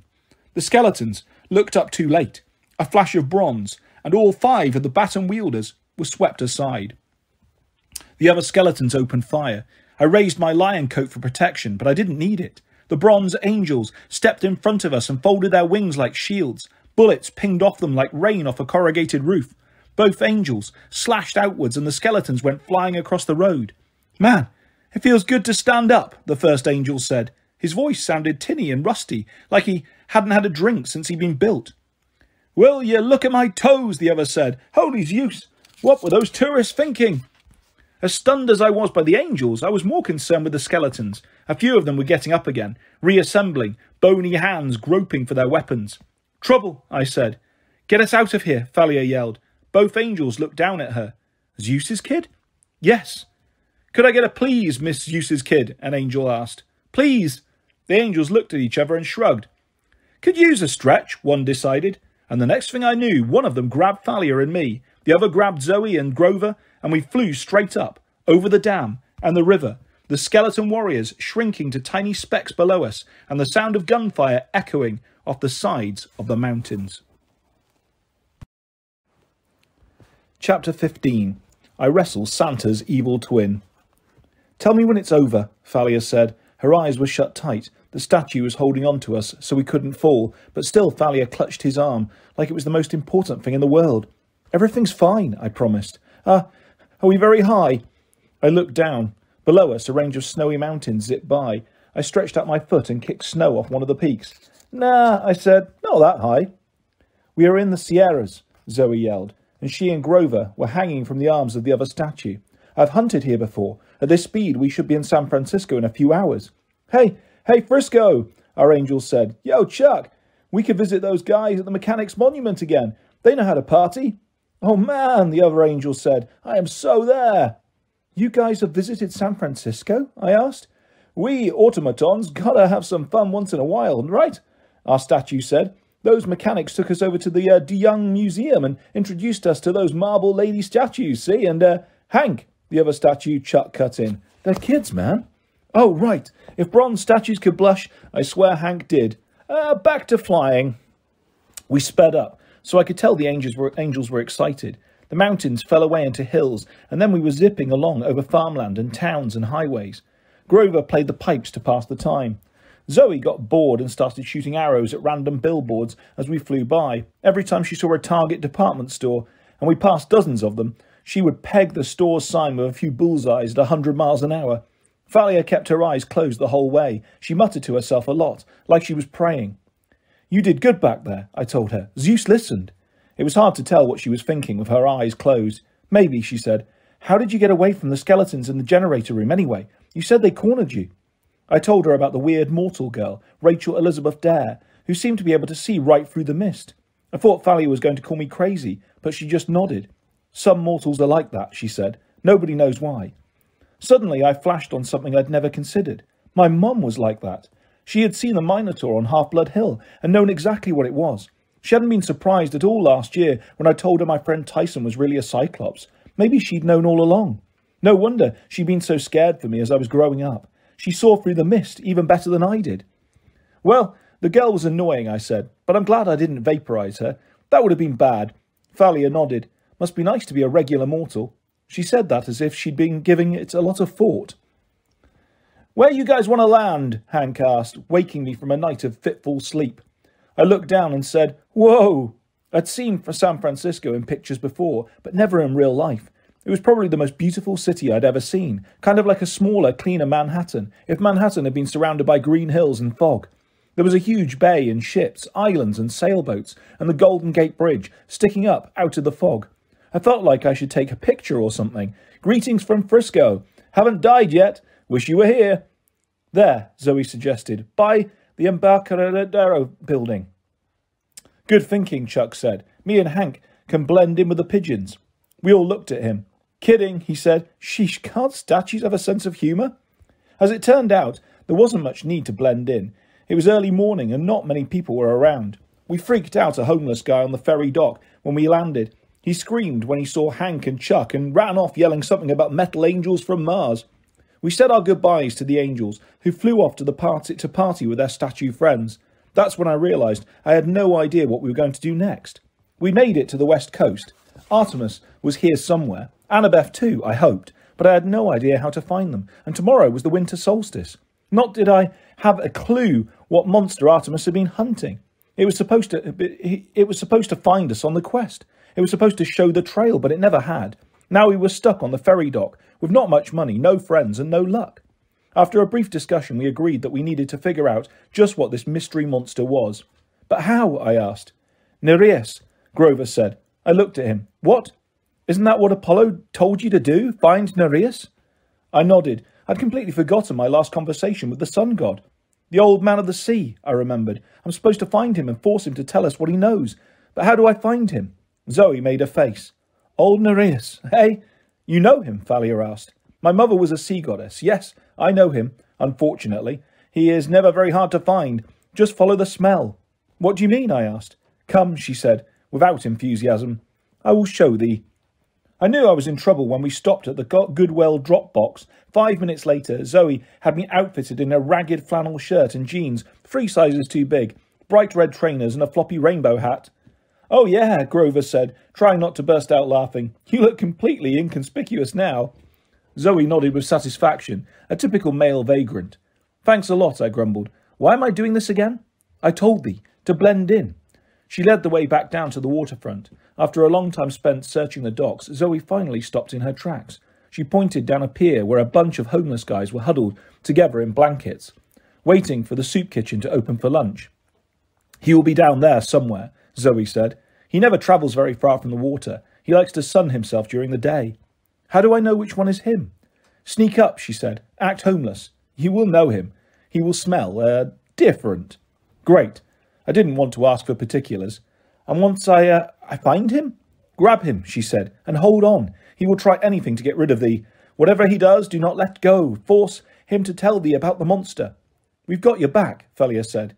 She picked something off the back of my shirt, a big clump of fuzz that came from who knows where. Ew. On second thought, I don't want your back, but we'll be rooting for you. Grover gave me a big thumbs up. I grumbled how nice it was to have super powerful friends, and then I headed towards the dock. I pulled my cap down and stumbled like I was about to pass out, which wasn't hard considering how tired I was. I passed our homeless friend from the Embarcadero, who was still trying to warn the other guys about the metal angels from Mars. He didn't smell good, but he didn't smell, different. I kept walking.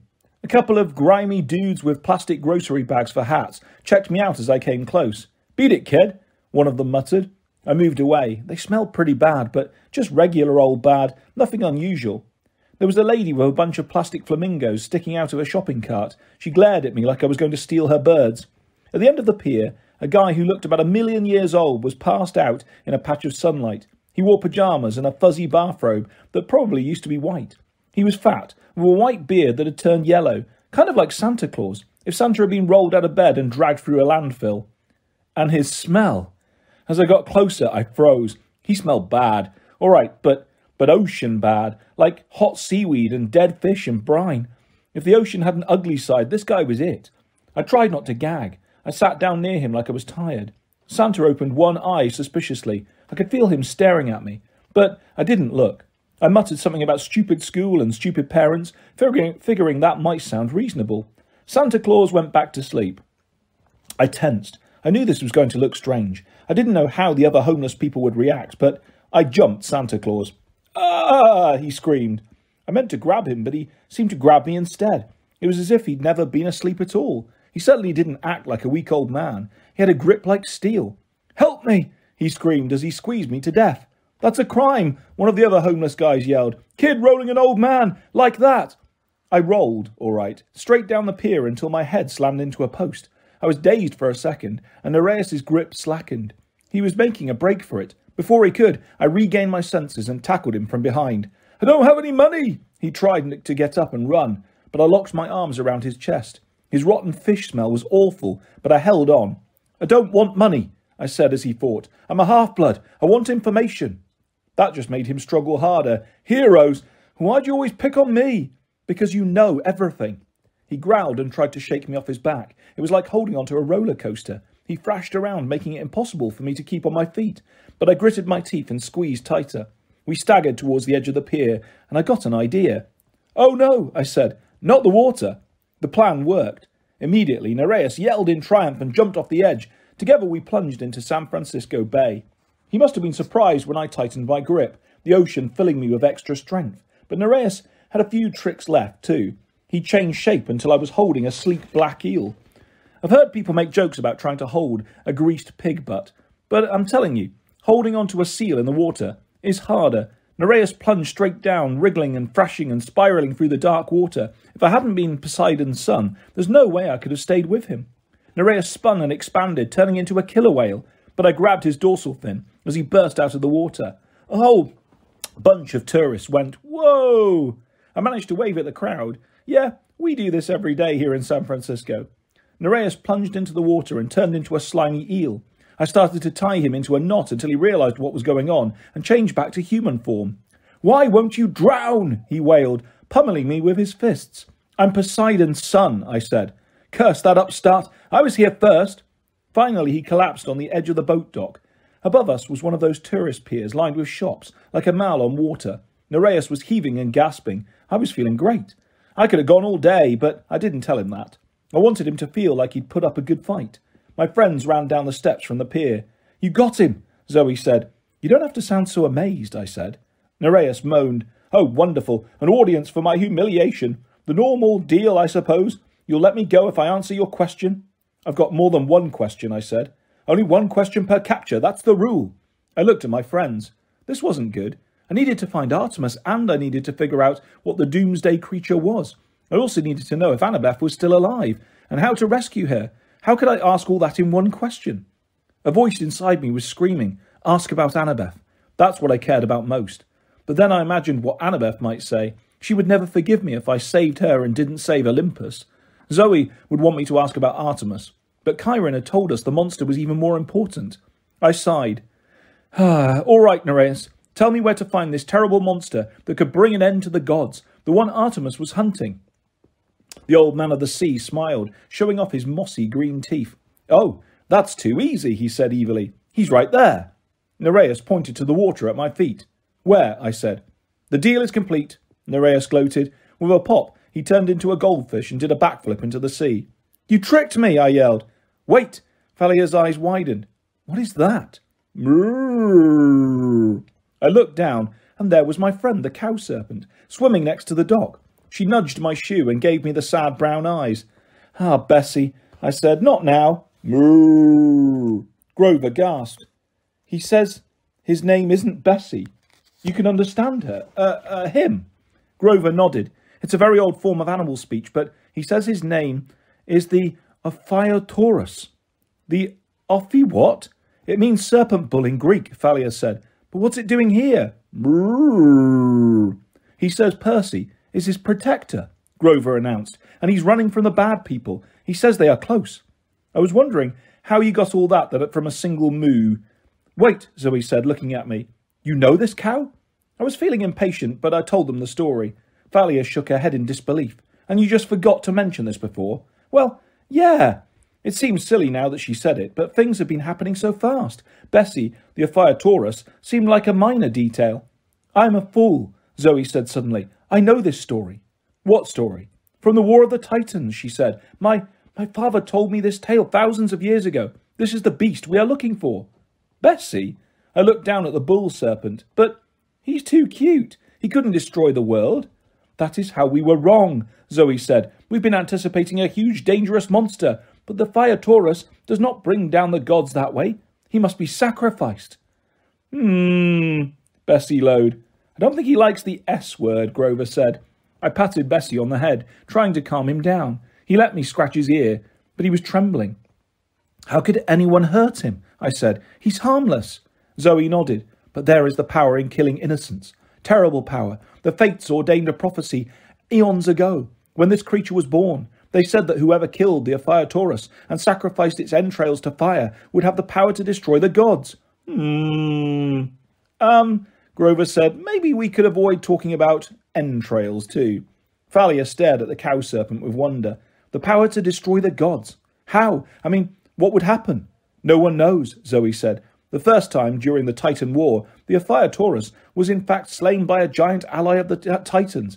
But my father Zeus sent an eagle to snatch the entrails away before they could be tossed into the fire. It was a close call. Now, after 3,000 years, the Ephiatorus is reborn.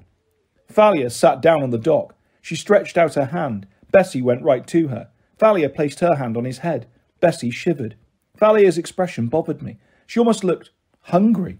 We have to protect him, I told her. If Luke gets hold of him. Luke wouldn't hesitate, Thalia muttered. The power to overthrow Olympus? That's huge. Yes, it is, my dear, said a man's voice in a heavy French accent. And it is a power you shall unleash. The Ephiatorus made a whimpering sound and submerged. I looked up. We'd been so busy talking, we'd allowed ourselves to be ambushed. Standing behind us, his two colour eyes gleaming wickedly, was Dr. Fawn, the Manticore himself. This is just perfect, the Manticore gloated. He was wearing a ratty black trench coat over his Westover Hall uniform, which was torn and stained. His military haircut had grown out spiky and greasy. He hadn't shaved recently, so his face was covered in silver stubble. Basically, he didn't look much better than the guys down in the soup kitchen. Long ago, the gods banished me to Persia, the Manticore said. I was forced to scrounge for food on the edges of the world, hiding in forests, devouring insignificant human farmers for my meals. I never got to fight any great heroes. I was not feared and admired in the old stories. But now, that will all change. The Titan shall honour me, and I shall feast on the flesh of half-bloods. On either side of him stood two army security guys, some of the mortal mercenaries I'd seen in DC. Two more stood on the next boat dock over, just in case we tried to escape that way. There were tourists all around, walking down the waterfront, shopping at the pier above us, but I knew that wouldn't stop the Manticore from acting.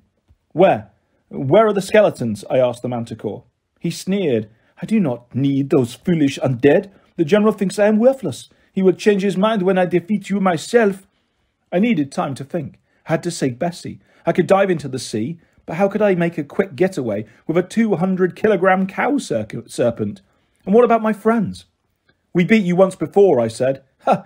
You could barely fight me with a goddess on your side, and alas, that goddess is preoccupied at the moment. There will be no help for you now. Zoe notched an arrow and aimed it straight at the Manticore's head. The guards on either side of us raised their guns. Wait, I said. Zoe, don't. The Manticore smiled. The boy is right, Zoe Nightshade. Put away your bow. It would be a shame to kill you before you witnessed Thalia's great victory. What are you talking about? Thalia growled. She had her shield and spear ready. Surely it is clear, the Manticore said. This is your moment. This is why Lord Kronos brought you back to life. You will sacrifice the Ephiatorus. You will bring its entrails to the sacred fire on the mountain. You will gain unlimited power, and for the 16th birthday, you will overthrow Olympus. No one spoke. It made terrible sense. Thalia was only 2 days away from turning 16. She was a child of the big three, and here was a choice, a terrible choice that could mean the end of the gods. It was just like the prophecy said. I wasn't sure if I felt relieved, horrified, or disappointed. I wasn't the prophecy kid after all. Doomsday was happening right now. I waited for Thalia to tell the Manticore off, but she hesitated. She looked completely stunned. You know it is the right choice, the Manticore told her. Your friend Luke recognized it. You shall be reunited with him. You shall rule this world together under the auspices of the Titans. Your father abandoned you, Thalia. He cares nothing for you, and now you shall gain power over him. Crush the Olympians underfoot, as they deserve. Call the beast. It will come to you. Use your spear. Thalia, I said, snap out of it. She looked at me the same way she had the morning she woke up on Half-Blood Hill, dazed and uncertain. It was almost like she didn't know me. I don't... Your father helped you, I said. He sent the metal angels. He turned you into a tree to preserve you. Her hand tightened on the shaft of her spear. I looked at Grover desperately. Thank the gods, he understood what I needed. He raised his pipes to his mouth and played a quick riff. The Manticore yelled, Stop him! The guards had been targeting Zoe, and before they could figure out what the kid with the pipes was was that the kid with the pipes was the bigger problem. The wooden planks at their feet sprouted new branches and tangled their legs. Zoe let loose 2 quick arrows that exploded at their feet in clouds of sulphurous yellow smoke. Fart arrows. The guards started coughing. The manticore shot spines in our direction, but they ricocheted off my lion's coat. "Grover," I said, "tell Bessie to dive deep and stay down." "Moo," Grover translated. I could only hope that Bessie got the message. "The cow," Thalia muttered, still in a daze. "Come on." I pulled her along as we ran up the stairs to the shopping centre on the pier. We dashed around the corner of the nearest store. I heard the manticore shouting at his minions. "Get them!"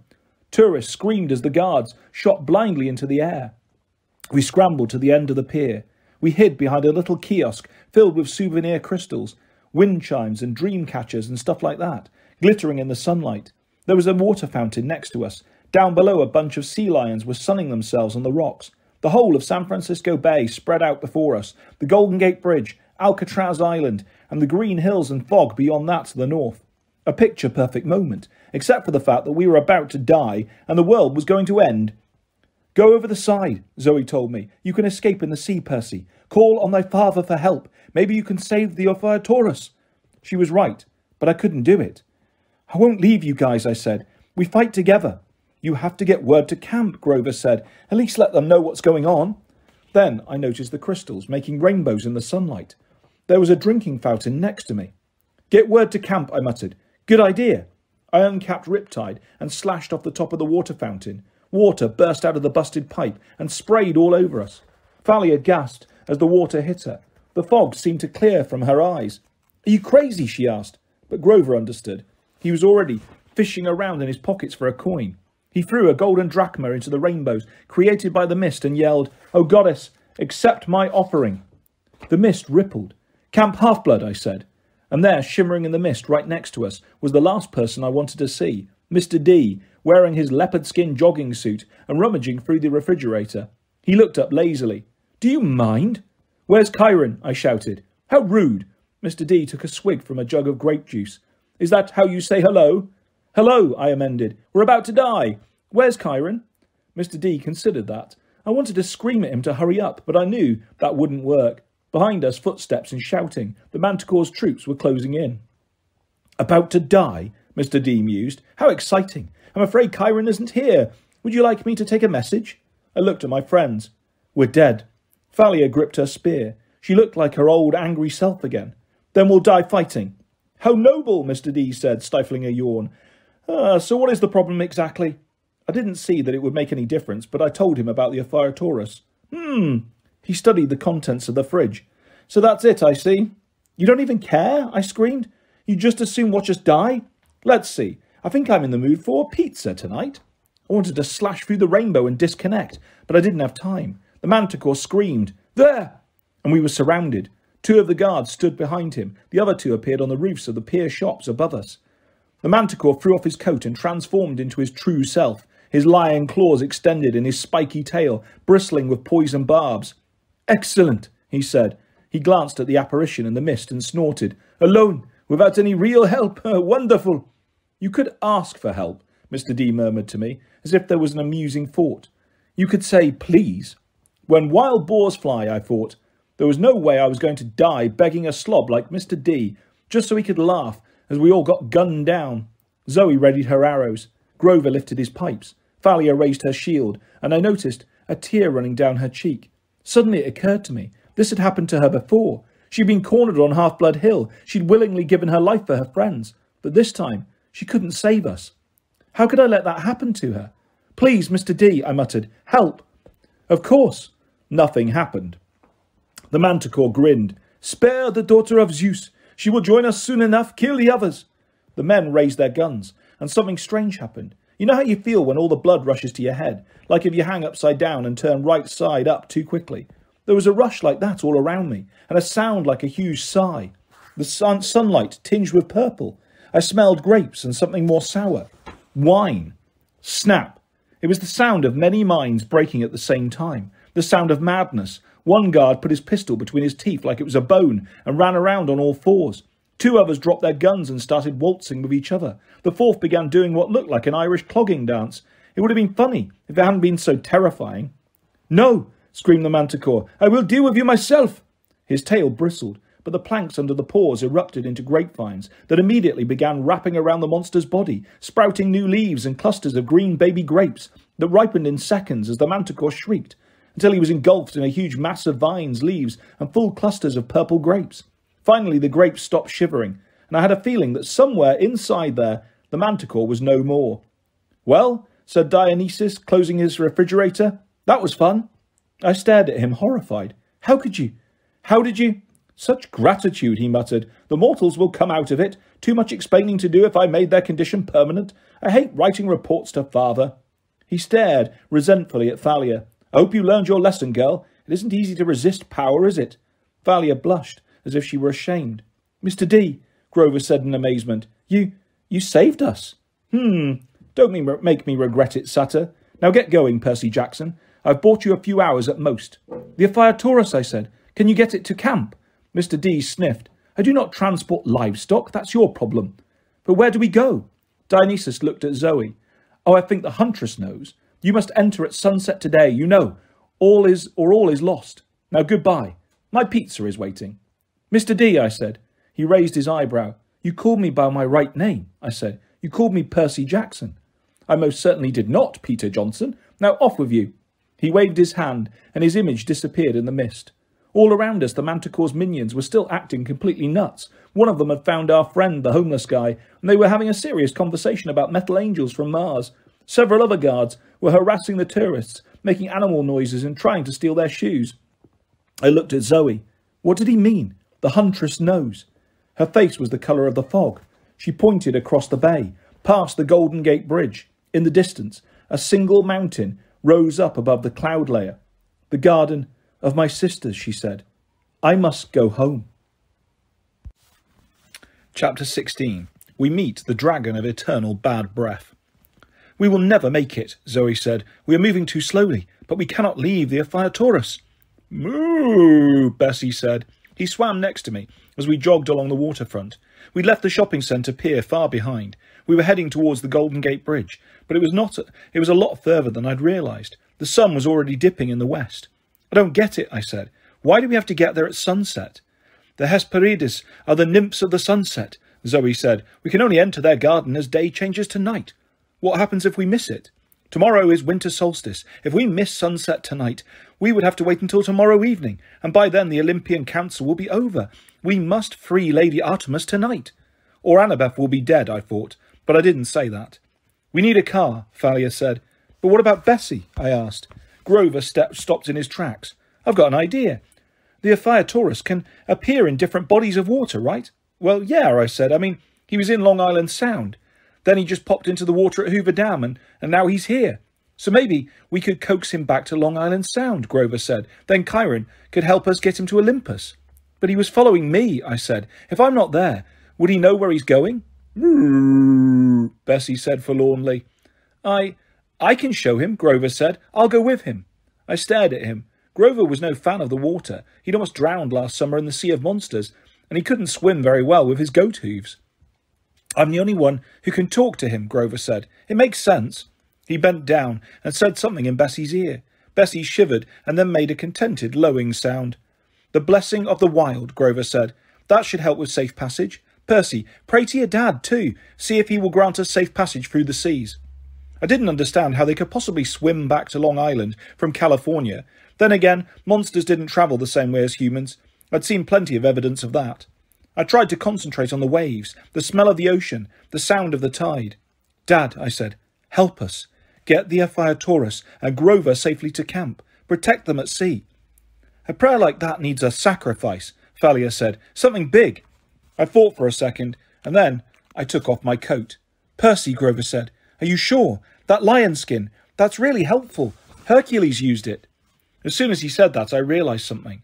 I glanced at Zoe, who was watching me carefully. I realised I did know who Zoe Hero had been. The one who'd ruined her life, got her kicked out of the family, and never ever even mentioned how she'd helped him.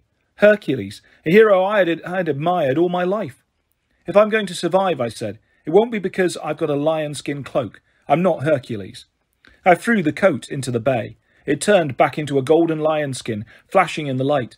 and then, as it began to sink beneath the waves, it seemed to dissolve into sunlight on the water. The sea breeze picked up.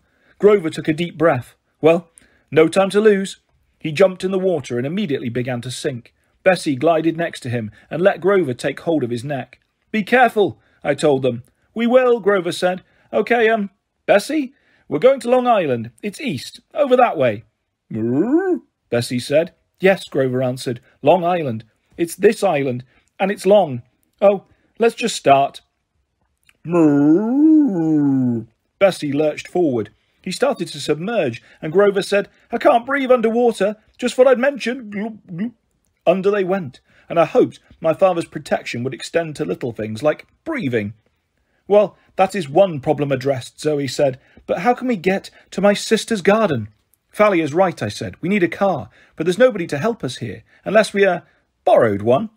I didn't like that option. I mean, sure, this was a life-or-death situation, but still, it was stealing, and it was bound to get us noticed. Wait, Thalia said. She started rifling through her backpack. There is somebody in San Francisco who can help us. I've got the address here somewhere. Who? I asked. Thalia pulled out a crumpled piece of notebook paper and held it up. Professor Chase. Annabeth's dad. After hearing Annabeth gripe about her dad for 2 years, I was expecting him to have devil horns and fangs. I was not expecting him to be wearing an old-fashioned aviator's cap and goggles. He looked so weird, with his eyes bugging out through the glasses, that we all took a step back on the front porch. Hello, he said in a friendly voice. Are you delivering my aeroplanes? Thalia, Zoe and I looked at each other warily. No, sir, I said. Drat, he said. I need 3 more Sopwith camels. Right, I said, though I had no clue what he was talking about. We're friends of Annabeth. Annabeth? He straightened, as if I'd just given him an electric shock. Is she all right? Has something happened? None of us answered, but our faces must have told him that something was very wrong. He took off his cap and goggles. He had sandy-coloured hair, like Annabeth, and intense brown eyes. He was handsome, I guess, for an older guy, but it looked like he hadn't shaved in a couple of days, and his shirt was buttoned wrong, so one side of his collar stuck up higher than the other side. You'd better come in, he said. It didn't look like a house they'd just moved into. There were Lego robots on the stairs and 2 cats sleeping on the sofa in the living room. The coffee table was stacked with magazines, and a little kid's winter coat was spread on the floor. The whole house smelled like fresh-baked chocolate chip cookies. There was jazz music coming from the kitchen. It seemed like a messy, happy kind of home, the kind of place that had been lived in forever. Dad, a little boy screamed, he's taking apart my robots. Bobby, Dr. Chase called absently, don't take apart your brother's robots. I'm Bobby, the little boy protested. He's Matthew. Matthew, Dr. Chase called, don't take apart your brother's robots. Okay, Dad. Dr. Chase turned to us. We'll go upstairs to my study. This way. Honey, a woman called. Annabeth's stepmom appeared in the living room, wiping her hands on a dish towel. She was a pretty Asian woman, with red, highlighted hair tied in a bun. Who are our guests? She asked. Oh, Dr. Chase said. This is, He stared at us blankly. Frederick, she chided. You forgot to ask them their names. We introduced ourselves a little uneasily, but Mrs. Chase seemed really nice. She asked if we were hungry. We admitted we were, and she told us she'd bring us some cookies and sandwiches and sodas. Dear, Dr. Chase said, they came about Annabeth. I half expected Mrs. Chase to turn into a raving lunatic at the mention of her stepdaughter, but she just pursed her lips and looked concerned. All right, go on up to the study. I'll bring you some food. She smiled at me. Nice meeting you, Percy. I've heard a lot about you. Upstairs we walked into Dr. Chase's study and I said, Whoa! The room was wall-to-wall books, but what really caught my attention were the war toys. There was a huge table with miniature tanks and soldiers fighting along a blue-painted river, with hills and fake trees and stuff. Old-fashioned biplanes hung on strings from the ceiling, tilted at crazy angles like they were in the middle of a dogfight. Dr. Chase smiled. Yes, the Third Battle of Ypres. I'm writing a paper, you see, on the use of Sopwith camels to strafe enemy lines. I believe they played a much greater role than they've been given credit for. He plucked a biplane from its string and swept it across the battlefield, making aeroplane engine noises as he knocked down little German soldiers. Oh, right, I said. I knew Annabeth's dad was a professor of military history. She'd never mentioned he played with toy soldiers. Zoe came over and studied the battlefield. The German lines were further from the river. Dr. Chase stared at her. How do you know that? I was there, she said matter-of-factly. Artemis wanted to show us how horrible war was, the way mortal men fight each other, and how foolish, too. The battle was a complete waste. Dr. Chase opened his mouth in shock. You? She's a hunter, sir, Thalia said. But that's not why we're here. We need... You saw the Sopwith camels, Dr. Chase said. How many were there? What formations did they fly? Sir, Thalia broke in again, Annabeth is in danger. That got his attention. He set the biplane down. Of course, he said. Tell me everything. It wasn't easy, but we tried. Meanwhile, the afternoon light was fading outside. We were running out of time. When we'd finished, Dr. Chase collapsed in his leather recliner. He laced his hands. My poor, brave Annabeth. We must hurry. Sir, we need transportation to Mount Tamalpais, Zoe said, and we need it immediately. I'll drive you. It'd be faster to fly in my camel, but it only seats 2. Whoa, you have an actual biplane, I said. Down at Crissy Field, Dr. Chase said proudly. That's the reason I had to move here. My sponsor is a private collector with some of the finest World War I relics in the world. He let me restore the Sopwith camel. Sir, Thalia said, just a car would be great, and it might be better if we went without you. It's too dangerous. Dr. Chase frowned uncomfortably. Now wait a minute, young lady. Annabeth is my daughter. Dangerous or not, I can't just...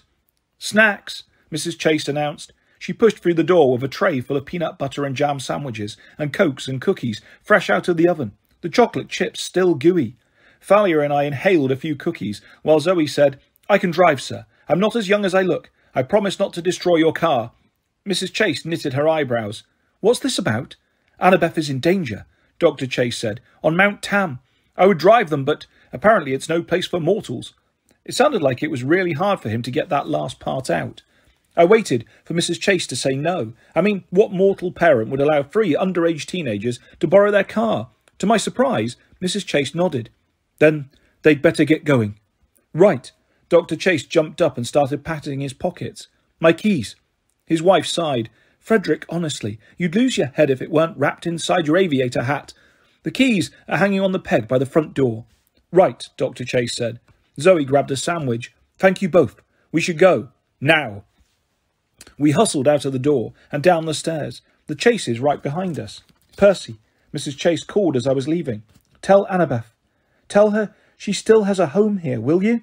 Remind her of that. I took one last look at the messy living room. Annabeth's half-brothers spilling Legos and arguing. The smell of cookies filling the air. Not a bad place, I thought. I'll tell her, I promised. We ran out of the yellow VW convertible, parked in the driveway. The sun was going down. I figured we had less than an hour to save Annabeth. Can't this thing go any faster? Thalia demanded. Zoe glared at her. I cannot control traffic. You both sound like my mother, I said. Shut up, they said in unison. Zoe weaved in and out of traffic on the Golden Gate Bridge. The sun was sinking on the horizon when we finally got into Marin County and exited the highway. The roads were insanely narrow, winding through forests and up the sides of hills, round the edges of steep ravines. Zoe didn't slow down at all. Why does everything smell like cough drops? I asked. Eucalyptus. Zoe pointed to the huge trees all around us. The stuff koala bears eat. And monsters, she said. They love chewing the leaves, especially dragons. Dragons chew eucalyptus leaves. Believe me, Zoe said, if you had dragon breath, you would chew eucalyptus too. I didn't question her, but I did keep my eyes peeled as we drove. Ahead of us loomed Mount Tamalpais. I guess, in terms of mountains, it was a small one, but it looked plenty huge as we were driving towards it. So that's the Mountain of Despair, I asked. Yes, Zoe said tightly. Why do they call it that? She was silent for almost a mile before answering. After the war between the Titans and the gods, many of the Titans were punished and imprisoned. Kronos was sliced to pieces and thrown into Tartarus. Kronos' right-hand man, the general of his forces, was imprisoned up there, on the summit, just beyond the garden of the Hesperides. The general, I said. Clouds seemed to be swirling round its peak, as though the mountain were drawing them in, spinning them like a top. What's going on up there? A storm? Zoe didn't answer. I got the feeling she knew exactly what the clouds meant, and she didn't like it. We have to concentrate, Thalia said. The mist is really strong here. The magical kind or the natural kind, I asked. Both. The grey clouds swirled even thicker over the mountain, and we kept driving straight towards them. We were out of the forest now, into wide open spaces of cliffs and grass and rocks and fog. I happened to glance down at the ocean as we passed a scenic curve, and I saw something that made me jump out of my seat. Look! But we turned a corner and the ocean disappeared behind the hills. What? Thalia asked. A big white ship, I said. Docked near the beach. It looked like a cruise ship. Her eyes widened. Luke's ship? I wanted to say I wasn't sure. It might be a coincidence, but I knew better. The Princess Andromeda, Luke's demon cruise ship, was docked at the beach. That's why he'd sent his ship all the way down to the Panama Canal. It was the only way to sail it from the east coast to California. We will have company then, Zoe said grimly. Kronos' army. I was about to answer when suddenly the hairs on the back of my neck stood up. Thalia shouted, "Stop the car! Now!" Zoe must have sensed something was wrong, because she slammed on the brakes without question. The yellow VW spun twice before coming to a stop at the edge of the cliff. Out! Thalia opened the door and pushed me hard. We both rolled onto the pavement. The next second, boom! Lightning flashed, and Dr. Chase's Volkswagen erupted like a canary yellow grenade. I probably would have been killed by shrapnel except for Thalia's shield, which appeared over me. I heard a sound like metal rain, and when I opened my eyes, we were surrounded by wreckage. One of the VW's doors had impaled itself in the street. The smoking bonnet was spinning in circles. Pieces of yellow metal were strewn across the road. I swallowed the taste of smoke out of my mouth and looked at Thalia. "You saved my life." "One shall perish by a parent's hand," she muttered. "Curse him. He would destroy me." "Me!" It took me a second to realise she was talking about her dad. "Oh, hey, that couldn't have been Zeus's lightning bolt. No way." "Whose, then?" Thalia demanded. "I don't know. Zoe said Kronos' name. Maybe he—" Thalia shook her head, looking angry and stunned. "No, that wasn't it." "Wait," I said. "Where's Zoe?" "Zoe?" We both got up and ran round the blasted VW. Nothing inside, nothing either direction down the road. I looked down the cliff. No sign of her. "Zoe!" I shouted. Then she was standing right next to me, pulling me by my arm. "Silence, fool! Do you want to wake Ladon?" "You mean we're here?" "Very close," she said. "Follow me." Sheets of fog were drifting right across the road. Zoe stepped into one of them, and when the fog passed, she was no longer there. Thalia and I looked at each other. "Concentrate on Zoe," Thalia advised. "We are following her. Go straight into the fog and keep that in mind." "Wait, Thalia, about what happened back on the pier, I mean, with the manticore and the sacrifice. I don't want to talk about it. You wouldn't actually have... You know." She hesitated. "I was just shocked, that's all. Zeus didn't send that lightning bolt at the car. It was Kronos. He's trying to manipulate you, make you angry at your dad." She took a deep breath. "Percy, I know you're trying to make me feel better, thanks, but come on, we need to go." She stepped into the fog, into the mist, and I followed. When the fog cleared, I was still on the side of the mountain, but the road was dirt. The grass was thicker. The sunset made a blood-red slash across the sky, across the sea. The summit of the mountain seemed closer now, swirling with storm clouds and raw power. There was only one path to the top, directly in front of us, and it led through a lush meadow of shadows and flowers, the garden of twilight, just like I'd seen in my dream. If it hadn't been for the enormous dragon, the garden would have been the most beautiful place I'd ever seen. The grass shimmered with silvery evening light, and the flowers were such brilliant colours they almost glowed in the dark. Stepping stones of polished black marble led round either side of the 5-story apple tree, even every bough glittering with golden apples. And I don't mean yellow golden apples, like in the grocery store. I mean real golden apples. I can't describe why they were so appealing, but as soon as I smelled their fragrance, I knew that one bite would be the most delicious thing I'd ever tasted. "The apples of immortality," Thalia said. "Hera's wedding gift from Zeus." I wanted to step right up and pluck one, except for the dragon coiled around the tree. Now, I don't know what you think of when I say dragon. Whatever it is, it's not scary enough.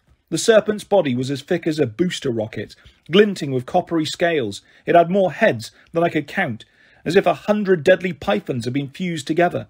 It appeared to be asleep. The heads lay curled in a big spaghetti-like mound on the grass, all the eyes closed. Then the shadows in front of us began to move. There was a beautiful, eerie singing, like voices from the bottom of a well. I reached for Riptide, but Zoe stopped my hand. 4 figures shimmered into existence. 4 young women who looked very much like Zoe. They all wore white Greek chitons. Their skin was like caramel.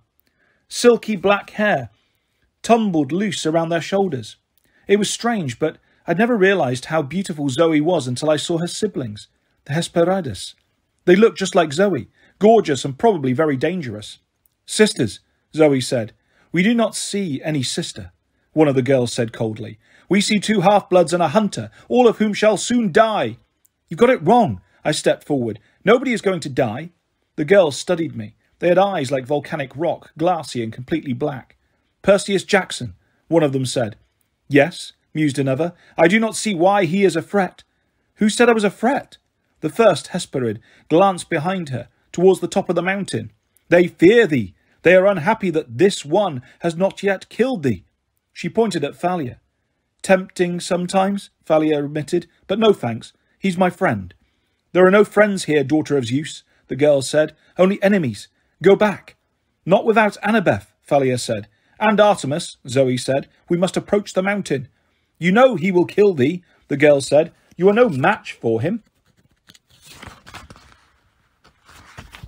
"Artemis must be freed," Zoe insisted. "Let us pass." The girl shook her head. "You have no rights here any more. We have only to raise our voices and Ladon will wake." "He will not hurt me," Zoe said. "No? And what about thy so-called friends?" Then Zoe did the last thing I expected. She shouted, "Ladon, wake!" The dragon stirred, glittering like a mountain of pennies. The Hesperides yelped and scattered. The lead girl said to Zoe, "Are you mad?" "You never had any courage, sister," Zoe said. "That is thy problem." The dragon Ladon was writhing now, 100 heads whipping around, tongues flickering and tasting the air. Zoe took a step forward, her arms raised. "Zoe, don't," Thalia said. "You're not a Hesperid anymore. He'll kill you." "Ladon is trained to protect the tree," Zoe said. "Skirt round the edges of the garden. Go up the mountain. As long as I am a bigger threat, he should ignore thee." "Should," I said. Not exactly reassuring. "It is the only way," she said. "Even the 3 of us together cannot fight him." Ladon opened his mouths. The sound of 100 heads hissing at once sent a shiver down my spine, and that was before his breath hit me. The smell was like acid. It made my eyes burn, my skin crawl and my hair stand on end. I remembered the time a rat had died inside our apartment wall in New York in the middle of the summer. This stench was like that, except 100 times stronger and mixed with the smell of chewed eucalyptus. I promised myself right then that I would never ask a school nurse for another cough drop. I wanted to draw my sword, but then I remembered my dream of Zoe and Hercules, and how Hercules had failed in a head-on assault. I decided to trust Zoe's judgment. Thalia went left. I went right. Zoe walked straight towards the monster. "It's me, my little dragon," Zoe said. "Zoe has come back." Ladon shifted forward and then back. Some of the mouths closed. Some kept hissing, dragging confusion. Meanwhile, the Hesperides shimmered and turned into shadows. The voice of the eldest whispered, "Fool!" "I used to feed thee by hand," Zoe continued, speaking in a soothing voice as she stepped towards the golden tree. "Do you still like lamb's meat?" The dragon's eyes glinted. Thalia and I were about halfway round the garden. Ahead, I could see a single rocky trail leading up to the bleak peak of the mountain. The storm swirled above it, spinning on the summit like it was the axis for the whole world. We'd almost made it out of the meadow when something went wrong. I felt the dragon's mood shift. Maybe Zoe got too close. Maybe the dragon realised he was hungry. Whatever the reason, he lunged at Zoe. 2,000 years of training kept her alive. She dodged one set of slashing fangs and tumbled under another, weaving through the dragon's heads as she ran in our direction, gagging from the monster's horrible breath. I drew, Riptide, to help. "No," Zoe panted. "Run!" The dragon snapped at her side and Zoe cried out. Thalia uncovered Aegis, and the dragon hissed in pain. In his moment of indecision, Zoe sprinted past us up the mountain, and we followed. The dragon didn't try to pursue. He hissed and stomped the ground, but I guess he was well trained to guard that tree. He wasn't going to be lured off, even by the tasty prospect of eating some heroes. We ran up the mountain as the Hesperides resumed their song in the shadows behind us. The music didn't sound so beautiful to me now, more like the soundtrack for a funeral. At the top of the mountain were ruins, blocks of black granite and marble as big as houses, broken columns, statues of bronze that looked as though they'd been half melted. "The ruins of Mount Ophrys," Thalia whispered in awe. "Yes," Zoe said. "It was not here before. This is bad." "What's Mount Ophrys?" I asked, feeling like a fool as usual. "The mountain fortress of the Titans," Zoe said. "In the First War, Olympus and Ophrys were the 2 rival capitals of the world. Ophrys was... well..." She winced and held her side. "You're hurt," I said. "Let me see." "No, it is nothing. I was saying, in the First War, Ophrys was blasted to pieces. But how is it here?" Thalia looked around cautiously as we picked our way through the rubble, past blocks of marble and broken archways. It moves in the same way that Olympus moves. It always exists on the edge of civilization, but the fact that it is here, on this mountain, is not good. Why? This is Atlas's mountain, Zoe said, where he holds. She froze. Her voice was ragged with despair. Where he used to hold up the sky. We had reached the summit. A few metres ahead of us, grey clouds swirled in a heavy vortex, making a funnel cloud that almost touched the mountain top, but instead rested on the shoulders of a 12-year-old girl with auburn hair and a tattered silvery dress. Artemis, her legs bound to the rock with celestial bronze chains. This is what I had seen in my dream. It hadn't been a cavern roof that Artemis was forced to hold. It was the roof of the world. My lady, Zoe rushed forward, but Artemis said, "Stop! It is a trap! You must leave now!" Her voice was strained. She was drenched in sweat. I had never seen a goddess in pain before, but the weight of the sky was clearly too much for Artemis. Zoe was crying. She ran forward despite Artemis's protests and tugged at the chains. A booming voice spoke behind us. "Ah, how touching." We turned. The general was standing there in his brown silk suit. At his side were Luke and half a dozen Draconi, bearing the golden sarcophagus of Kronos. Annabeth stood at Luke's side. She had her hands cuffed behind her back, a gag in her mouth, and Luke was holding the point of his sword to her throat. I met her eyes, trying to ask her 1,000 questions. There was just one message she was sending me, though. "Run." "Luke," Thalia snarled, "let her go." Luke's smile was weak and pale. He looked even worse than he had 3 days ago in DC. "That is the general's decision, Thalia. But it's good to see you again." Thalia spat at him. The general chuckled. "So much for old friends. And you, Zoe? It's been a long time. How is my little traitor? I will enjoy killing you." "Do not respond," Artemis groaned. "Do not challenge him." "Wait a second," I said. "You're Atlas?" The general glanced at me. "So even the stupidest of heroes can finally figure something out. Yes, I am Atlas, the general of the Titans and terror of the gods. Congratulations. I will kill you presently, as soon as I deal with this wretched girl." "You're not going to hurt Zoe," I said. "I won't let you."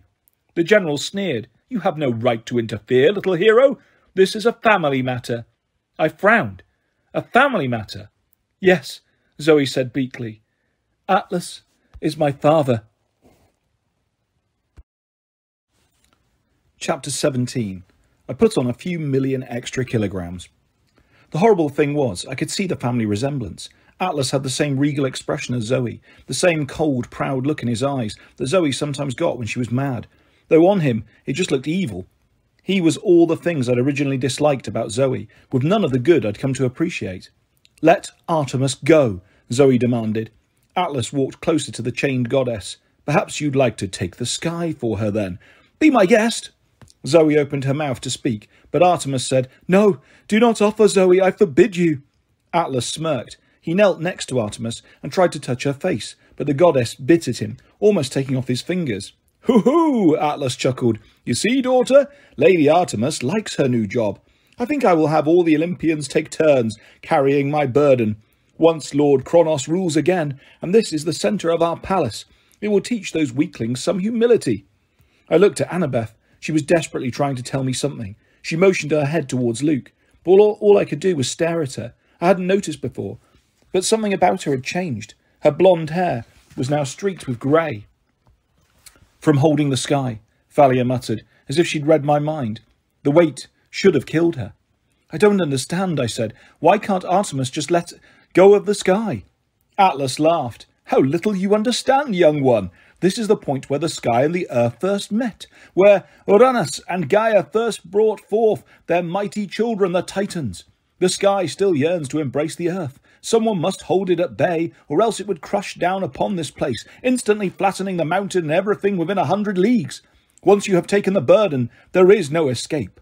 Atlas smiled. "Unless someone else takes it from you." He approached us, studying Thalia and me. "So, these are the best heroes of the age, eh? Not much of a challenge." "Fight us," I said, "and let's see. Have the gods taught you nothing? An immortal does not fight a mere mortal directly. It is beneath our dignity. I will have Luke crush you instead." "So, You're another coward, I said. Atlas's eyes glowed with hatred. With difficulty, he turned his attention to Thalia. As for you, daughter of Zeus, it seems Luke was wrong about you.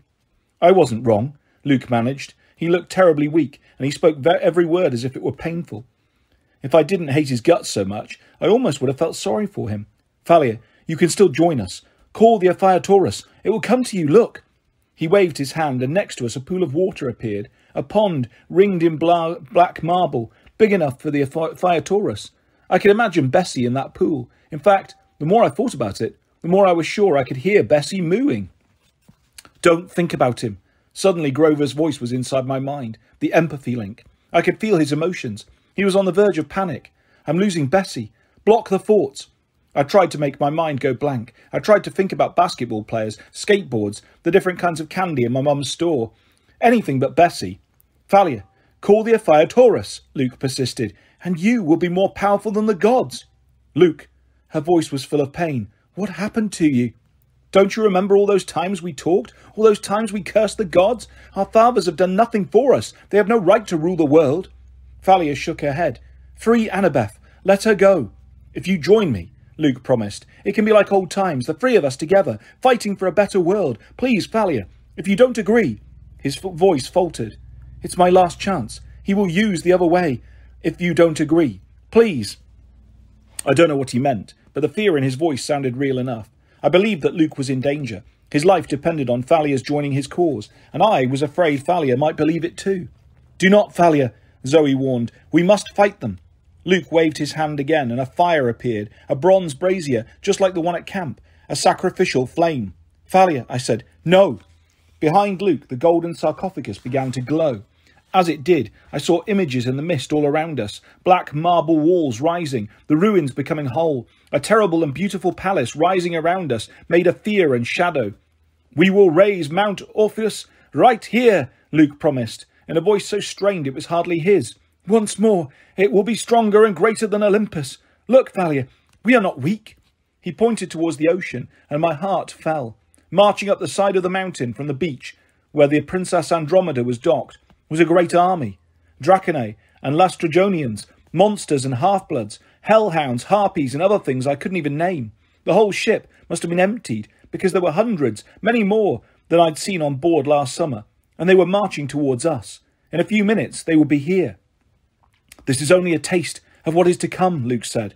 Soon we will be ready to storm Camp Half-Blood, and after that, Olympus itself. All we need is your help. For a terrible moment, Thalia hesitated. She gazed at Luke, her eyes full of pain, as if the only thing she wanted in the world was to believe him. Then she levelled her spear. You aren't Luke. I don't know you any more. Yes, you do, Thalia, he pleaded. Please don't make me. Don't make him destroy you. There was no time. If that army got to the top of the hill, we would be overwhelmed. I met Annabeth's eyes again. She nodded. I looked at Thalia and Zoe, and I decided it wouldn't be the worst thing in the world to die fighting with friends like this. Now, I said. Together, we charged. Thalia went straight for Luke. The power of her shield was so great that his dragon women bodyguards fled in panic, dropping the golden coffin and leaving him alone. But despite his sickly appearance, Luke was still quick with his sword.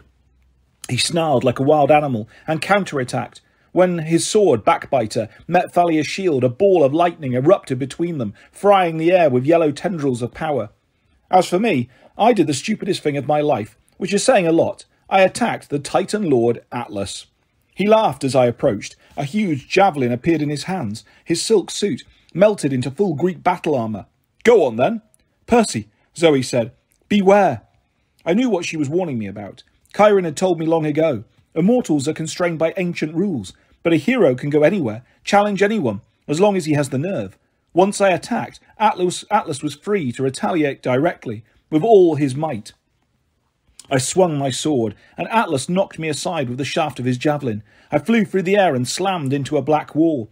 It wasn't mist anymore. The palace was rising. Brick by brick, it was becoming real. Fool! Atlas screamed gleefully, swatting aside one of Zoe's arrows. Did you think simply because you could challenge that petty war god that you could stand up to me? The mention of Ares sent a jolt through me. I shook off my daze and charged again. If I could get to that pool of water, I could double my strength. The javelin's point slashed towards me like a scythe. I raised Riptide, planning to cut off his weapon at the shaft, but my arm felt like lead.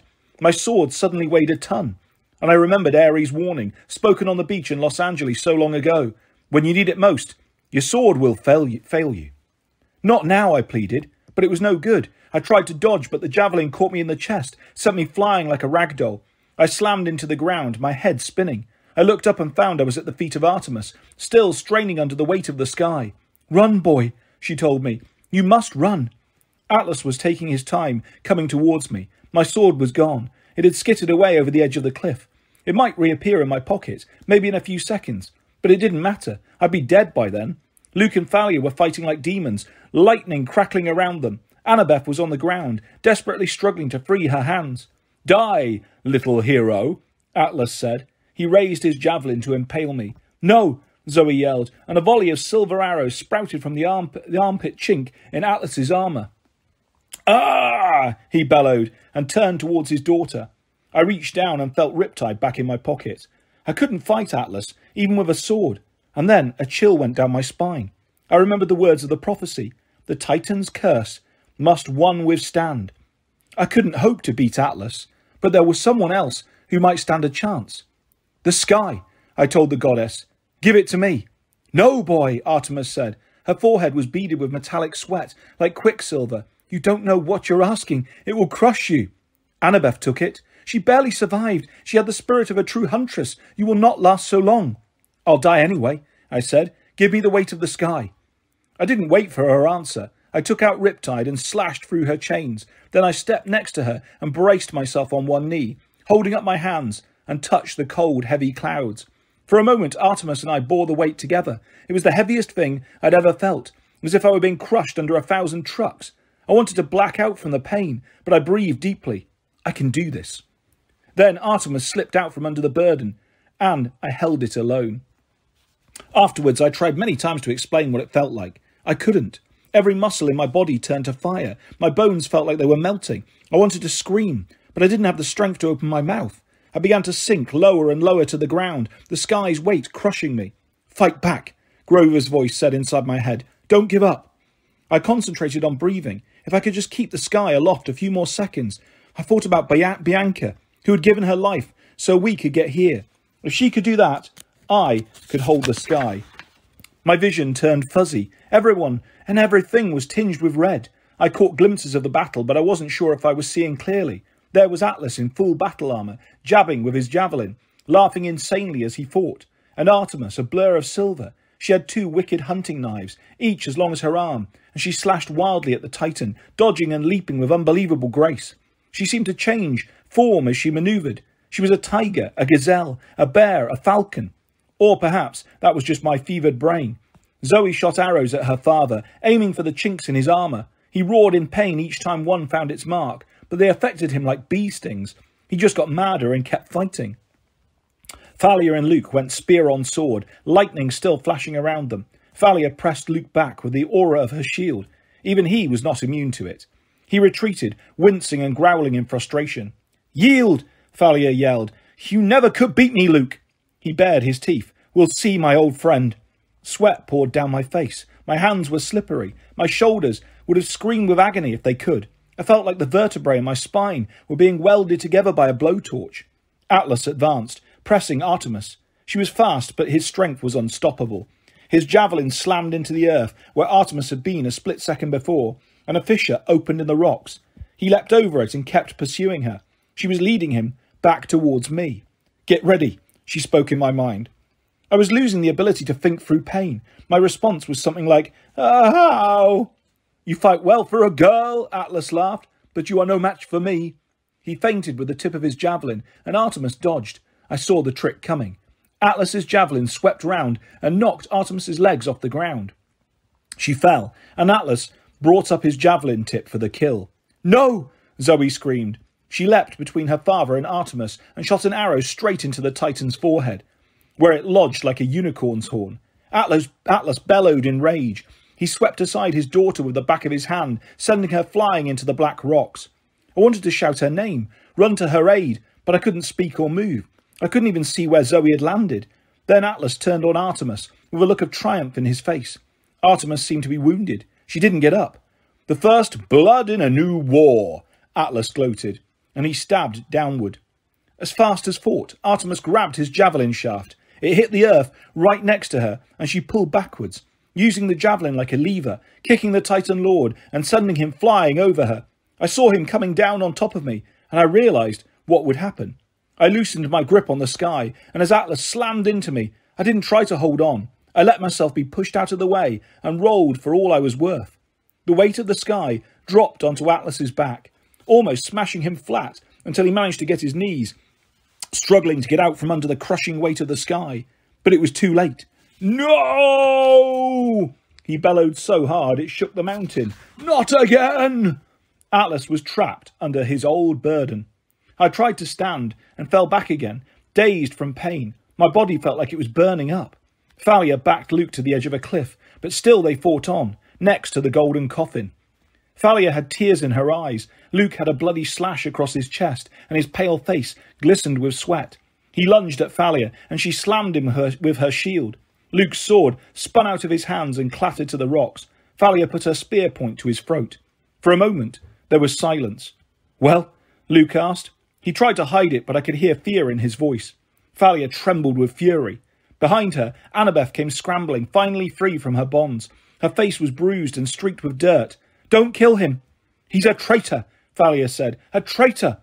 In my daze, I realised that Artemis was no longer with me. She had run off towards the black rocks, where Zoe had fallen. We'll bring Luke back, Annabeth pleaded, to Olympus. He'll be useful. Is that what you want, Thalia? Luke sneered. To go back to Olympus in triumph, to please your dad?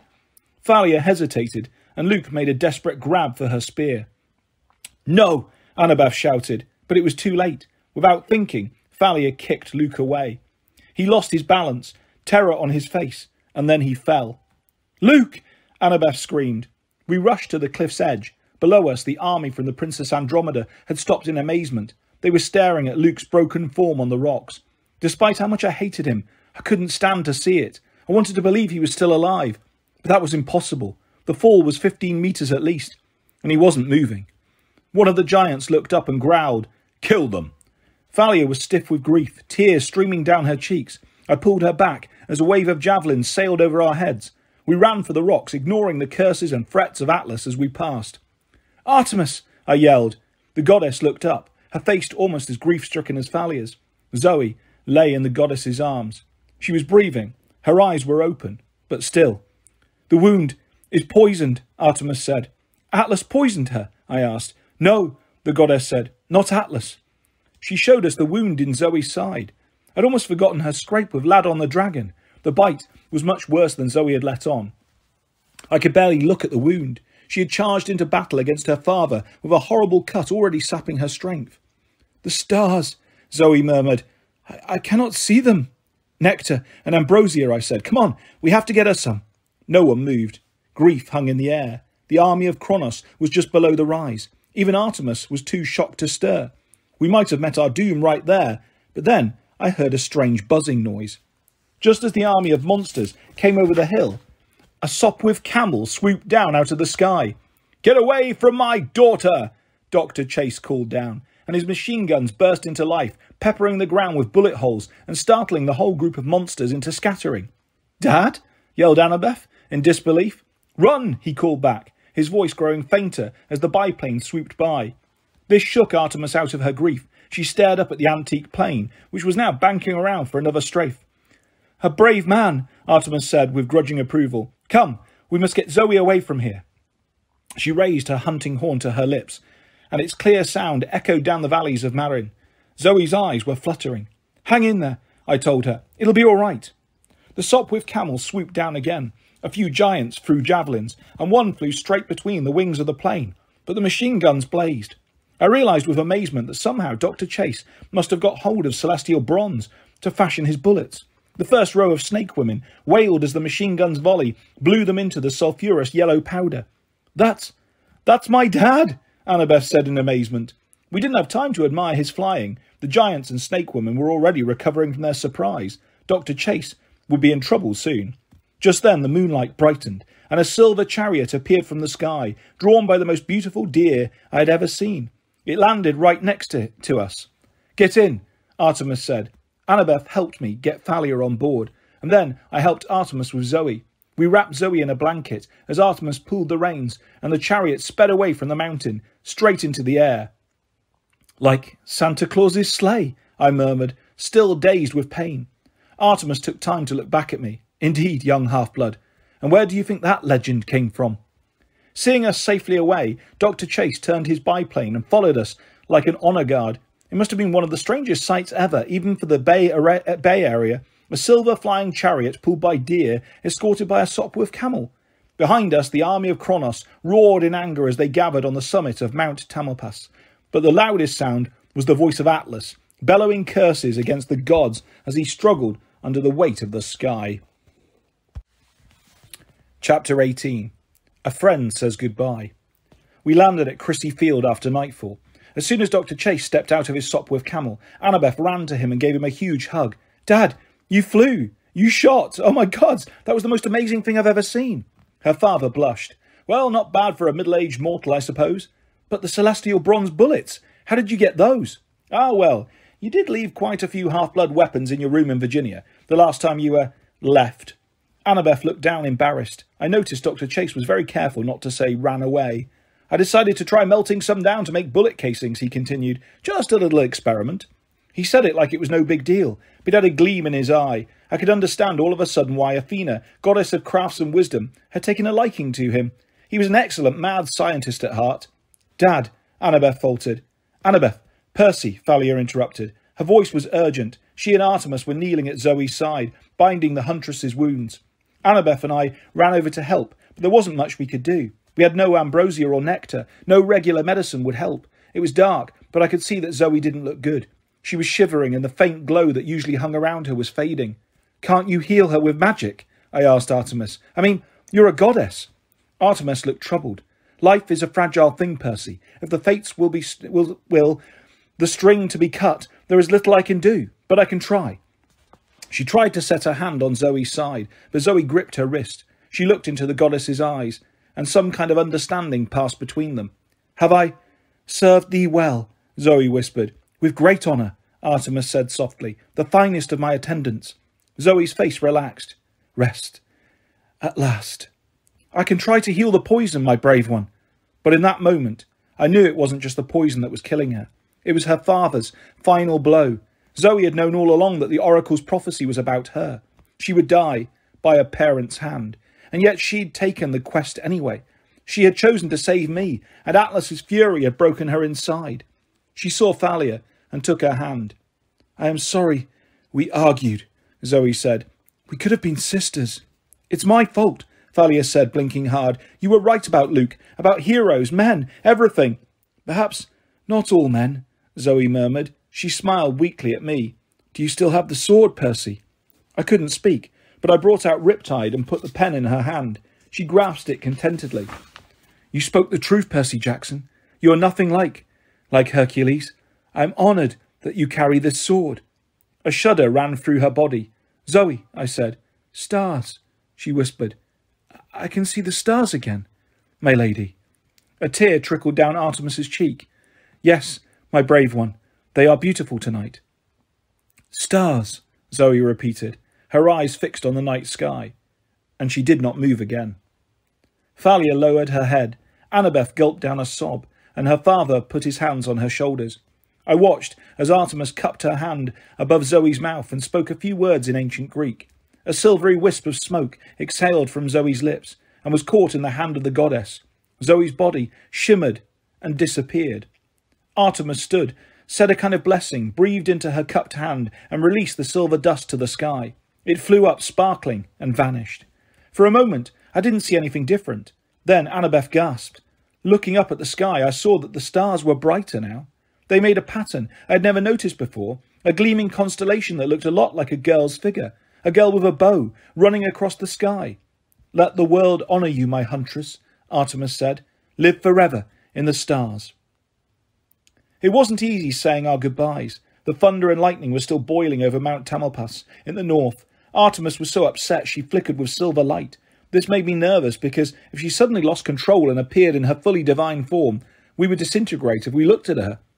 I must go to Olympus immediately, Artemis said. I will not be able to take you, but I will send help. The goddess set her hand on Annabeth's shoulder. You are brave beyond measure, my girl. You will do what is right. Then she looked quizzically at Thalia, as if she weren't sure what to make of this younger daughter of Zeus. Thalia seemed reluctant to look up, but something made her, and she held the goddess's eyes. I wasn't sure what passed between them, but Artemis's gaze softened with sympathy, and then she turned to me. You did well, she said. For a man. I wanted to protest, but then I realised it was the first time she hadn't called me a boy. She mounted her chariot, which began to glow. We averted our eyes. There was a flash of silver and the goddess was gone. Well, Dr. Chase sighed. She was impressive, though I must say I still prefer Athena. Annabeth turned towards him. Dad, I'm sorry that... Shh! He hugged her. Do what you must, my dear. I know this isn't easy for you. His voice was a little shaky, but he gave Annabeth a brave smile. Then I heard the whoosh of large wings. 3 Pegasi descended through the fog, 2 white-winged horses and 1 pure black one. Blackjack, I called. Yo, boss, he called. You managed to stay alive okay without me? It was rough, I admitted. I brought Guido and pork pie with me. How you doing? The other 2 Pegasi spoke in my mind. Blackjack looked me over with concern, then checked out Dr. Chase, Thalia and Annabeth. Any of these goons you want us to stampede? Nah, I said aloud. These are my friends. We need to get to Olympus pretty fast. No problem, Blackjack said, except for the mortal over there. Hope he's not going. I assured him Dr. Chase was not. The professor was staring open-mouthed at the Pegasi. Fascinating, he said. Such manoeuvrability. How does the wingspan compensate for the weight of the horse's body, I wonder? Blackjack cocked his head. What? Why, if the British had these Pegasi in the cavalry charges in the Crimea, Dr. Chase said, the charge of the Light Brigade... Dad, Annabeth interrupted. Dr. Chase blinked. He looked at his daughter and managed to smile. I'm sorry, my dear. I know you must go. He gave her one last awkward, well-meaning hug as she turned to climb aboard the Pegasus Guido. Dr. Chase called, Annabeth, I know San Francisco is a dangerous place for you, but please remember, you always have a home with us. We will keep you safe. Annabeth didn't answer, but her eyes were red as she turned away. Dr. Chase started to say more, then apparently thought better of it. He raised his hand in sad farewell and trudged away across the dark field. Thalia and Annabeth and I mounted our Pegasi. Together we soared over the bay and flew towards the eastern hills. Soon, San Francisco was only a glittering crescent behind us, with an occasional flicker of lightning in the north.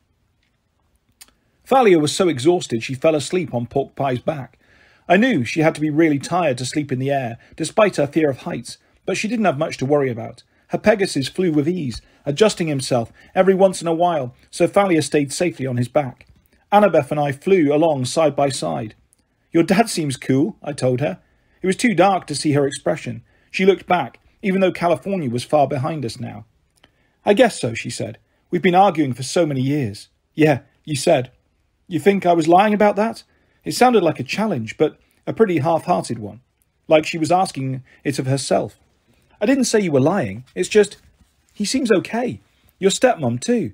Maybe they've, I don't know, got cooler since you saw them last. She hesitated.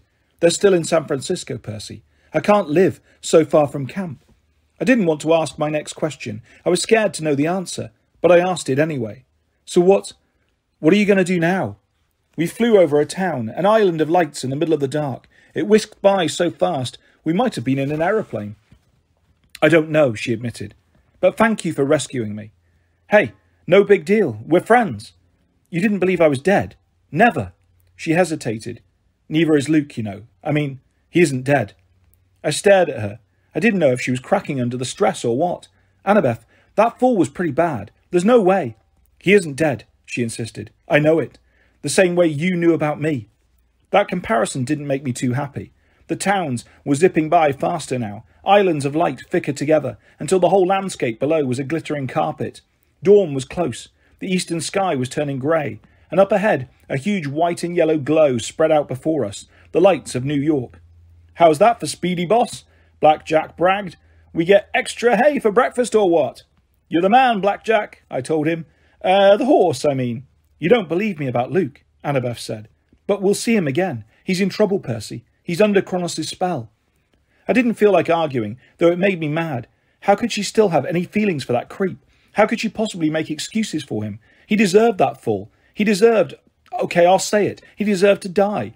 Unlike Bianca, unlike Zoe, Luke couldn't be alive, it wouldn't be fair. There it is, Thalia's voice. She'd woken up. She was pointing towards Manhattan, which was quickly zooming into view. It started. What started, I asked. Then I looked where she was pointing. High above the Empire State Building, Olympus was its own island of light. A floating mountain ablaze with torches and braziers.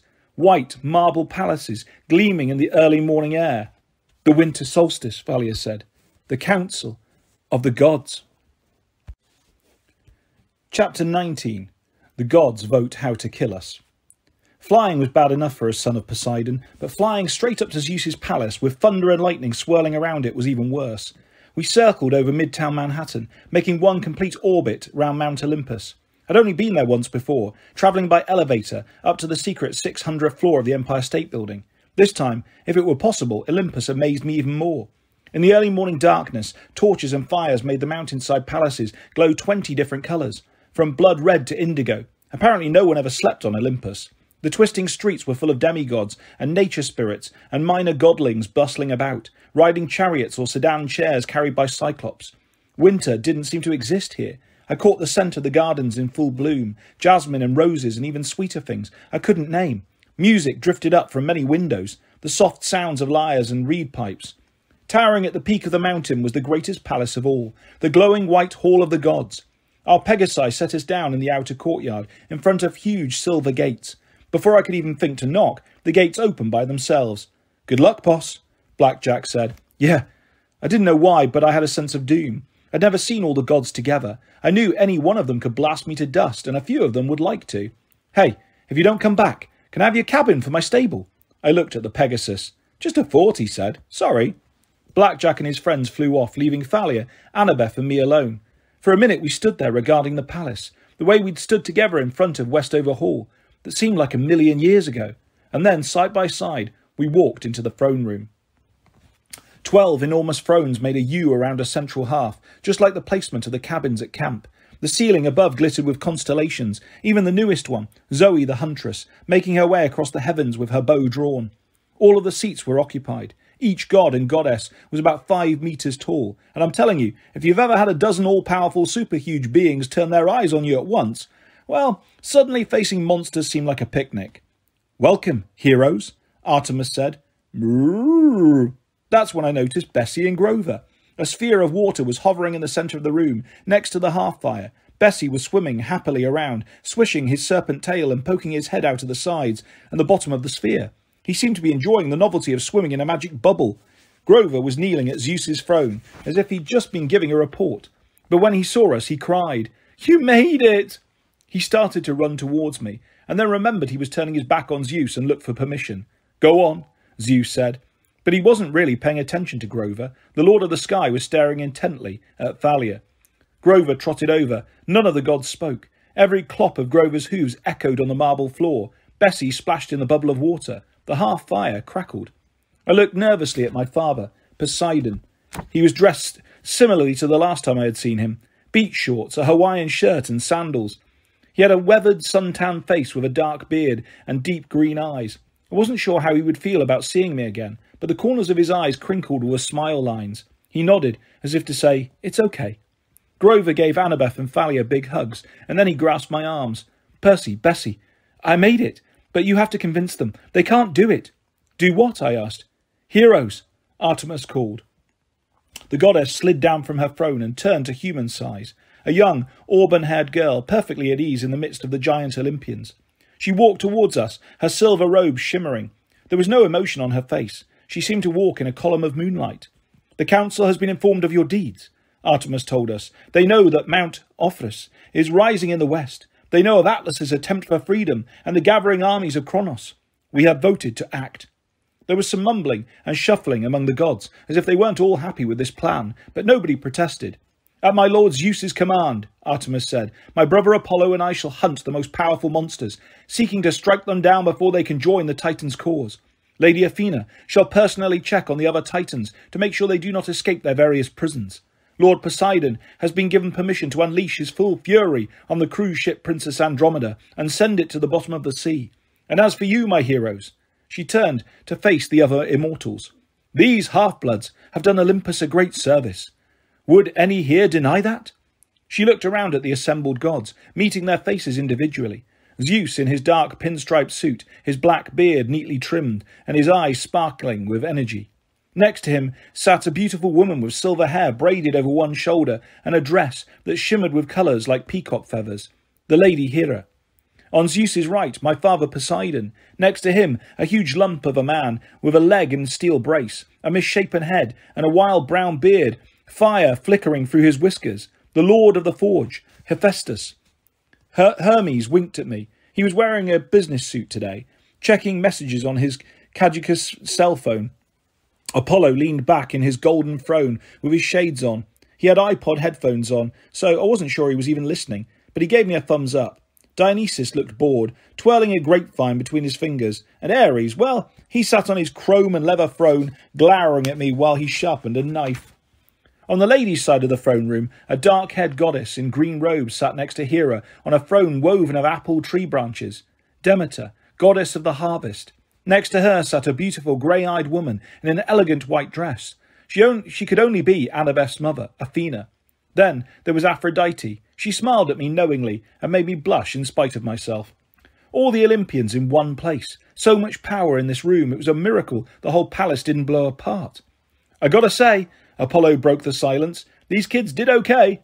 He cleared his throat and began to recite. Heroes win laurels. Yes, first class, Hermes interrupted, like he was anxious to avoid Apollo's poetry. All in favour of not disintegrating them. A few tentative hands went up. Demeter, Aphrodite. Wait just a minute, Ares growled. He pointed at Thalia and me. These two are dangerous. It'd be much safer while we've got them here. Ares, Poseidon interrupted. They are worthy heroes. We will not blast my son to bits. Nor my daughter, Zeus grumbled. She has done well. Thalia blushed. She studied the floor. I knew how she felt. I'd hardly ever talked to my father, much less got a compliment. The goddess Athena cleared her throat and sat forward. I am proud of my daughter as well, but there is a security risk here, with the other two. Mother, Annabeth said, how can you? Athena cut her off with a calm but firm look. It is unfortunate that my father Zeus and my uncle Poseidon chose to break their oath not to have more children. Only Hades kept his word, a fact that I find ironic. As we know from the great prophecy, children of the three elder gods, such as Thalia and Percy, are dangerous. As thick-headed as he is, Ares has a point. Right, Ares said. Hey, wait a minute. Who are you calling? He started to get up, but a grapevine grew around his waist like a seatbelt and pulled him back down. Oh, please, Ares, Dionysus sighed. Save the fighting for later. Ares cursed and ripped away the vine. You'll want to talk, you old drunk. You seriously want to protect these brats? Dionysus gazed down at us wearily. I have no love for them. Athena, do you truly think it's safest to destroy them? I do not pass judgment, Athena said. I only point out the risk. What we do, the council must decide. I will not have them punished, Artemis said. I will have them rewarded. If we destroy heroes who do us a great favour, then we are no better than the Titans. If this is Olympian justice, I will have none of it. Calm down, sis, Apollo said. Geez, you need to lighten up. Don't call me sis. I will reward them. Well, Zeus grumbled. Perhaps. But the monster at least must be destroyed. We have agreement on that. A lot of nodding heads. It took me a second to realise what they were saying. Then my heart turned to lead. Bessie. You want to destroy Bessie? Bessie protested. My father frowned. You have named the Ophiuchorus Bessie? Dad, I said. He's just a sea creature. A really nice sea creature. You can't destroy him. Poseidon shifted uncomfortably.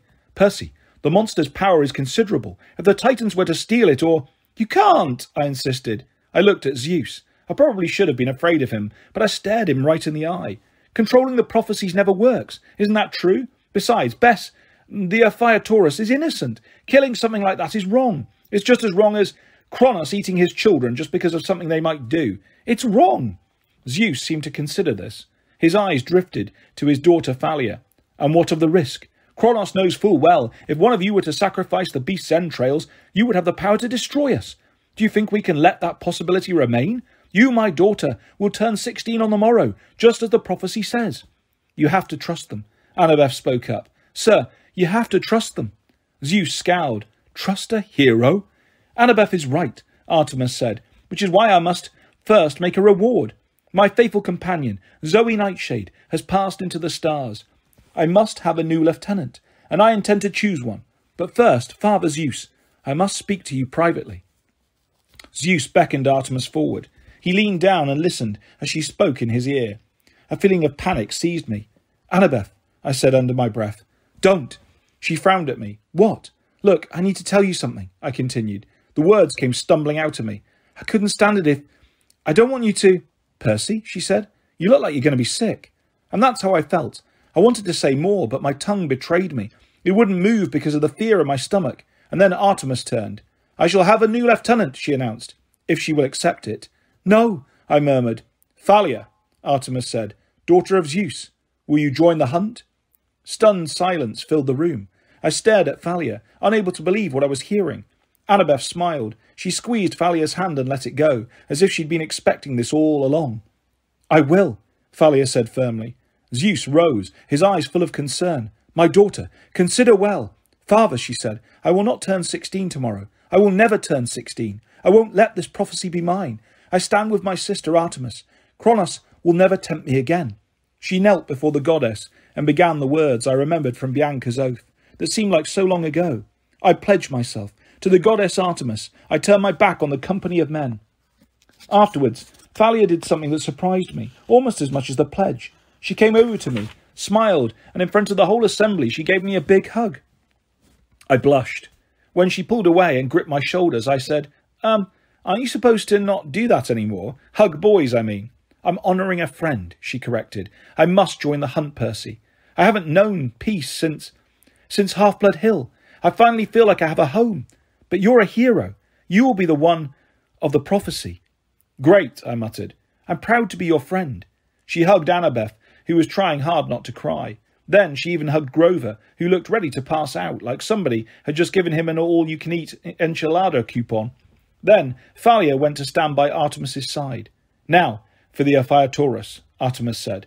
This boy is still dangerous, Dionysus warned. The beast is a temptation to great power, even if we spare the boy. No. I looked around at all the gods. Please, keep the Ophiutorus safe. My dad can hide him under the sea somewhere, or keep him in an aquarium here in Olympus. But you have to protect him. And why should we trust you? Rumbled Hephaestus. I'm only 14, I said. If this prophecy is about me, that's 2 years. 2 more years. 2 years for Kronos to deceive you, Athena said. Much can change in 2 years, my young hero. Mother, Annabeth said, exasperated. It is only the truth, child. It is a bad strategy to keep the animal alive, or the boy. My father stood. I will not have a sea creature destroyed if I can help it. And I can help it. He held out his hand, and a trident appeared in it. A 6-metre-long bronze shaft with 3 spear tips that shimmered with blue, watery light. I will vouch for the boy and the safety of the Ophiutorus. You won't take it under the sea, Zeus stood suddenly. I won't have that kind of bargaining chip in your possession. Brother, please, Poseidon sighed. Zeus's lightning bolt appeared in his hand, a shaft of electricity that filled the whole room with ozone storm smell. Fine, Poseidon said. I will build an aquarium for the creature here. Hephaestus can help me. The creature will be safe. We shall protect it with all our powers. The boy will not betray us. I vouch for this on my honour. Zeus thought about this. All in favour? To my surprise, a lot of hands went up. Dionysus abstained. So did Ares and Athena. But everybody else. We have a majority, Zeus decreed. And so, since we will not be destroying these heroes, I imagine we should honour them. Let the triumph celebration begin. There are parties, and then there are huge major blowout parties, and then there are Olympian parties. If you ever get a choice, go for the Olympian. The 9 muses cranked up the tunes, and I realised the music was whatever you wanted it to be. The gods could listen to classical, and the younger demigods could hear hip-hop or whatever, and it was all the same soundtrack. No arguments, no fights to change the radio station, just requests to crank it up. Dionysus went around growing refreshment stands out of the ground, and a beautiful woman walked with him, arm in arm, his wife, Ariadne. Dionysus looked happy for the first time. Nectar and ambrosia overflowed from golden fountains, and platters of mortal snack food crowded the banquet tables. Golden goblets filled with whatever drink you wanted. Grover trotted around with a full plate of tin cans and enchiladas, and his goblet was full of double espresso latte, which he kept muttering over like an incantation. Pan! Pan! Gods kept coming over to congratulate me. Thankfully, they had reduced themselves to human size, so they didn't accidentally trample partygoers under their feet. Hermes started chatting with me, and he was so cheerful I hated to tell him what had happened to his least favourite son Luke. But before I could even get up the courage, Hermes got a call on his caduceus and walked away.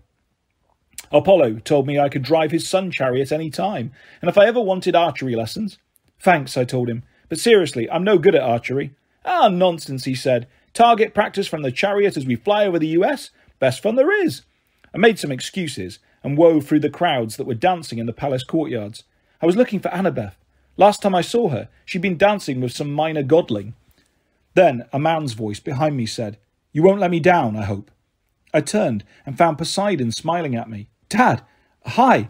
"Hello, Percy. You've done well." His praise made me uneasy. I mean, it felt good, but I knew just how much he'd put himself on the line, vouching for me. It would have been a lot easier to let the others disintegrate me. "I won't let you down," I promised. He nodded. I had trouble reading God's emotions, but I wondered if he had some doubts. "Your friend Luke." "He's not my friend," I blurted out, and then I realised it was probably rude to interrupt. "Sorry." "Your former friend Luke," Poseidon corrected. "He once promised things like that. He was Hermes' pride and joy. Just bear that in mind, Percy. Even the bravest can fall." "Luke fell pretty hard," I agreed. "He's dead." Poseidon shook his head. "No, Percy, he is not." I stared at him. "What?" "I believe Annabeth told you this. Luke still lives. I have seen it. His boat sails from San Francisco with the remains of Kronos even now.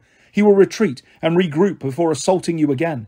I will do my best to destroy his boat with storms, but he is making alliances with my enemies, the older spirits of the ocean. They will fight to protect him." "How can he be alive?" I said. "That fall should have killed him." Poseidon looked troubled. "I don't know, Percy, but beware of him. He is more dangerous than ever, and the golden coffin is still with him, still growing in strength." "What about Atlas?" I said. "Who's to prevent him from escaping again? Couldn't he just force some giant or something to take the sky for him?" My father snorted in derision. "If it was so easy, he would have escaped long ago. No, my son. The curse of the sky can only be forced upon a Titan, one of the children of Gaia and Oreanas. Anyone else must choose to take the burden of their own free will. Only a hero, someone with strength, a true heart and great courage would do such a thing. No one in Kronos' army would dare to try bear that weight, even upon pain of death." "Luke did it," I said. "He let Atlas go. Then he tricked Annabeth into saving him and used her to convince Artemis to take the sky." "Yes," Poseidon said. "Luke is an interesting case." I think he wanted to say more, but just then Bessie started mooing from across the courtyard. Some demigods were playing with his water sphere, joyously pushing it back and forth over the top of the crowd. "I'd better take care of that," Poseidon grumbled. "We can't have the Ophiutorus tossed around like a beach ball." "Be good, my son. We may not speak again for some time." And just like that, he was gone. I was about to keep searching the crowd when another voice spoke. "Your father takes a great risk, you know." I found myself face to face with the grey-eyed woman who looked so much like Annabeth. I almost called her that. Athena. I tried not to sound resentful after the way she'd written me off in the council, but I guess I didn't hide it very well. She smiled dryly. "Do not judge me too harshly, half-blood. Wise counsel is not always popular, but I spoke the truth. You are dangerous." "You never take risks?" She nodded. "I can see the point. You may perhaps be useful, and yet your fatal flaw may destroy us all, well, as yourself." My heart crept into my throat. A year ago, Annabeth and I had a talk about fatal flaws. Every hero had one. Hers, she said, was pride. She believed she could do anything, like holding up the world, for instance, or saving Luke. But I didn't really know what mine was. Athena looked almost sorry for me. "Kronos knows your flaw, even if you do not. He knows how to study his enemies. Think, Percy, how has he manipulated you? First, your mother was taken from you. Then your best friend, Grover. Now my daughter, Annabeth." She paused, disapproving. "In each case, your loved ones have been used to lure you into Kronos' traps. Your fatal flaw is personal loyalty, Percy. You do not know when it is time to cut your losses. To save a friend, you would sacrifice the world. In a hero of the prophecy, that is very, very dangerous." I balled my fists. "That's not a flaw, just because I want to help my friends. The most dangerous flaws are those which are good in moderation," she said. "Evil is easy to fight. Lack of wisdom, that is very hard indeed." I wanted to argue, But I found I couldn't. Athena was pretty darn smart. I hope the council's decisions prove wise, Athena said. But I will be watching, Percy Jackson. I do not approve of your friendship with my daughter. I do not think it wise for either of you. And should you begin to waver in your loyalties... She fixed me with her cold grey stare, and I realised what a terrible enemy Athena could make. 10 times worse than Ares or Dionysus, or maybe even my father. Athena would never give up. She would never do something rash or stupid just because she hated you. And if she made a plan to destroy you, it would not fail. Percy, Annabeth said, running through the crowd. She stopped short when she saw who I was talking to. Oh, Mum. I will leave you, Athena said, for now. She turned and strode through the crowds, which parted before her, as if she was carrying Aegis. Was she giving you a hard time? Annabeth asked. No, I said. It's fine. She studied me with concern. She touched the new streak of grey in my hair that matched hers exactly, our painful souvenir from holding Atlas's burden. There was a lot I'd wanted to say to Annabeth, but Athena had taken the confidence out of me. I felt like I'd been punched in the gut. I do not approve of your friendship with my daughter. So, Annabeth said, what did you want to tell me earlier? The music was playing. People were dancing in the streets. I said, I was thinking we got interrupted at Westover Hall, and I think I owe you a dance. She smiled slowly. All right, seaweed brain. So I took her hand, and I don't know what everybody else heard, but to me it sounded like a slow dance. A little sad, but maybe a little hopeful too. Chapter 20. I get a new enemy for Christmas. Before I left Olympus, I decided to make a few calls. It wasn't easy, but I finally found a quiet fountain in a corner garden and sent an iris message to my brother Tyson, under the sea. I told him about our adventures, and Bessie. He wanted to hear every detail about the cute baby cow serpent, and I assured him that Annabeth was safe. Finally, I got round to explaining how the shield he'd made me last summer had been damaged in the Manticore attack. Yay, Tyson said. That means it was good. It saved your life. It sure did, big guy, I said. But now it's ruined. Not ruined, Tyson promised. I will visit and fix it next summer. The idea picked me up instantly. I guess I hadn't realised how much I missed having Tyson around. Seriously, I asked. They'll let you take time off? Yes, I have made 2,741 magic swords, Tyson said proudly, showing me the newest blade. The boss says good work. He will let me take the whole summer off. I will visit camp.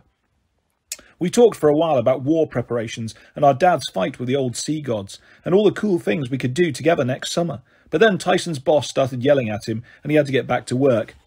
I dug out my last golden drachma and made one more iris message. Sally Jackson, I said. Upper East Side, Manhattan. The mist shimmered and there was my mum at our kitchen table, laughing and holding hands with her friend, Mr. Blowfish. I felt so embarrassed. I was about to wave my hand through the mist and cut the connection, but before I could, my mum saw me. Her eyes got wide. She let go of Mr. Blowfish's hand really quickly. Oh, Paul, you know what?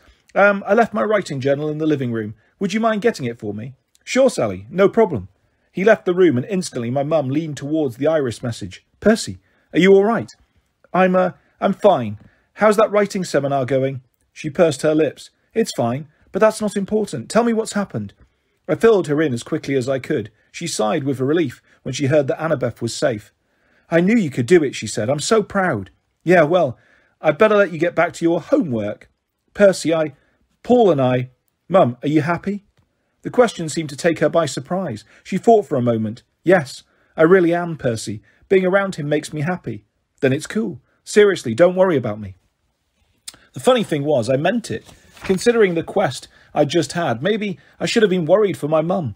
I'd seen just how mean people could be to each other, like Hercules was to Zoe Nightshade, like Luke was to Thalia. I'd met Aphrodite, goddess of love, in person, and her powers had scared me worse than Ares. But seeing my mother laughing and smiling, after all the years she'd suffered with my nasty ex-stepfather, Gabe Ugliano, I couldn't help feeling happy for her. You promised not to call him Mr. Blowfish, she asked. I shrugged. Well, maybe not to his face, anyway. Sally, Mr. Blowfish called from our living room. You need the green binder or the red one? I'd better go, she told me. See you for Christmas? Are you putting blue candy in my stocking? She smiled. If you're not too old for that. I'm never too old for candy. I'll see you then. She waved her hand across the mist. Her image disappeared, and I thought to myself that Thalia had been right. So many days ago at Westover Hall, my mum really was pretty cool. Compared to Mount Olympus, Manhattan was quiet. Friday before Christmas, but it was early in the morning, and hardly anyone was on Fifth Avenue. Argus, the many-eyed security chief, picked up Annabeth, Grover and me at the Empire State Building and ferried us back to camp through a light snowstorm. The Long Island Expressway was almost deserted. As we trudged back up Half-Blood Hill to the pine tree where the golden fleece glittered, I half expected to see Thalia there, waiting for us. But she wasn't. She was long gone with Artemis and the rest of the hunters, off on their next adventure. Chiron greeted us at the big house with hot chocolate and toasted cheese sandwiches. Grover went off with his satyr friends to spread the word about our strange encounter with the magic of Pan. Within an hour, the satyrs were all running around agitated, asking where the nearest espresso bar was. Annabeth and I sat with Chiron and some of the other senior campers, Beckendorf, Selina Beauregard and the Stoll brothers. Even Clarice from the Ares cabin was there, back from her secretive scouting mission. I knew she must have had a difficult quest, because she didn't even try to pulverise me. She had a new scar on her chin, and her dirty blonde hair had been cut short and ragged, like someone had attacked it with a pair of safety scissors. "I got news," she mumbled uneasily. "Bad news." "I'll fill you in later," Chiron said, with forced cheerfulness. "The important thing is, you have prevailed, and you have saved Annabeth." Annabeth smiled at me gratefully, which made me look away. For some strange reason, I found myself thinking about the Hoover Dam and the odd mortal girl I'd run into there, Rachel Elizabeth Dare. I didn't know why, but her annoying comments kept coming back to me. "Do you always kill people when they blow their nose?" I was only alive because so many people had helped me, even a random mortal girl like that. I'd never even explained to her who I was. "Luke is alive," I said. Annabeth was right. Annabeth sat up. "How do you know?" I tried not to feel annoyed by her interest. I told her what my dad had said about the Princess Andromeda. "Well," Annabeth shifted uncomfortably in her chair, "if the final battle does come from Percy, when Percy is 16, at least we have 2 more years to figure something out." I had a feeling that when she said figure something out, she meant get Luke to change his ways, which annoyed me even more. Chiron's expression was gloomy. Sitting by the fire in his wheelchair, he looked really old. I mean, he was really old, but he usually didn't look it. 2 years may seem like a long time, he said, but it's the blink of an eye. I still hope you are not the child of the prophecy, Percy. But if you are, then the Second Titan War is almost upon us. Kronos' first strike will be here. "How do you know?" I asked. "Why would he care about camp?" "Because the gods use heroes as their tools," Chiron said simply. "Destroy the tools and the gods will be crippled. Luke's forces will come here. Mortal, demigod, monstrous. We must be prepared. Clarice's news may give us a clue as to how they will attack, but..." There was a knock on the door, and Nico D'Angelo came huffing into the parlour, his cheeks bright red from the cold. He was smiling, but he looked around anxiously. "Hey, where's my sister?" Dead silence. I stared at Chiron. I couldn't believe nobody had told him yet, and then I realised why. They'd been waiting for us to appear, to tell Nico in person. That was the last thing I wanted to do, but I owed it to Bianca. "Hey, Nico." I got up from my comfortable chair. "Let's take a walk, okay? We need to talk." He took the news in silence, which somehow made it worse. I kept talking, trying to explain how it had happened, how Bianca had sacrificed herself to save the quest, but I felt like I was only making things worse. "She wanted you to have this." I brought out the little god figurine Bianca had found in the junkyard. Nico held it in his palm and stared at it. We were standing at the dining pavilion, just where we'd last spoken before I went on the quest. The wind was bitterly cold, even with the camp's magical weather protection. Snow fell lightly against the marble steps. I figured outside the camp borders there must be a blizzard happening. "You promised you would protect her," Nico said. He might as well have stabbed me with a rusty dagger. It would have hurt less than reminding me of my promise. "Nico," I said, "I tried, but Bianca gave herself up to save the rest of us. I told her not to, but she..." "You promised!" He glared at me, his eyes rimmed with red. He closed his small fist around the god statue. "I shouldn't have trusted you." His voice broke. "You lied to me. My nightmares were right." "Wait, what nightmares?" He flung the god statue to the ground. It clattered across the icy marble. "I hate you." "She might be alive," I said desperately. "I don't know for sure." "She's dead." He closed his eyes. His whole body trembled with rage. "I should have known it earlier. She's in the fields of Asphodel, standing before the judges right now being evaluated. I can feel it." "What do you mean you can feel it?" Before he could answer, I heard a new sound behind me, a hissing, clattering noise I recognised all too well. I drew my sword, and Nico gasped. I whirled and found myself facing 4 skeleton warriors. They grinned fleshless grins, and advanced with swords drawn. I don't know how they'd made it inside the camp, but it didn't matter. I'd never get help in time. You're trying to kill me, Nico screamed. You brought these things. No, I mean, yes, they followed me, but no, Nico, run. They can't be destroyed. I don't trust you. The first skeleton charged. I knocked aside its blade, but the other three kept coming. I sliced one in half, but immediately it began to knit back together again. I knocked another's head off, but it just kept fighting. Run, Nico, I yelled. Get help. No. He pressed his hands to his ears.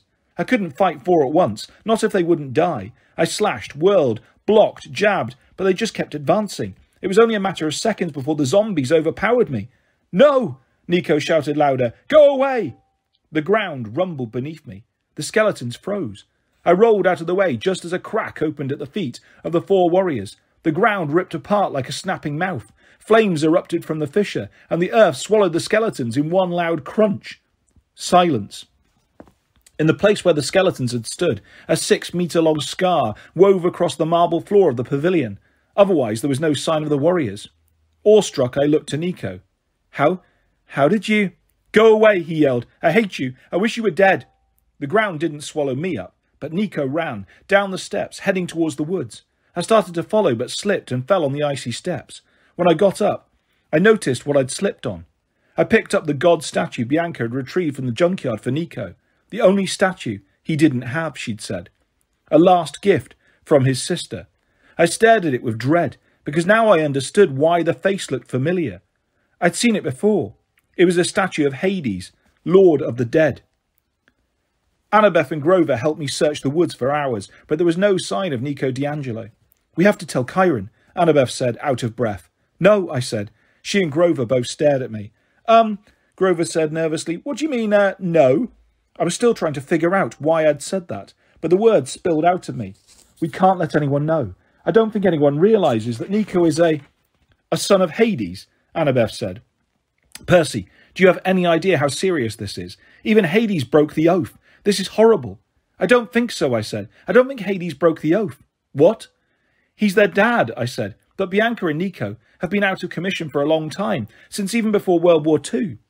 The Lotus Casino, Grover said, and he told Annabeth about the conversations we'd have with Bianca on the quest. She and Nico were stuck there for decades. They were born before the oath was made.